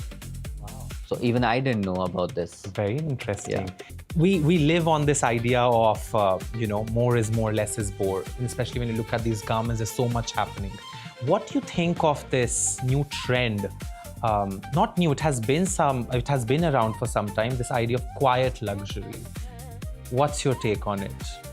I feel Satyapal is not going to go with ever this kind of a quiet luxury. It's always going to be exuberant. It's always going to be our version of India. I feel that by nature, we have a carnival going on all the time in our heads, in our conversation, in our festivities, in our functions. You go to a wedding, it is a carnival. So I feel that it is very true and effortless thing to do when we are talking about a retail side or any brand perspective. I think excessive is the thing for India, and I love it. We have all these brilliant Satyapal products here. We've got scarves, ties, pocket squares, bags. And of course, Satyapal as a brand has branched out not just in women's wear, menswear, but also into home and living and accessories. But the one product that has been iconic is, I believe they termed it as the cocktail sari, the Satyapal sari, which is instantly recognizable. What's your take, A, on sari, this 9 yards of the Indian garment? And B, what is your take as a designer for Satyapal on the Satyapal sari? We have seen Satyapal kind of spearheading sari as a garment. And while the entire India was working towards more surface-oriented sari or brocades, Satyapal started a new movement, which was the print-oriented sari, which was a cocktail, which can be worn for resort, which can be worn for day, in the most beautiful and the sexiest of fabrics like silk, satins, chiffons, georgettes. beautifully printed in screen or in digitally printed. So I think it kind of introduced a new category to a Indian woman. Do you think the Indian man has evolved to carry off a piece like this? I mean, I would love it. How do you look at in totality of the Indian See, market? I feel as a designer, it's my responsibility to give something which India and the country or the consumer of Satyapal has not seen. All right, I love it, and I'm sure there are people out there who would love to wear this. Well, thank you so much, Aseem, for speaking to NDTV. I am very excited to see what more comes out of your work and your time at Satyapal. Wishing you all the very best, and I absolutely love them. Thank you. Thank you. Month specials. I am joined by someone very special. Meet Anish Gawande, politician and spokesperson of NCP SP. Anish, welcome and thank you for speaking to us. Politician के अलावा भी बहुत सारी चीजें हैं. Okay, please introduce yourself. We managed to be a writer and also a curator. Yes, absolutely. Break this look down. You know, I'll tell you this. What was the inspiration? The inspiration was Sachin Pilot in many ways. Sachin Pilot always looks very good in an Nehru jacket and looks very sharp in his sort of puffer jacket that he puts on top of his white kurta, white pajama look. This outfit was invented for the Maharashtra elections in 2018 when I came back from New York and I didn't have a wardrobe. In Indian politics landscape, there is a dress code that one has to follow to be taken seriously. I'll tell you this, it's not necessarily a bad thing to follow a dress code. Yeah. You know, there's a Sam Altman interview when he's done that gorgeous New York Times or New York Review of Books piece where he says, every morning I take so many decisions and the decision of what to wear is such a difficult one that I like having a uniform.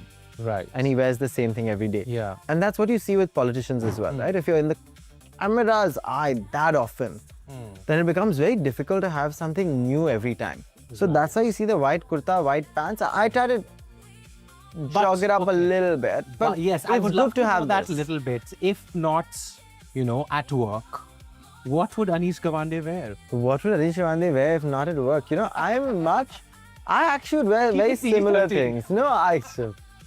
Yeah. You know, I think I'm very comfortable in a crisp white linen shirt.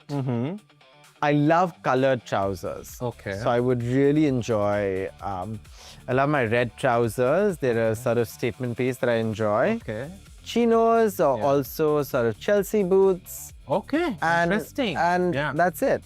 I would love to know from you, if we look back at the last 10 years, how far do you think we've come when we're talking about queer rights, queer representation in Indian politics? Before 377 was read down in September 2018, I came back to India. And I remember going across Maharashtra with the Maharashtra Congress and Ashok Chavan on the campaign trail and thinking, we'll never get our rights. And finally recognizing in 2018 that perhaps it was possible to be out and also be in politics. I have to tell you something. I think sometime back, I met Rani Kohinoor. So she said this very, a very powerful thing. She said that, Mayank, you and I might come from privilege, right? So we are able to talk about it openly, be ourselves out and about. But we also have to talk about, A, the intersectionality that is there in the community, and also those queer folks that might not come from this privilege, because we live in a country where, if I'm not wrong, still the maximum population is rural India. And it's not, as you said, it's not a urban concept. So the myths that we sell ourselves, that the ones with privilege face acceptance, the ones without privilege face discrimination and hostility, is one we have to question. Yeah. This country, you know, love is in the DNA of this country. You can't take it away. Absolutely. You can't take it away. People know how to care for each other. And that's something that transcends caste, class, religion, urban, rural divides, geography, and that's something we have to remember. The next XYZ who happens to be queer, who wants to enter politics, what's your message for them? How do they do that? If you dare to dream, the sky is the limit. And quite honestly, younger queer people are doing such incredible things. So what are you aspiring for next? Everywhere. Tell me that.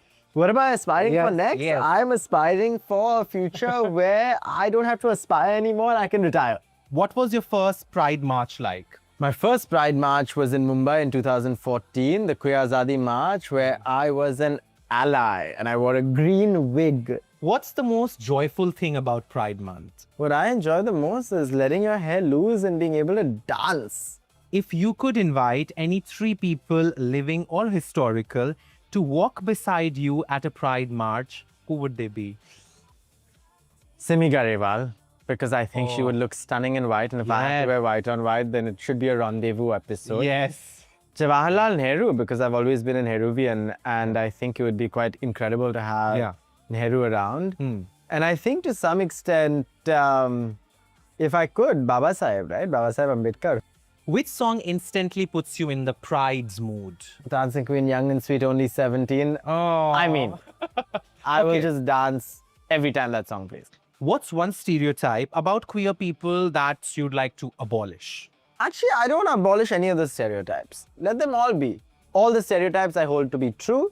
I don't abolish any of them. Let everybody live according to whatever stereotype they want. If Pride Month had an official slogan in India, what would our slogan be? And if you had to write it, this is प्यार एक धोखा है, बाकी सब खोखा है. What is one thing people would be surprised to learn about you outside politics and activism? That I spend most of my time with my 5 cats. Anish, what is love to you? Love to me is possibility. The unlocking of an imagination that has never been freer. Are you in love? I am ready to love again. Well, available. Thank you so much for speaking to us and happy Pride Month. Thank you very much. Happy Pride. People we meet on vacation, off campus, voicemails for Isabel. These are some of the hottest rom-coms of the season. And they are part of my favorite genre, romantic comedies, which we are noticing is making a big comeback. My friend Simran brings you all the goss from the world of romance and comedy. Take a look. This generation is officially in the rom-com era. Love is being selfless. प्यार मिठास है. Shahrukh Khan. प्यार एक एहसास है. Love is to eat. Love is a discipline, right? It's showing up for yourself first, because that's how you can show up for somebody else. And more than that, it's consistency. Some days you don't feel like loving, but you do it anyways. Love really is the most beautiful feeling in the world, and the extreme obsession that we're seeing with the new rom-coms that have come out, like Letters to Isabel, Off Campus, Office Romance, is a true testament to that. So let's find out if love is in the air in Delhi and what people are watching, which rom-coms are they obsessed with, and what they think about love. And do you believe in love in first sight? Of course I do. Has it happened to Been you? a victim of it multiple times. We're with 2 green forests here. I am in Delhi because of love. I shifted states for love, and I do not regret it. I think whatever I am in my life right now, whatever I'm doing in my life right now, I feel I'm at a very great place, and it's all because of love. And what are your favorite rom-coms, English or Hindi? Voicemails to Isabel and How to Lose a Guy in 10 Days. My all-time favorite, timeless, Jab We Met. It has to be Jab We Met. I would say Gajni. I really like this movie called About Time. Hindi, I love Kal Ho Na Ho. Ye Jawani Hai Diwani. The Perks of Being a Wallflower. There's one Hollywood rom-com remake you'd want to be a part of. Which one is that? Notting Hill happens to be like, I think, one of my favorite rom-com movies. So if there's a remake that happens for that here in India, I'd love to be a part of it. But what do you think is missing in today's rom-coms from Bollywood? I think what's missing is inherent structure. It's all flashy. There's a hot girl walking into a bar. That's not what love is. It's probably when they look ugly, disgusting, they're down, but they're still yours. The youngsters and today's generation are in their rom-com era because of rom-com movies. I think the world is changing now for good, thank God. Like, I think the hookup culture is slowly dying and people are like wanting that yearning kind of love more. Even after watching like all of these movies that are coming, they have a great influence on the society. So I think, thank God, it's back. Rom-coms are the back. world is healing. Love is clearly in the air. This generation is full of lover boys and lover girls looking for some good old school romance. Hence why rom-coms are so back. Well, that's all from me. For all the latest updates from India and around the world, keep watching NDTV and remember, don't be afraid to be in the limelight. With camera person Pooja Arya, this is Mayank Chaudhary. See you next weekend. He made it fun. We'll be done in 2 minutes. Okay. Anna, come. Okay. किधर से? इधर ही कर रहे हैं?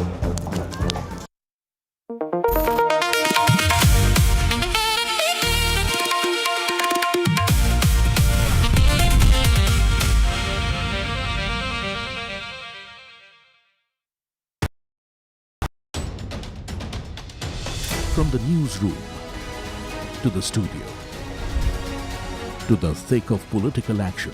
You're watching NDTV 24/7. The hope is that beyond this election, this will be one of the major issues. With multiple challengers in the fray, the TMC also has done a bit of rejigging. Remember, this is also a district that has been plagued by communal violence. Come to some of the sabhas that the BJP is also organizing, especially in the villages of West Bengal. When stories have impact. Padmaja Joshi, managing editor and primetime anchor. Then news has influence. The buck stops here with Padmaja Joshi. Your work is being watched by people. You think that you're making an impact in this time. I think that's really a huge validation, very rewarding, and I'm pretty certain that Team NDTV will go from strength to strength.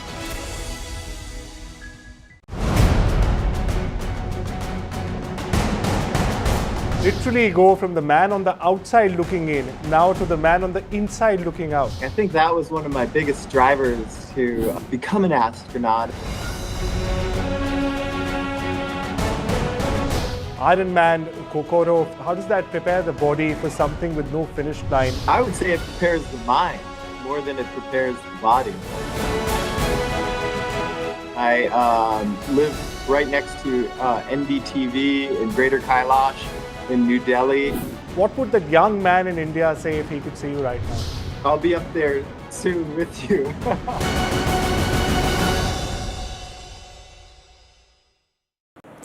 US has struck Iran after the ship attack. That's right. The US has hit, in fact, Iranian missile and drone sites. That's the latest update that we're tracking for you at this hour. As the US CENTCOM, the US Central Command, has now made a statement and said the strikes follow ship attack. The IRGC has hit US targets in retaliation, and the IRGC too has issued a statement on this.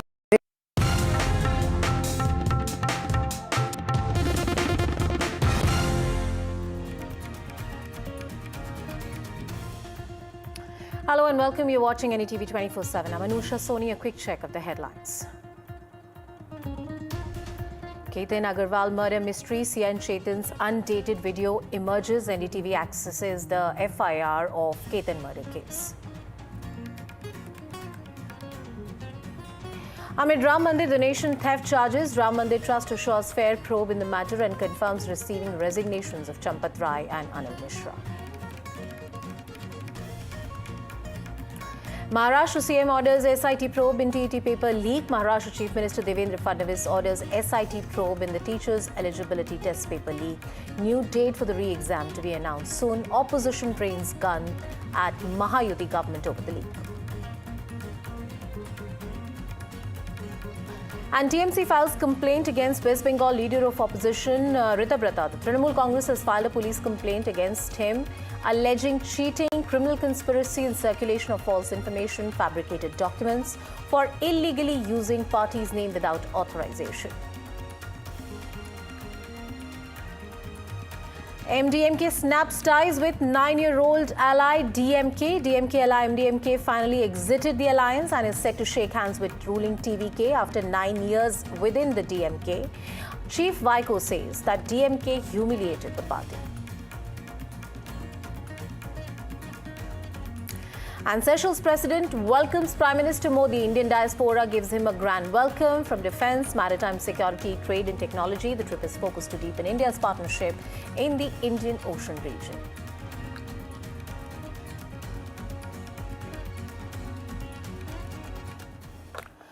And the SIT probe into the Ram Mandir donation system has intensified, with all 8 arrested accused now sent to judicial custody until Monday.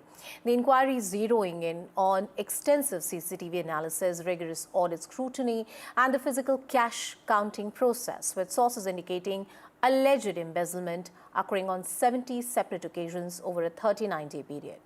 While the legal probe deepens, the political firestorm surrounding Ram Mandir donation row refuses to die down. The opposition has sharply escalated its attack, alleging selective accountability, openly questioning the integrity of the ongoing investigation. Samajwadi Party chief Akhilesh Yadav has directly accused the ruling government of actively shielding key figures.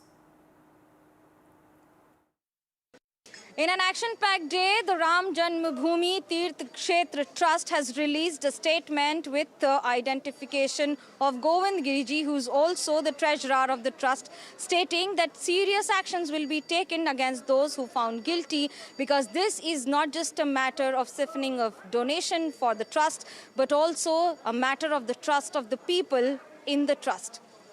Well, it also comes at a time when there are millions awaiting results of the SIT, which will be appearing after a few weeks as per the government norms, after the study of exactly what happened. However, in the entire day, there has been action related to the arrest of 8 accused and then being sent to judicial custody till Monday. Also to be kept in mind that the letter that has been released clearly states that 2 people, Alok Mishra as well as Champat Rai, both have tendered their resignation. However, there's no clarity on what would happen. This also means that on 11th, when the trust holds its next meeting, the decision on the fate of these letters of resignation will be taken. It also comes at a time when everyone has been told, without mincing any words, that the trust will ensure that those guilty will be punished, and the entire donation, including loads of silver, cash, as well as other important donations that have come over the years, are in safe hand. This also means that the trust is absolutely focused in ensuring that the people who have trusted the entire system are intact, not that at the trust level, but also on the faith in Lord Ram and Ram Temple too. With camera person Mukesh, this is Manogya Loiwal in Ayodhya for NDTV. And the heart of Ayodhya is Hanumangadi. Earlier in the day, we spoke to people in Hanumangadi on what they think about the donation theft in the Ram Mandir case. Listen in. उठो उठो उठो तही राम दुहाई पाए करो कर जोरी मनाई। जैसे हनुमान जी की अगर आप पूजा कर लेंगे तो आप श्री राम को साध लेंगे, ठीक उसी तरह से अगर आप भक्तों को साध लेंगे तो मानते हैं कि भगवान राम तक पहुंच गए। लेकिन भक्तों का चढ़ाया हुआ चंदा अगर चोरी हो जाए तो क्या ये भक्तों का अपमान है? मैं इस समय हनुमानगढ़ी में हूं और मेरे साथ बहुत सारे ऐसे भक्त हैं जो जगह जगह से आए हुए हैं। उनसे पूछते हैं कि आप जब ये चंदा चोरी की बात सुनते हैं और इसकी बात, तो क्या आपके मन पे गुजरती है, क्या सोचते हैं? देखिए, इतने सालों से सारे हिंदू जो है इस राम मंदिर के लिए लड़े हैं, इतना बलिदान दिया है, लेकिन जब ये चंदा चोरी की बात आती है तो अंदर से लगता है कि कहीं ना कहीं अभी भी वो पाप जो है, जो श्री राम हटाने वाले थे, वो नहीं हटाए लोगों के मन से। तो ये मन से हटना चाहिए। जो लालच है पैसों का, वो भगवान से बढ़ के नहीं है। पैसा जो है भगवान है हमारे, तो ये लालच हटना चाहिए मन से। बस ये SIT का गठन किया गया है, भरोसा है कुछ होगा? बिल्कुल भरोसा है, हमें योगी जी पे पूरा भरोसा है, सरकार पे भरोसा है कि अच्छा ही होगा, क्योंकि ये जो पैसे चोरी हुए हैं, ठीक है, इसको पैसा चोरी ही बोलेंगे, ये गलत हुआ है तो सरकार कुछ ना कुछ अच्छा ही करेगी। भगवान राम का सामान चोरी हो जाना, उन पर चढ़ाया हुआ पैसा जो जनता चढ़ाया है चंदा, उसका चोरी हो जाना कैसे देखते हैं? ये बहुत गलत बात है। भगवान के सानिध्य में रहने के बाद भी अगर ऐसी प्रवृत्ति के लोग हैं तो उनको जरूर वहाँ से हटाना चाहिए, बिल्कुल हटाना चाहिए। और उनको जो भी कोई योगी जी SIT का गठन किया है, वो SIT हमें पूरा विश्वास है कि उनको योगी जी नहीं छोड़ेंगे। आप क्या सोचती हैं मैम? हाँ बिल्कुल, योगी जी छोड़ेंगे ही नहीं और हमको न्याय मिलेगा। अखिलेश यादव कह रहे हैं कि सब सांठगांठ है सरकार की, इसलिए ऐसा नहीं, बिल्कुल नहीं, बिल्कुल नहीं। अखिलेश यादव गलत बात कर रहे हैं। कोई अरे विपक्ष के नेता हैं तो बोलेंगे। कोई साठगांठ नहीं है। जो उनको छोड़ रहे हैं, जिसने वो गलत काम किया है उसके बारे में बोलना चाहिए। साठगांठ क्या है? साठगांठ देखिए, जिन्होंने भी गलत किया है उनके खिलाफ होना चाहिए, चाहे वो सरकार में हो कि वो सरकार में ना हो, चाहे वो मंत्री हो, चाहे वो नॉर्मल इंसान हो, कोई भी हो, गलत होता है। 1 रुपए की चोरी या 1000 करोड़ की चोरी होती है, तो उसका होना चाहिए समाधान। समाधान तो होना चाहिए मैम। आपको लगता है कि जो चोरी हुई है इससे दिल तो दुखा है ना कि राम मंदिर में इतने करोड़ों लोगों ने, आप भी इतनी दूर दूर से आए हैं। बिल्कुल बिल्कुल मैम, हमारा एकदम मन एकदम बहुत ज़्यादा दुखी हुआ है और हम अयोध्या दर्शन के लिए ही आए हैं, नागपुर से आए हैं। और आदित्य योगी जी के राज में ये सब हुआ वो बहुत खराब हुआ, लेकिन इसमें उनके कुछ भी ये नहीं है।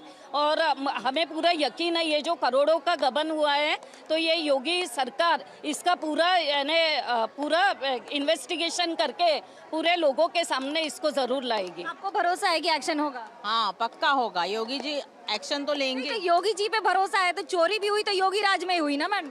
चोरी हुई तो वो तो गलत लोगों की वजह से हुई ना, इसमें नियत गलत होने की वजह से हुई ना। क्या कह रहे हैं? इसमें योगी जी क्या कर सकते ना, ये जो भी कुछ हुआ है ये अब हर इंसान के वहाँ तक तो योगी जी नहीं पहुँच सकते ना। ये अपने अपने मन की बात रहती है कि श्री राम भगवान के दरबार में आज इतनी बड़ी चोरी हो रही है, ये हमारे लिए बहुत दुखदायक बात है। इतने भी करोड़ों मंदिर बनते हैं लेकिन करोड़ों की आस्था वाले राम मंदिर में ये होना ही तो बड़ी बात है ना। बहुत गलत बात है, योगी जी के राज में ये सब तो नहीं होगा। जो भी है वो पूरा निकलेगा, जो भी है तो सच्चा। हो रहा है कि चुनाव का मुद्दा बन जाएगा ये कि राम मंदिर की आस्था पर बीजेपी की सरकार आई और राम मंदिर में ही चोरी हो रही है। नहीं मैम ये तो ये जो विपक्ष है, विपक्ष इसको किसी भी स्तर पे उठा सकती है, लेकिन आज योगी सरकार ने इतने अच्छे काम किए हैं, सब सनातन के लिए काम किया है, तो ये तो मतलब ये तो सिद्ध ही करता है ना कि श्री राम भगवान के दरबार में ऐसा क्यों होएगा। आपको लगता है, भरोसा है कि चोरी तो हुई है लेकिन एक्शन भी होगा? हाँ जरूर होगा, योगी जी जरूर एक्शन लेंगे इसके बारे में, हमको पूरा विश्वास है योगी जी पे। मुझे जरा राम स्तुति बगाकर सुनाएं। लोगों से पूछते हैं, आप भी यहीं से हैं, आप क्या कहेंगे इस पर? जय जय श्री राम, जय हनुमान जी महाराज। जो चोरी हुई है उसको कैसे देखते हैं आप? यहाँ पे चोरी हुई है इसके लिए हम बहुत दुखी हुए हैं। हमारे अयोध्या धाम में चोरी नहीं होना चाहिए, इसके लिए उनके ऊपर अवश्य कार्रवाई की जाए। हमारी गुजारिश है कि ऐसी कार्रवाई हो कि आगे कोई ऐसा दुस्साहस ना करे, ऐसा कोई दुस्साहस ही ना करे कोई मंदिर में नहीं, कोई मंदिर में ऐसा कोई दुस्साहस। लगता है ऐसी सजा मिलनी चाहिए जो कभी नहीं मिली हो इतिहास हो? बिल्कुल मिलनी चाहिए, ये करोड़ों सनातनियों के आस्था से खिलवाड़ है, ऐसे कैसे हुए? गरीब लोगों ने यहाँ पैसा दान किया है, जिसकी हैसियत 100 रुपए कमाने के उसने उसमें से भी 50 रुपए दिए दान जन्मभूमि राम के, तो सजा तो मिलनी चाहिए कड़क से कड़क। ऐसी होनी चाहिए जो ऐतिहासिक हो। बिल्कुल होनी चाहिए कि ऐतिहासिक होनी चाहिए। हर गरीब बंदों का पैसा लगा हुआ है राम भूमि के लिए। आदमी गरीब हो या अमीर, लेकिन अपने सामर्थ्य के हिसाब से ही वो उसी तरह का अनुदान करता है, अपनी तरफ से दान करता है। आप हनुमानगढ़ी की बात कर लें या फिर बाकी इलाकों की बात कर लें, बहुत सारे ऐसे लोग हैं जो यहाँ आते हैं। आप कहाँ से हैं भाई साहब? क्या है आपके मन में कि चोरी हुई है चंदे की? अब सुने तो हैं हम ना, सुने हैं, कहाँ तकलीफ होती है भाई, हर सबका पैसा लगा हुआ है उसमें। बहुत सारे ऐसे लोग हैं जो हनुमानगढ़ी आते हैं दर्शन करने के लिए। आप लोग कहाँ से आ रहे हैं मुझे ये बताइए? आपने चंदा चोरी के बारे में सुना है, मंदिर में हुई है, तकलीफ हो रही है उसको सुनकर? चंदा चोरी के बारे में तकलीफ हो रही है कि मंदिर में चंदा चोरी हुई है? देखिए, इसके बारे में बता पाना बड़ा मुश्किल है और ये तमाम केस इस पर लगाए गए हैं और इसका मुख्य कौन अभियुक्त है ये अभी फैसला जब आएगा तब ये पता लग पाएगा। इस प्रकार से किसी के ऊपर आरोप लगाना ये कि उचित बात नहीं है। अच्छा, एसआईटी का इंतजार करना चाहिए आप मानते हैं? हाँ भाई, इंतजार करना चाहिए। जो भी फैसला सरकार सुनाएगी वो एक उचित फैसला होगा जो सबके पक्ष में होगा, किसी का कोई भी नुकसान नहीं होगा। इस प्रकार से अफवाहों में आना ये उचित बात नहीं है। अच्छा, आपको लगता है चोरी हुई है कि नहीं हुई है कि ये भी सही नहीं है? नहीं, चोरी का जो अभी तक बताया जा रहा है और जो अखबारों में जो बताया जा रहा है या मीडिया के थ्रू बताया जा रहा है वो कहीं ना कहीं सच्चाई है, लेकिन अभी जब तक फैसला नहीं आएगा तब तक ये बता पाना मुश्किल है। ये बता पाना तो मुश्किल है, लेकिन सजा ऐसी हो जो कि ऐतिहासिक हो, कम से कम मंदिर में चोरी दोबारा करने की कोई हिम्मत ना करे। Well, you heard from the devotees and what people in Hanumangarhi have to say, but the opposition continues to raise question about the sanctity of the SIT, saying that it's the big fish which is being protected. Listen in to what the opposition leaders have to say.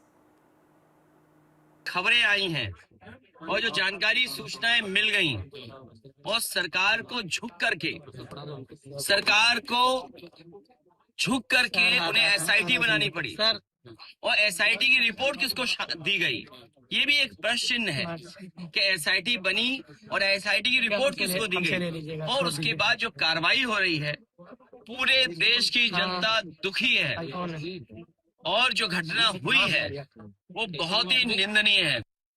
ये SIT बैठ चुकी है, लेकिन हमें SIT पे भरोसा नहीं, क्योंकि ये जो चंदा चोरी चल रही थी, भगवान राम ने ये जो मंदिर से चंदा चोरी हुआ, ये अभी से नहीं चल रहा है, ये कई सालों से चल रहा है और हजारों करोड़ का इसमें चंदा चोरी हुआ है।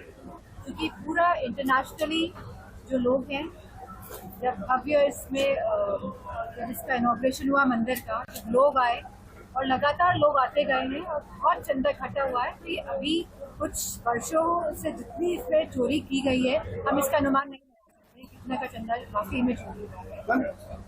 और जिस तरह से जमीन की भी धांधली हुई है, तो मैं समझती हूँ कि इसमें एसआईटी से भी बढ़कर कोई जांच होती है तो वो करानी चाहिए। राम मंदिर के चढ़ावे को लेकर वही लोग शोर मचा रहे हैं जो चाहते नहीं थे कि राम मंदिर बने। इनको इतनी समझ नहीं है कि राम मंदिर है उत्तर प्रदेश में और उत्तर प्रदेश का मुख्यमंत्री है योगी और उत्तर प्रदेश है भारत में, भारत का प्रधानमंत्री है नरेंद्र मोदी। ना छोड़े योगी, ना छोड़े मोदी किसी को। इनको कोर्ट से भी सजा मिलेगी, कानून से भी सजा मिलेगी, और भगवान राम तो बख्शने वाले इनको है ही नहीं। जमपत राय ने स्वीकार कर लिया कि हम चोर हैं, हमने चोरी किया है और हम चोरी में शामिल, इसलिए उन्हें इस्तीफा दिया। अगर चोर नहीं रहते तो लड़ो ना लड़ाई लड़ो, लड़कर आओ भाई, मेरे नाम FIR भी होगा, मैं जेल भी जाऊंगा, पर मैं चोर नहीं हूं। चंपत राय चोर है, इस नाते उन्होंने इस्तीफा देकर आज मैदान से भागे हैं। लड़ने वाला मैदान से नहीं भागता, ईमानदार आदमी लड़ता है। उन निश्चित तौर से वो उन्होंने चढ़ावा चोरी किया और बहुत बड़े चोर हैं। जांच शुरू हुई थी, उस जांच के पहले इनको देना चाहिए था।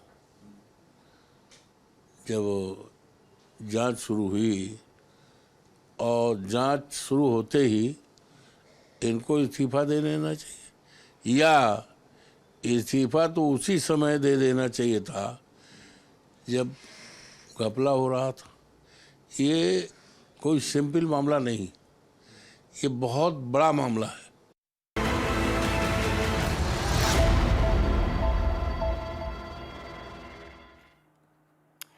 And a fresh video has surfaced in Ketan Agarwal murder case showing accused Sia and Chetan together at a local market yard cricket league match. The footage, which is now part of the ongoing investigation, appears to show the two spending time together in a public setting before the alleged crime. Police sources say prime accused Sia Goyal told investigators that plotting Ketan's murder seemed easier than telling her family she didn't want to marry. She allegedly said that she chose not to call off the wedding because she did not want to hurt her family's sentiments. Police are also set to question Sia's parents, brother, and they are preparing to record their final statements as well. Listen in to what Ketan Agarwal's father and grandfather had to say. सिर्फ एक ही appeal करूंगा, मेरा 26 साल का बेटा आज जिस भी वजह से उन्होंने बिना कारण से मार डाला, जिसको आज तक कोई कारण पता नहीं चला, मेरे बच्चे की कहीं पे भी एक गलती नहीं थी। मैं तो शादी करने चला था, उसकी घर में बेटी बहू लाने चला था, मुझे नहीं पता था कि मेरा बच्चा ही खो दूंगा मैं। तो मैं सबसे अपील कर रहा हूं कि उसको जस्टिस मिले, उसके अपराधियों को फांसी की सजा मिले, यही मेरी सबसे रिक्वेस्ट है।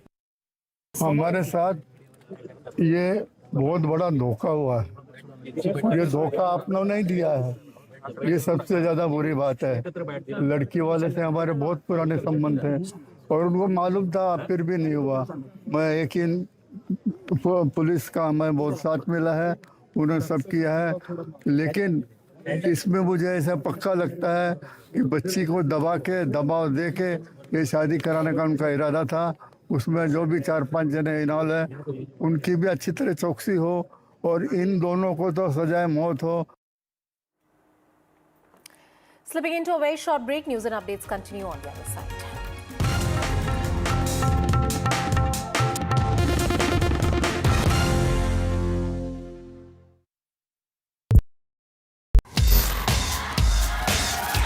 This is the show where we bring you all the hot and happenings from the world of entertainment and lifestyle.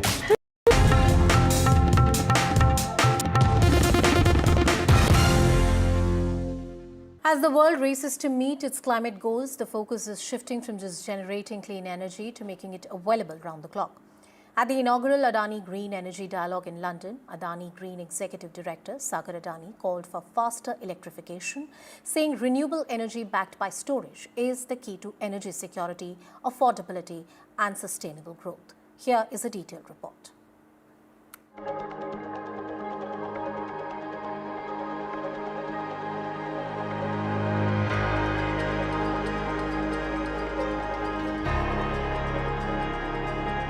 The global clean energy conversation took centre stage at London's Science Museum during London Climate Action Week. Calling electrification an imperative rather than an option, Sagar Adani said that renewable energy must be paired with storage technologies like battery energy storage systems and pumped storage projects to provide uninterrupted clean power. Energy security, energy affordability, and energy sustainability. We believe this is the ultimate global trifecta. He highlighted Adani Green's target of achieving 50 gigawatts of renewable energy capacity by 2030, anchored by the massive Khavda renewable energy project in Gujarat. This is where large-scale storage is being integrated with clean energy generation. We're talking about adding nearly 2,000 gigawatts of new power generation projects to the Indian grid over the next 2 decades. We're talking about adding 200 gigawatts of new energy capacity to the India's grid every year per year for the next 20 years, just to get to where China is today. All this while ensuring that this incremental energy remains affordable, remains accessible, and remains increasingly clean. Against the backdrop of record heat waves and rising electricity demand driven by artificial intelligence, experts agreed that stronger grid networks, energy storage, and long-term policy support are essential for the next phase of the energy transition. The Adani Group says it has committed over $100 billion towards renewable energy, transmission, storage, green hydrogen, and other low-carbon infrastructure projects. For the Adani Group, the message is clear. The future of energy lies not just in generating more renewable power, but in building an integrated ecosystem of storage, transmission, and clean infrastructure. As the group expands its global clean energy footprint, it says electrification will remain at the heart of that strategy. Bureau Report, NDTV. Welcome to the inaugural Adani Green Electrification Dialogue. It's a privilege to host all of you here at the iconic London Science Museum in collaboration with the Energy Transition Committee. So thank you all for making the time, the precious time out of all of your lives to join us here. We really appreciate it. Ladies and gentlemen, we are here today because never before has the mandate of energy security been more critical. All over the world, but especially in Asia. The events of the past 3 months have left every nation thinking. Today, all countries, every single one of them, developed or developing, are being forced to come to terms with what it means to future-proof their economies from relentless geopolitical shocks. At the same time, for most of the developing world, where hundreds of millions of people are rising into the middle class, who are increasing their energy consumption for a better quality of life. Affordability of energy continues to remain a fundamental challenge. And of course, the geopolitical disruptions have made this necessity into a monumental battle for survival. Completely independent of the two factors above, most countries in the world have also not been able to completely remove their reliance from fossil fuels. And they've not been able to move to predominantly green sources of power. And that concern of climate change and energy sustainability have not been addressed in one global voice. So my friends, energy security, energy affordability, and energy sustainability. We believe this is the ultimate global trifecta. As we've all discussed, I'm sure, many times before, one of the small, and we were speaking about it with Lord Adair and the team today morning, one of the small answers to this challenge is the electrification of the global economy. I thank Lord Adair Turner for leading our upcoming panel on how to accelerate the global shift to electrification. And I look forward to the insights from Greg Jackson and Alice Williams. My friends, let us talk about the one country whose explosive growth in energy consumption is going to arguably be one of the most critical factors driving the global energy agenda going forward in the future. India. Nowhere in the world, nowhere else in the world is electrification going to be more critical and more challenging than in India. It's going to be helpful to understand India's electricity demand and supply in context of final consumption. In 2024, India consumed about 10,000 terawatt hours across all energy sources. That's coal, oil, gas, nuclear, renewables. China, with a similarly sized population, 1.4 billion people, consumed 32,800 terawatt hours of energy. That's more than three times the energy consumed, final energy consumed for the same number of people. And let's put the scale of India's challenge and opportunity, but most importantly, the growth into perspective. We're talking about adding nearly 2,000 gigawatts of new power generation projects to the Indian grid over the next 2 decades. We're talking about adding 200 gigawatts of new energy capacity to the India's grid every year per year for the next 20 years, just to get to where China is today. All this while ensuring that this incremental energy remains affordable, remains accessible, and remains increasingly clean. That, my friends, is both the scale of the opportunity, but also the challenge, the monumental challenge that India faces over the next couple of decades. And for us to address that challenge, the path forward is very, very clear, that we must electrify everything. We must build an energy backbone that is anchored in resources that are available within the country. And this is where we have no choice but to be pragmatic and to leverage every single energy source that is available to us as a country. And it's no different for any country in any part of the world. We must do renewables, we must do hydro, we must do efficient thermal, we must do nuclear. We must do every single thing that is available within the geographic boundaries of the country, because as much as growth and as much as cost is critical, energy security is probably more critical than every single other consideration that India faces. And that's because without firm, cheap base load power, the math of the economy and the sustainability of the country just does not work. Finally, on behalf of Adani Green, I would like to extend our sincere gratitude, as always, to Sir Ian Blatchford for our partnership with the Science Museum. You guys have been amazing.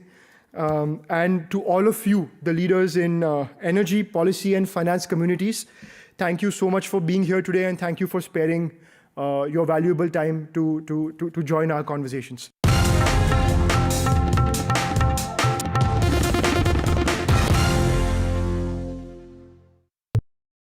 We've landed in the beautiful state of Andhra Pradesh, which has no shortage of its own superstars. And that's why it's our pleasure to be joined today on NDTV.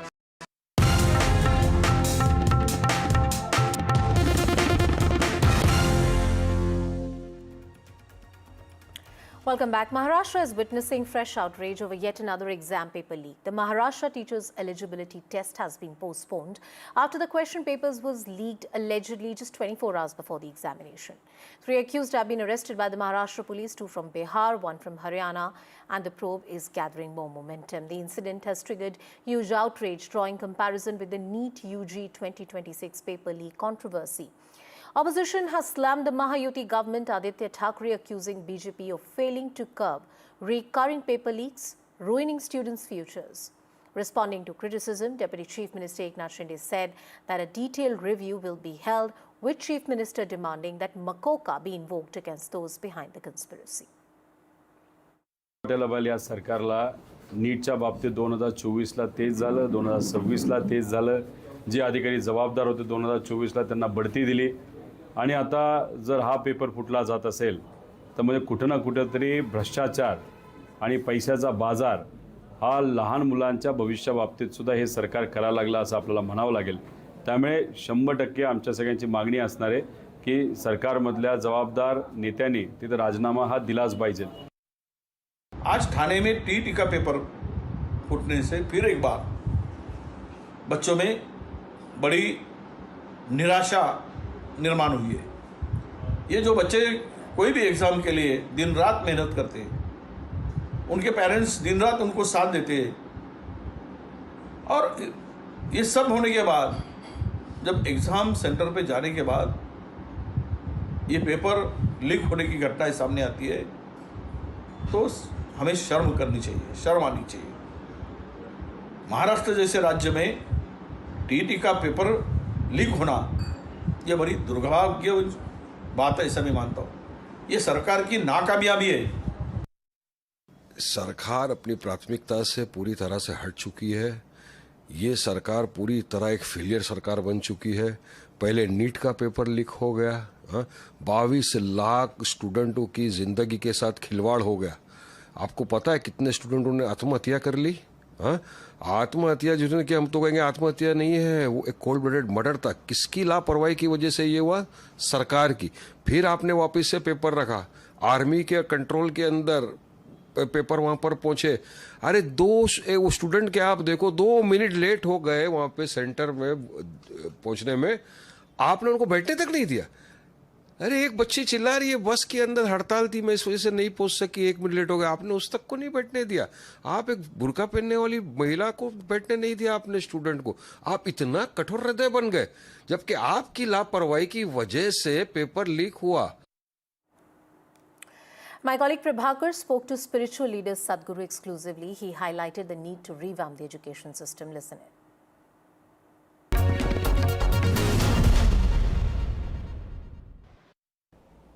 You have to come up with a new form of education, not sticking to the same thing that somebody taught you when they held you as slaves. So we think right now, go to school, go to high school, then go to college, then go to masters, then do PhD, then you don't know what to do. How many PhDs are there? How have they implemented those things that they learned, great things that they discovered? What have they done? No, they wrote papers, they got their degrees and they went somewhere. We don't know where they went, mostly they're in some other country. So this is important that we structure our education as it is needed for our country. Slipping into a very short break, news and updates continue on the other side.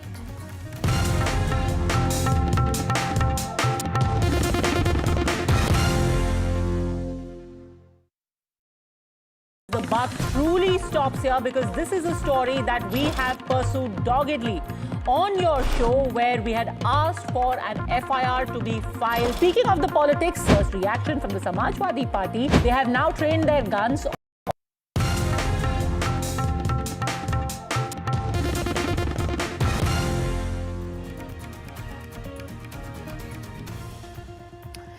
and welcome. You're watching NDTV 24/7. I'm Anusha Soni. A quick check of the headlines. Ketan Agarwal murder mystery. CN Chetan's undated video emerges. NDTV accesses the FIR of Ketan murder case. Amid Ram Mandir donation theft charges, Ram Mandir Trust assures fair probe in the matter and confirms receiving resignations of Champat Rai and Anil Mishra. Maharashtra CM orders SIT probe in TET paper leak. Maharashtra Chief Minister Devendra Fadnavis orders SIT probe in the teachers' eligibility test paper leak. New date for the re-exam to be announced soon. Opposition rains gun at Mahayuti government over the leak.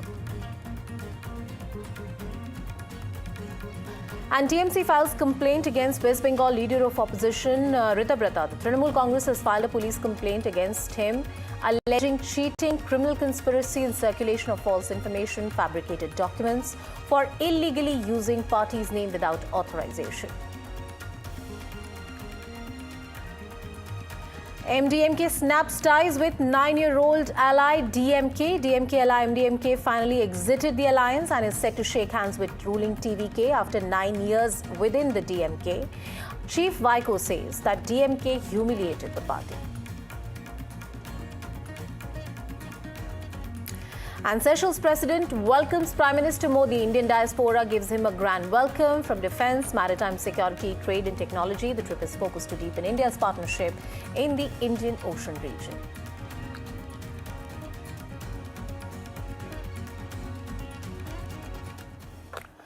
And the SIT probe into the Ram Mandir donation system has intensified, with all 8 arrested accused now sent to judicial custody until Monday. The inquiry is zeroing in on extensive CCTV analysis, rigorous audit scrutiny, and the physical cash counting process, with sources indicating alleged embezzlement occurring on 70 separate occasions over a 39-day period. While the legal probe deepens, the political firestorm surrounding Ram Mandir donation row refuses to die down. The opposition has sharply escalated its attack, alleging selective accountability, openly questioning the integrity of the ongoing investigation. Samajwadi Party chief Akhilesh Yadav has directly accused the ruling government of actively shielding key figures.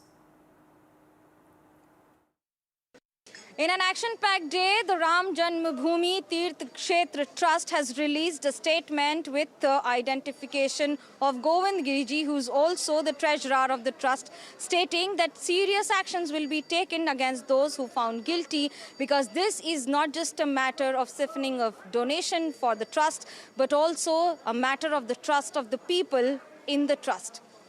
Well, it also comes at a time when there are millions awaiting results of the SIT, which will be appearing after a few weeks as per the government norms, after the study of exactly what happened. However, in the entire day, there has been action related to the arrest of 8 accused and then being sent to judicial custody till Monday. Also to be kept in mind that the letter that has been released clearly states that 2 people, Alok Mishra as well as Champat Rai, both have tendered their resignation. However, there's no clarity on what would happen. This also means that on 11th, when the trust holds its next meeting, the decision on the fate of these letters of resignation will be taken. It also comes at a time when everyone has been told, without mincing any words, that the trust will ensure that those guilty will be punished, and the entire donation, including loads of silver, cash, as well as other important donations that have come over the years, are in safe hand. This also means that the trust is absolutely focused in ensuring that the people who have trusted the entire system are intact, not at the trust level, but also on the faith in Lord Ram and Ram Temple too. With camera person Mukesh, this is Manogya Loiwal in Ayodhya for NDTV. And the heart of Ayodhya is Hanumangadi. Earlier in the day, we spoke to people in Hanumangadi on what they think about the donation theft in the Ram Mandir case. Listen in. उठो उठो उठो तही राम दुहाई पाए करो कर जोरी मनाई जैसे हनुमान जी की अगर आप पूजा कर लेंगे तो आप श्री राम को साध लेंगे, ठीक उसी तरह से अगर आप भक्तों को साध लेंगे तो मानते हैं कि भगवान राम तक पहुंच गए। लेकिन भक्तों का चढ़ाया हुआ चंदा अगर चोरी हो जाए तो क्या ये भक्तों का अपमान है? मैं इस समय हनुमानगढ़ी में हूँ और मेरे साथ बहुत सारे ऐसे भक्त हैं जो जगह जगह से आए हुए हैं। उनसे पूछते हैं कि आप जब ये चंदा चोरी की बात सुनते हैं और इसकी बात तो क्या आपके मन पे गुजरती है, क्या सोचते हैं? देखिए, इतने सालों से सारे हिंदू जो है इस राम मंदिर के लिए लड़े हैं, इतना बलिदान दिया है, लेकिन जब ये चंदा चोरी की बात आती है तो अंदर से लगता है कि कहीं ना कहीं अभी भी वो पाप जो है जो श्री राम हटाने वाले थे वो नहीं हटाए लोगों के मन से। तो ये मन से हटना चाहिए। जो लालच है पैसों का, वो भगवान से बढ़ के नहीं है। पैसा जो है भगवान है हमारे, तो ये लालच हटना चाहिए मन से। बस ये SIT का गठन किया गया है, भरोसा है कुछ होगा? बिल्कुल भरोसा है, हमें योगी जी पे पूरा भरोसा है, सरकार पे भरोसा है कि अच्छा ही होगा। क्योंकि ये जो पैसे चोरी हुए हैं, ठीक है, इसको पैसा चोरी ही बोलेंगे, ये गलत हुआ है तो सरकार कुछ ना कुछ अच्छा ही करेगी। भगवान राम का सामान चोरी हो जाना, उन पर चढ़ाया हुआ पैसा जो जनता चढ़ाया है चंदा, उसका चोरी हो जाना कैसे देखते हैं? ये बहुत गलत बात है। भगवान के सानिध्य में रहने के बाद भी अगर ऐसी प्रवृत्ति के लोग हैं तो उनको जरूर वहाँ से हटाना चाहिए, बिल्कुल हटाना चाहिए। और उनको जो भी कोई योगी जी SIT का गठन किया है, वो SIT हमें पूरा विश्वास है कि उनको योगी जी नहीं छोड़ेंगे। आप क्या सोचती हैं मैम? हाँ बिल्कुल, योगी जी छोड़ेंगे ही नहीं और हमको न्याय मिलेगा। अखिलेश यादव कह रहे हैं कि सब सांठगांठ है सरकार की, इसलिए ऐसा नहीं, बिल्कुल नहीं, बिल्कुल नहीं। अखिलेश यादव गलत बात कर रहे हैं। कोई अरे विपक्ष के नेता हैं तो बोलेंगे। कोई सांठगांठ नहीं है। जो उनको छोड़ रहे हैं, जिसने वो गलत काम किया है उसके बारे में बोलना चाहिए। सांठगांठ क्या है? सांठगांठ देखिए, जिन्होंने भी गलत किया है उनके खिलाफ होना चाहिए, चाहे वो सरकार में हो कि वो सरकार में ना हो, चाहे वो मंत्री हो चाहे वो नॉर्मल इंसान हो, कोई भी हो, गलत होता है। 1 रुपए की चोरी या 1000 करोड़ की चोरी होती है, तो उसका होना चाहिए समाधान तो होना चाहिए। मैम, आपको लगता है कि जो चोरी हुई है इससे दिल तो दुखा है ना? कि राम मंदिर में इतने करोड़ों लोगों ने, आप भी इतनी दूर से आए हैं।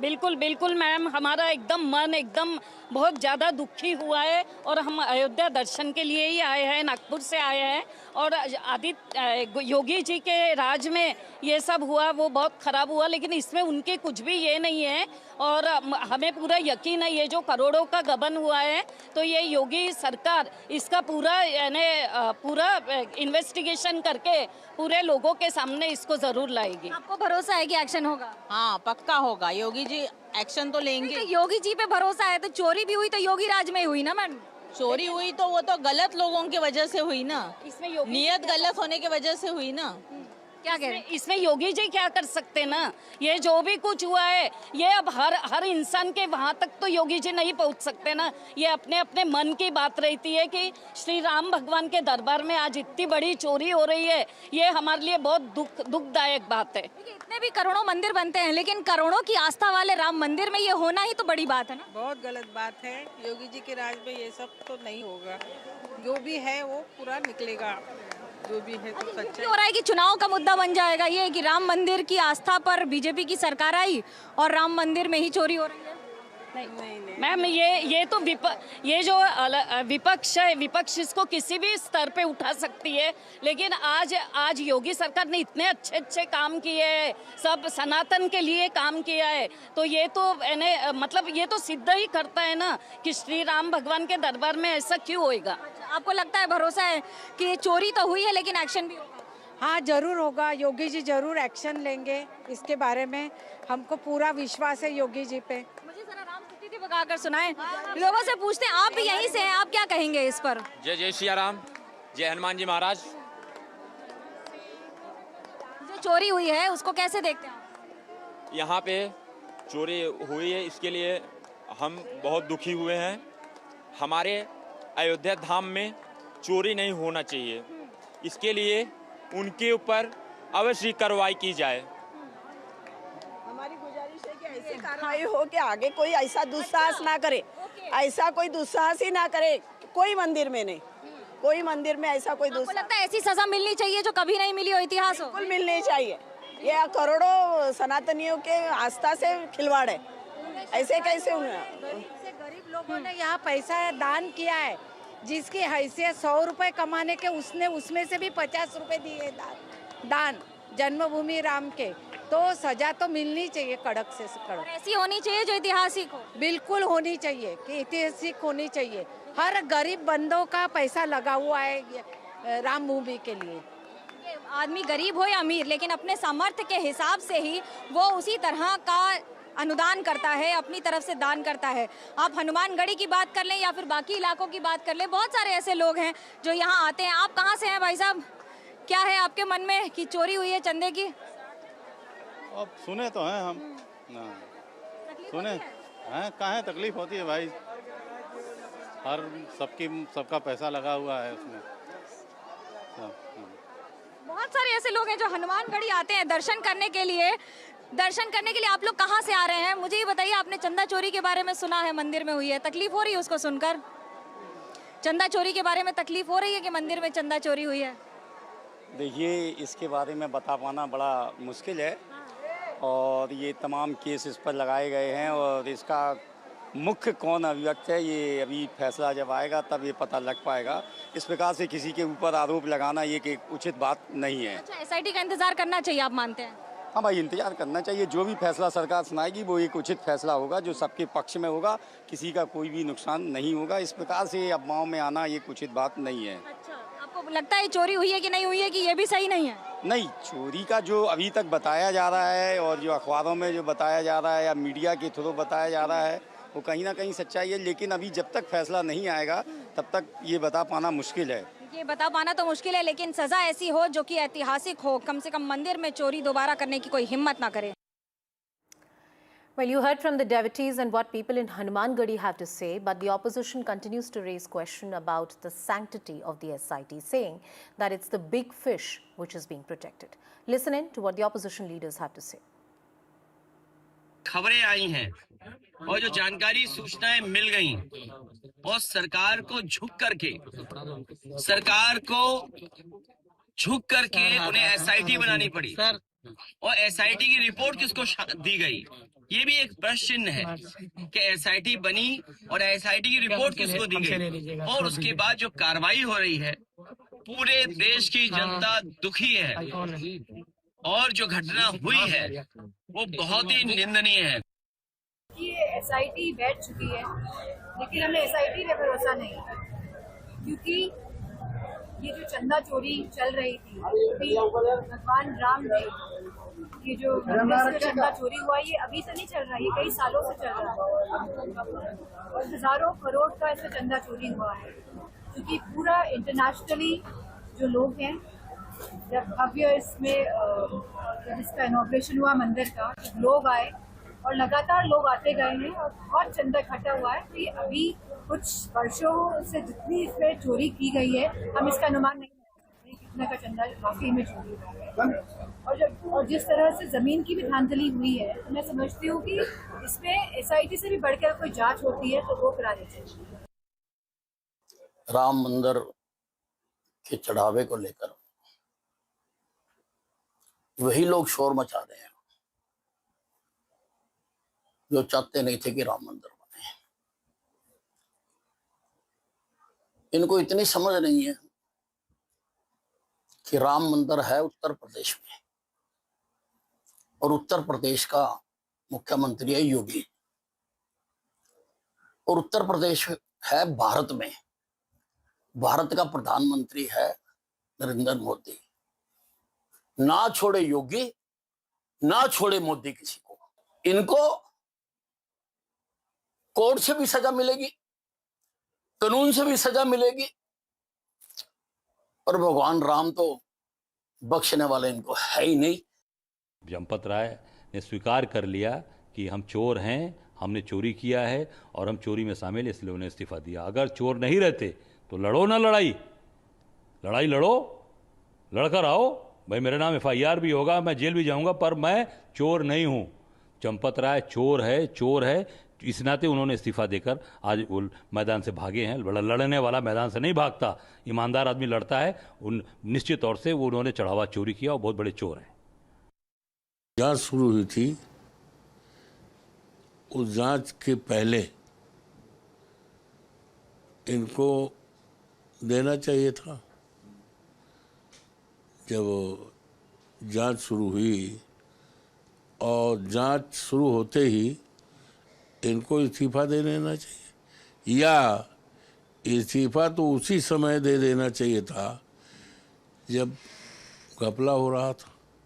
ये कोई सिंपल मामला नहीं, ये बहुत बड़ा मामला है।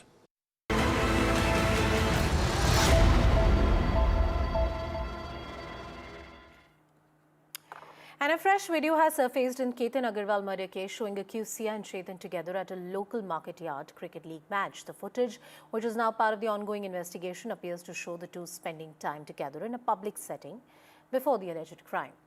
Police sources say prime accused Sia Goyal told investigators that plotting Ketan's murder seemed easier than telling her family she didn't want to marry. She allegedly said that she chose not to call off the wedding because she did not want to hurt her family's sentiments. Police are also set to question Sia's parents, brother, and they are preparing to record their final statements as well. Listen in to what Ketan Agarwal's father and grandfather had to say. सिर्फ एक ही appeal करूंगा, मेरा 26 साल का बेटा आज जिस भी वजह से उन्होंने बिना कारण से मार डाला, जिसको आज तक कोई कारण पता नहीं चला, मेरे बच्चे की कहीं पे भी एक गलती नहीं थी। मैं तो शादी करने चला था, उसकी घर में बेटी बहू लाने चला था, मुझे नहीं पता था कि मेरा बच्चा ही खो दूंगा मैं। तो मैं सबसे अपील कर रहा हूं कि उसको जस्टिस मिले, उसके अपराधियों को फांसी की सजा मिले, यही मेरी सबसे रिक्वेस्ट है। हमारे साथ ये बहुत बड़ा धोखा हुआ है, ये धोखा आपने नहीं दिया है, ये सबसे ज्यादा बुरी बात है। लड़की वाले से हमारे बहुत पुराने संबंध थे और उनको मालूम था, फिर भी नहीं हुआ।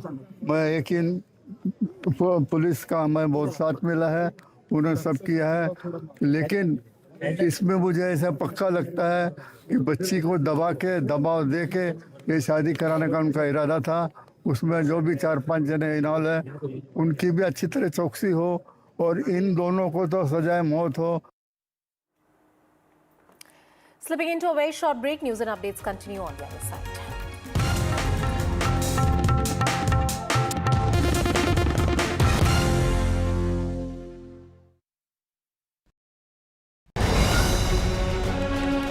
Straight from the heart of the newsroom to the core of the stories shaping your world. Join me, Gargi Raut, as I track all the developments as they break. Live from the NDTV newsroom, weekdays at 4 p.m.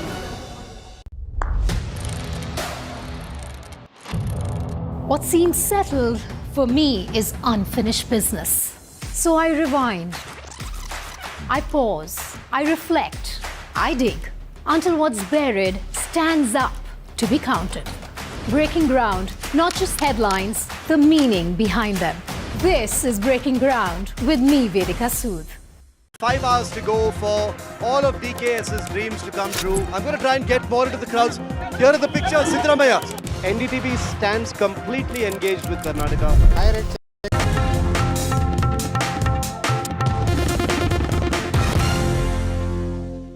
As the world races to meet its climate goals, the focus is shifting from just generating clean energy to making it available round the clock.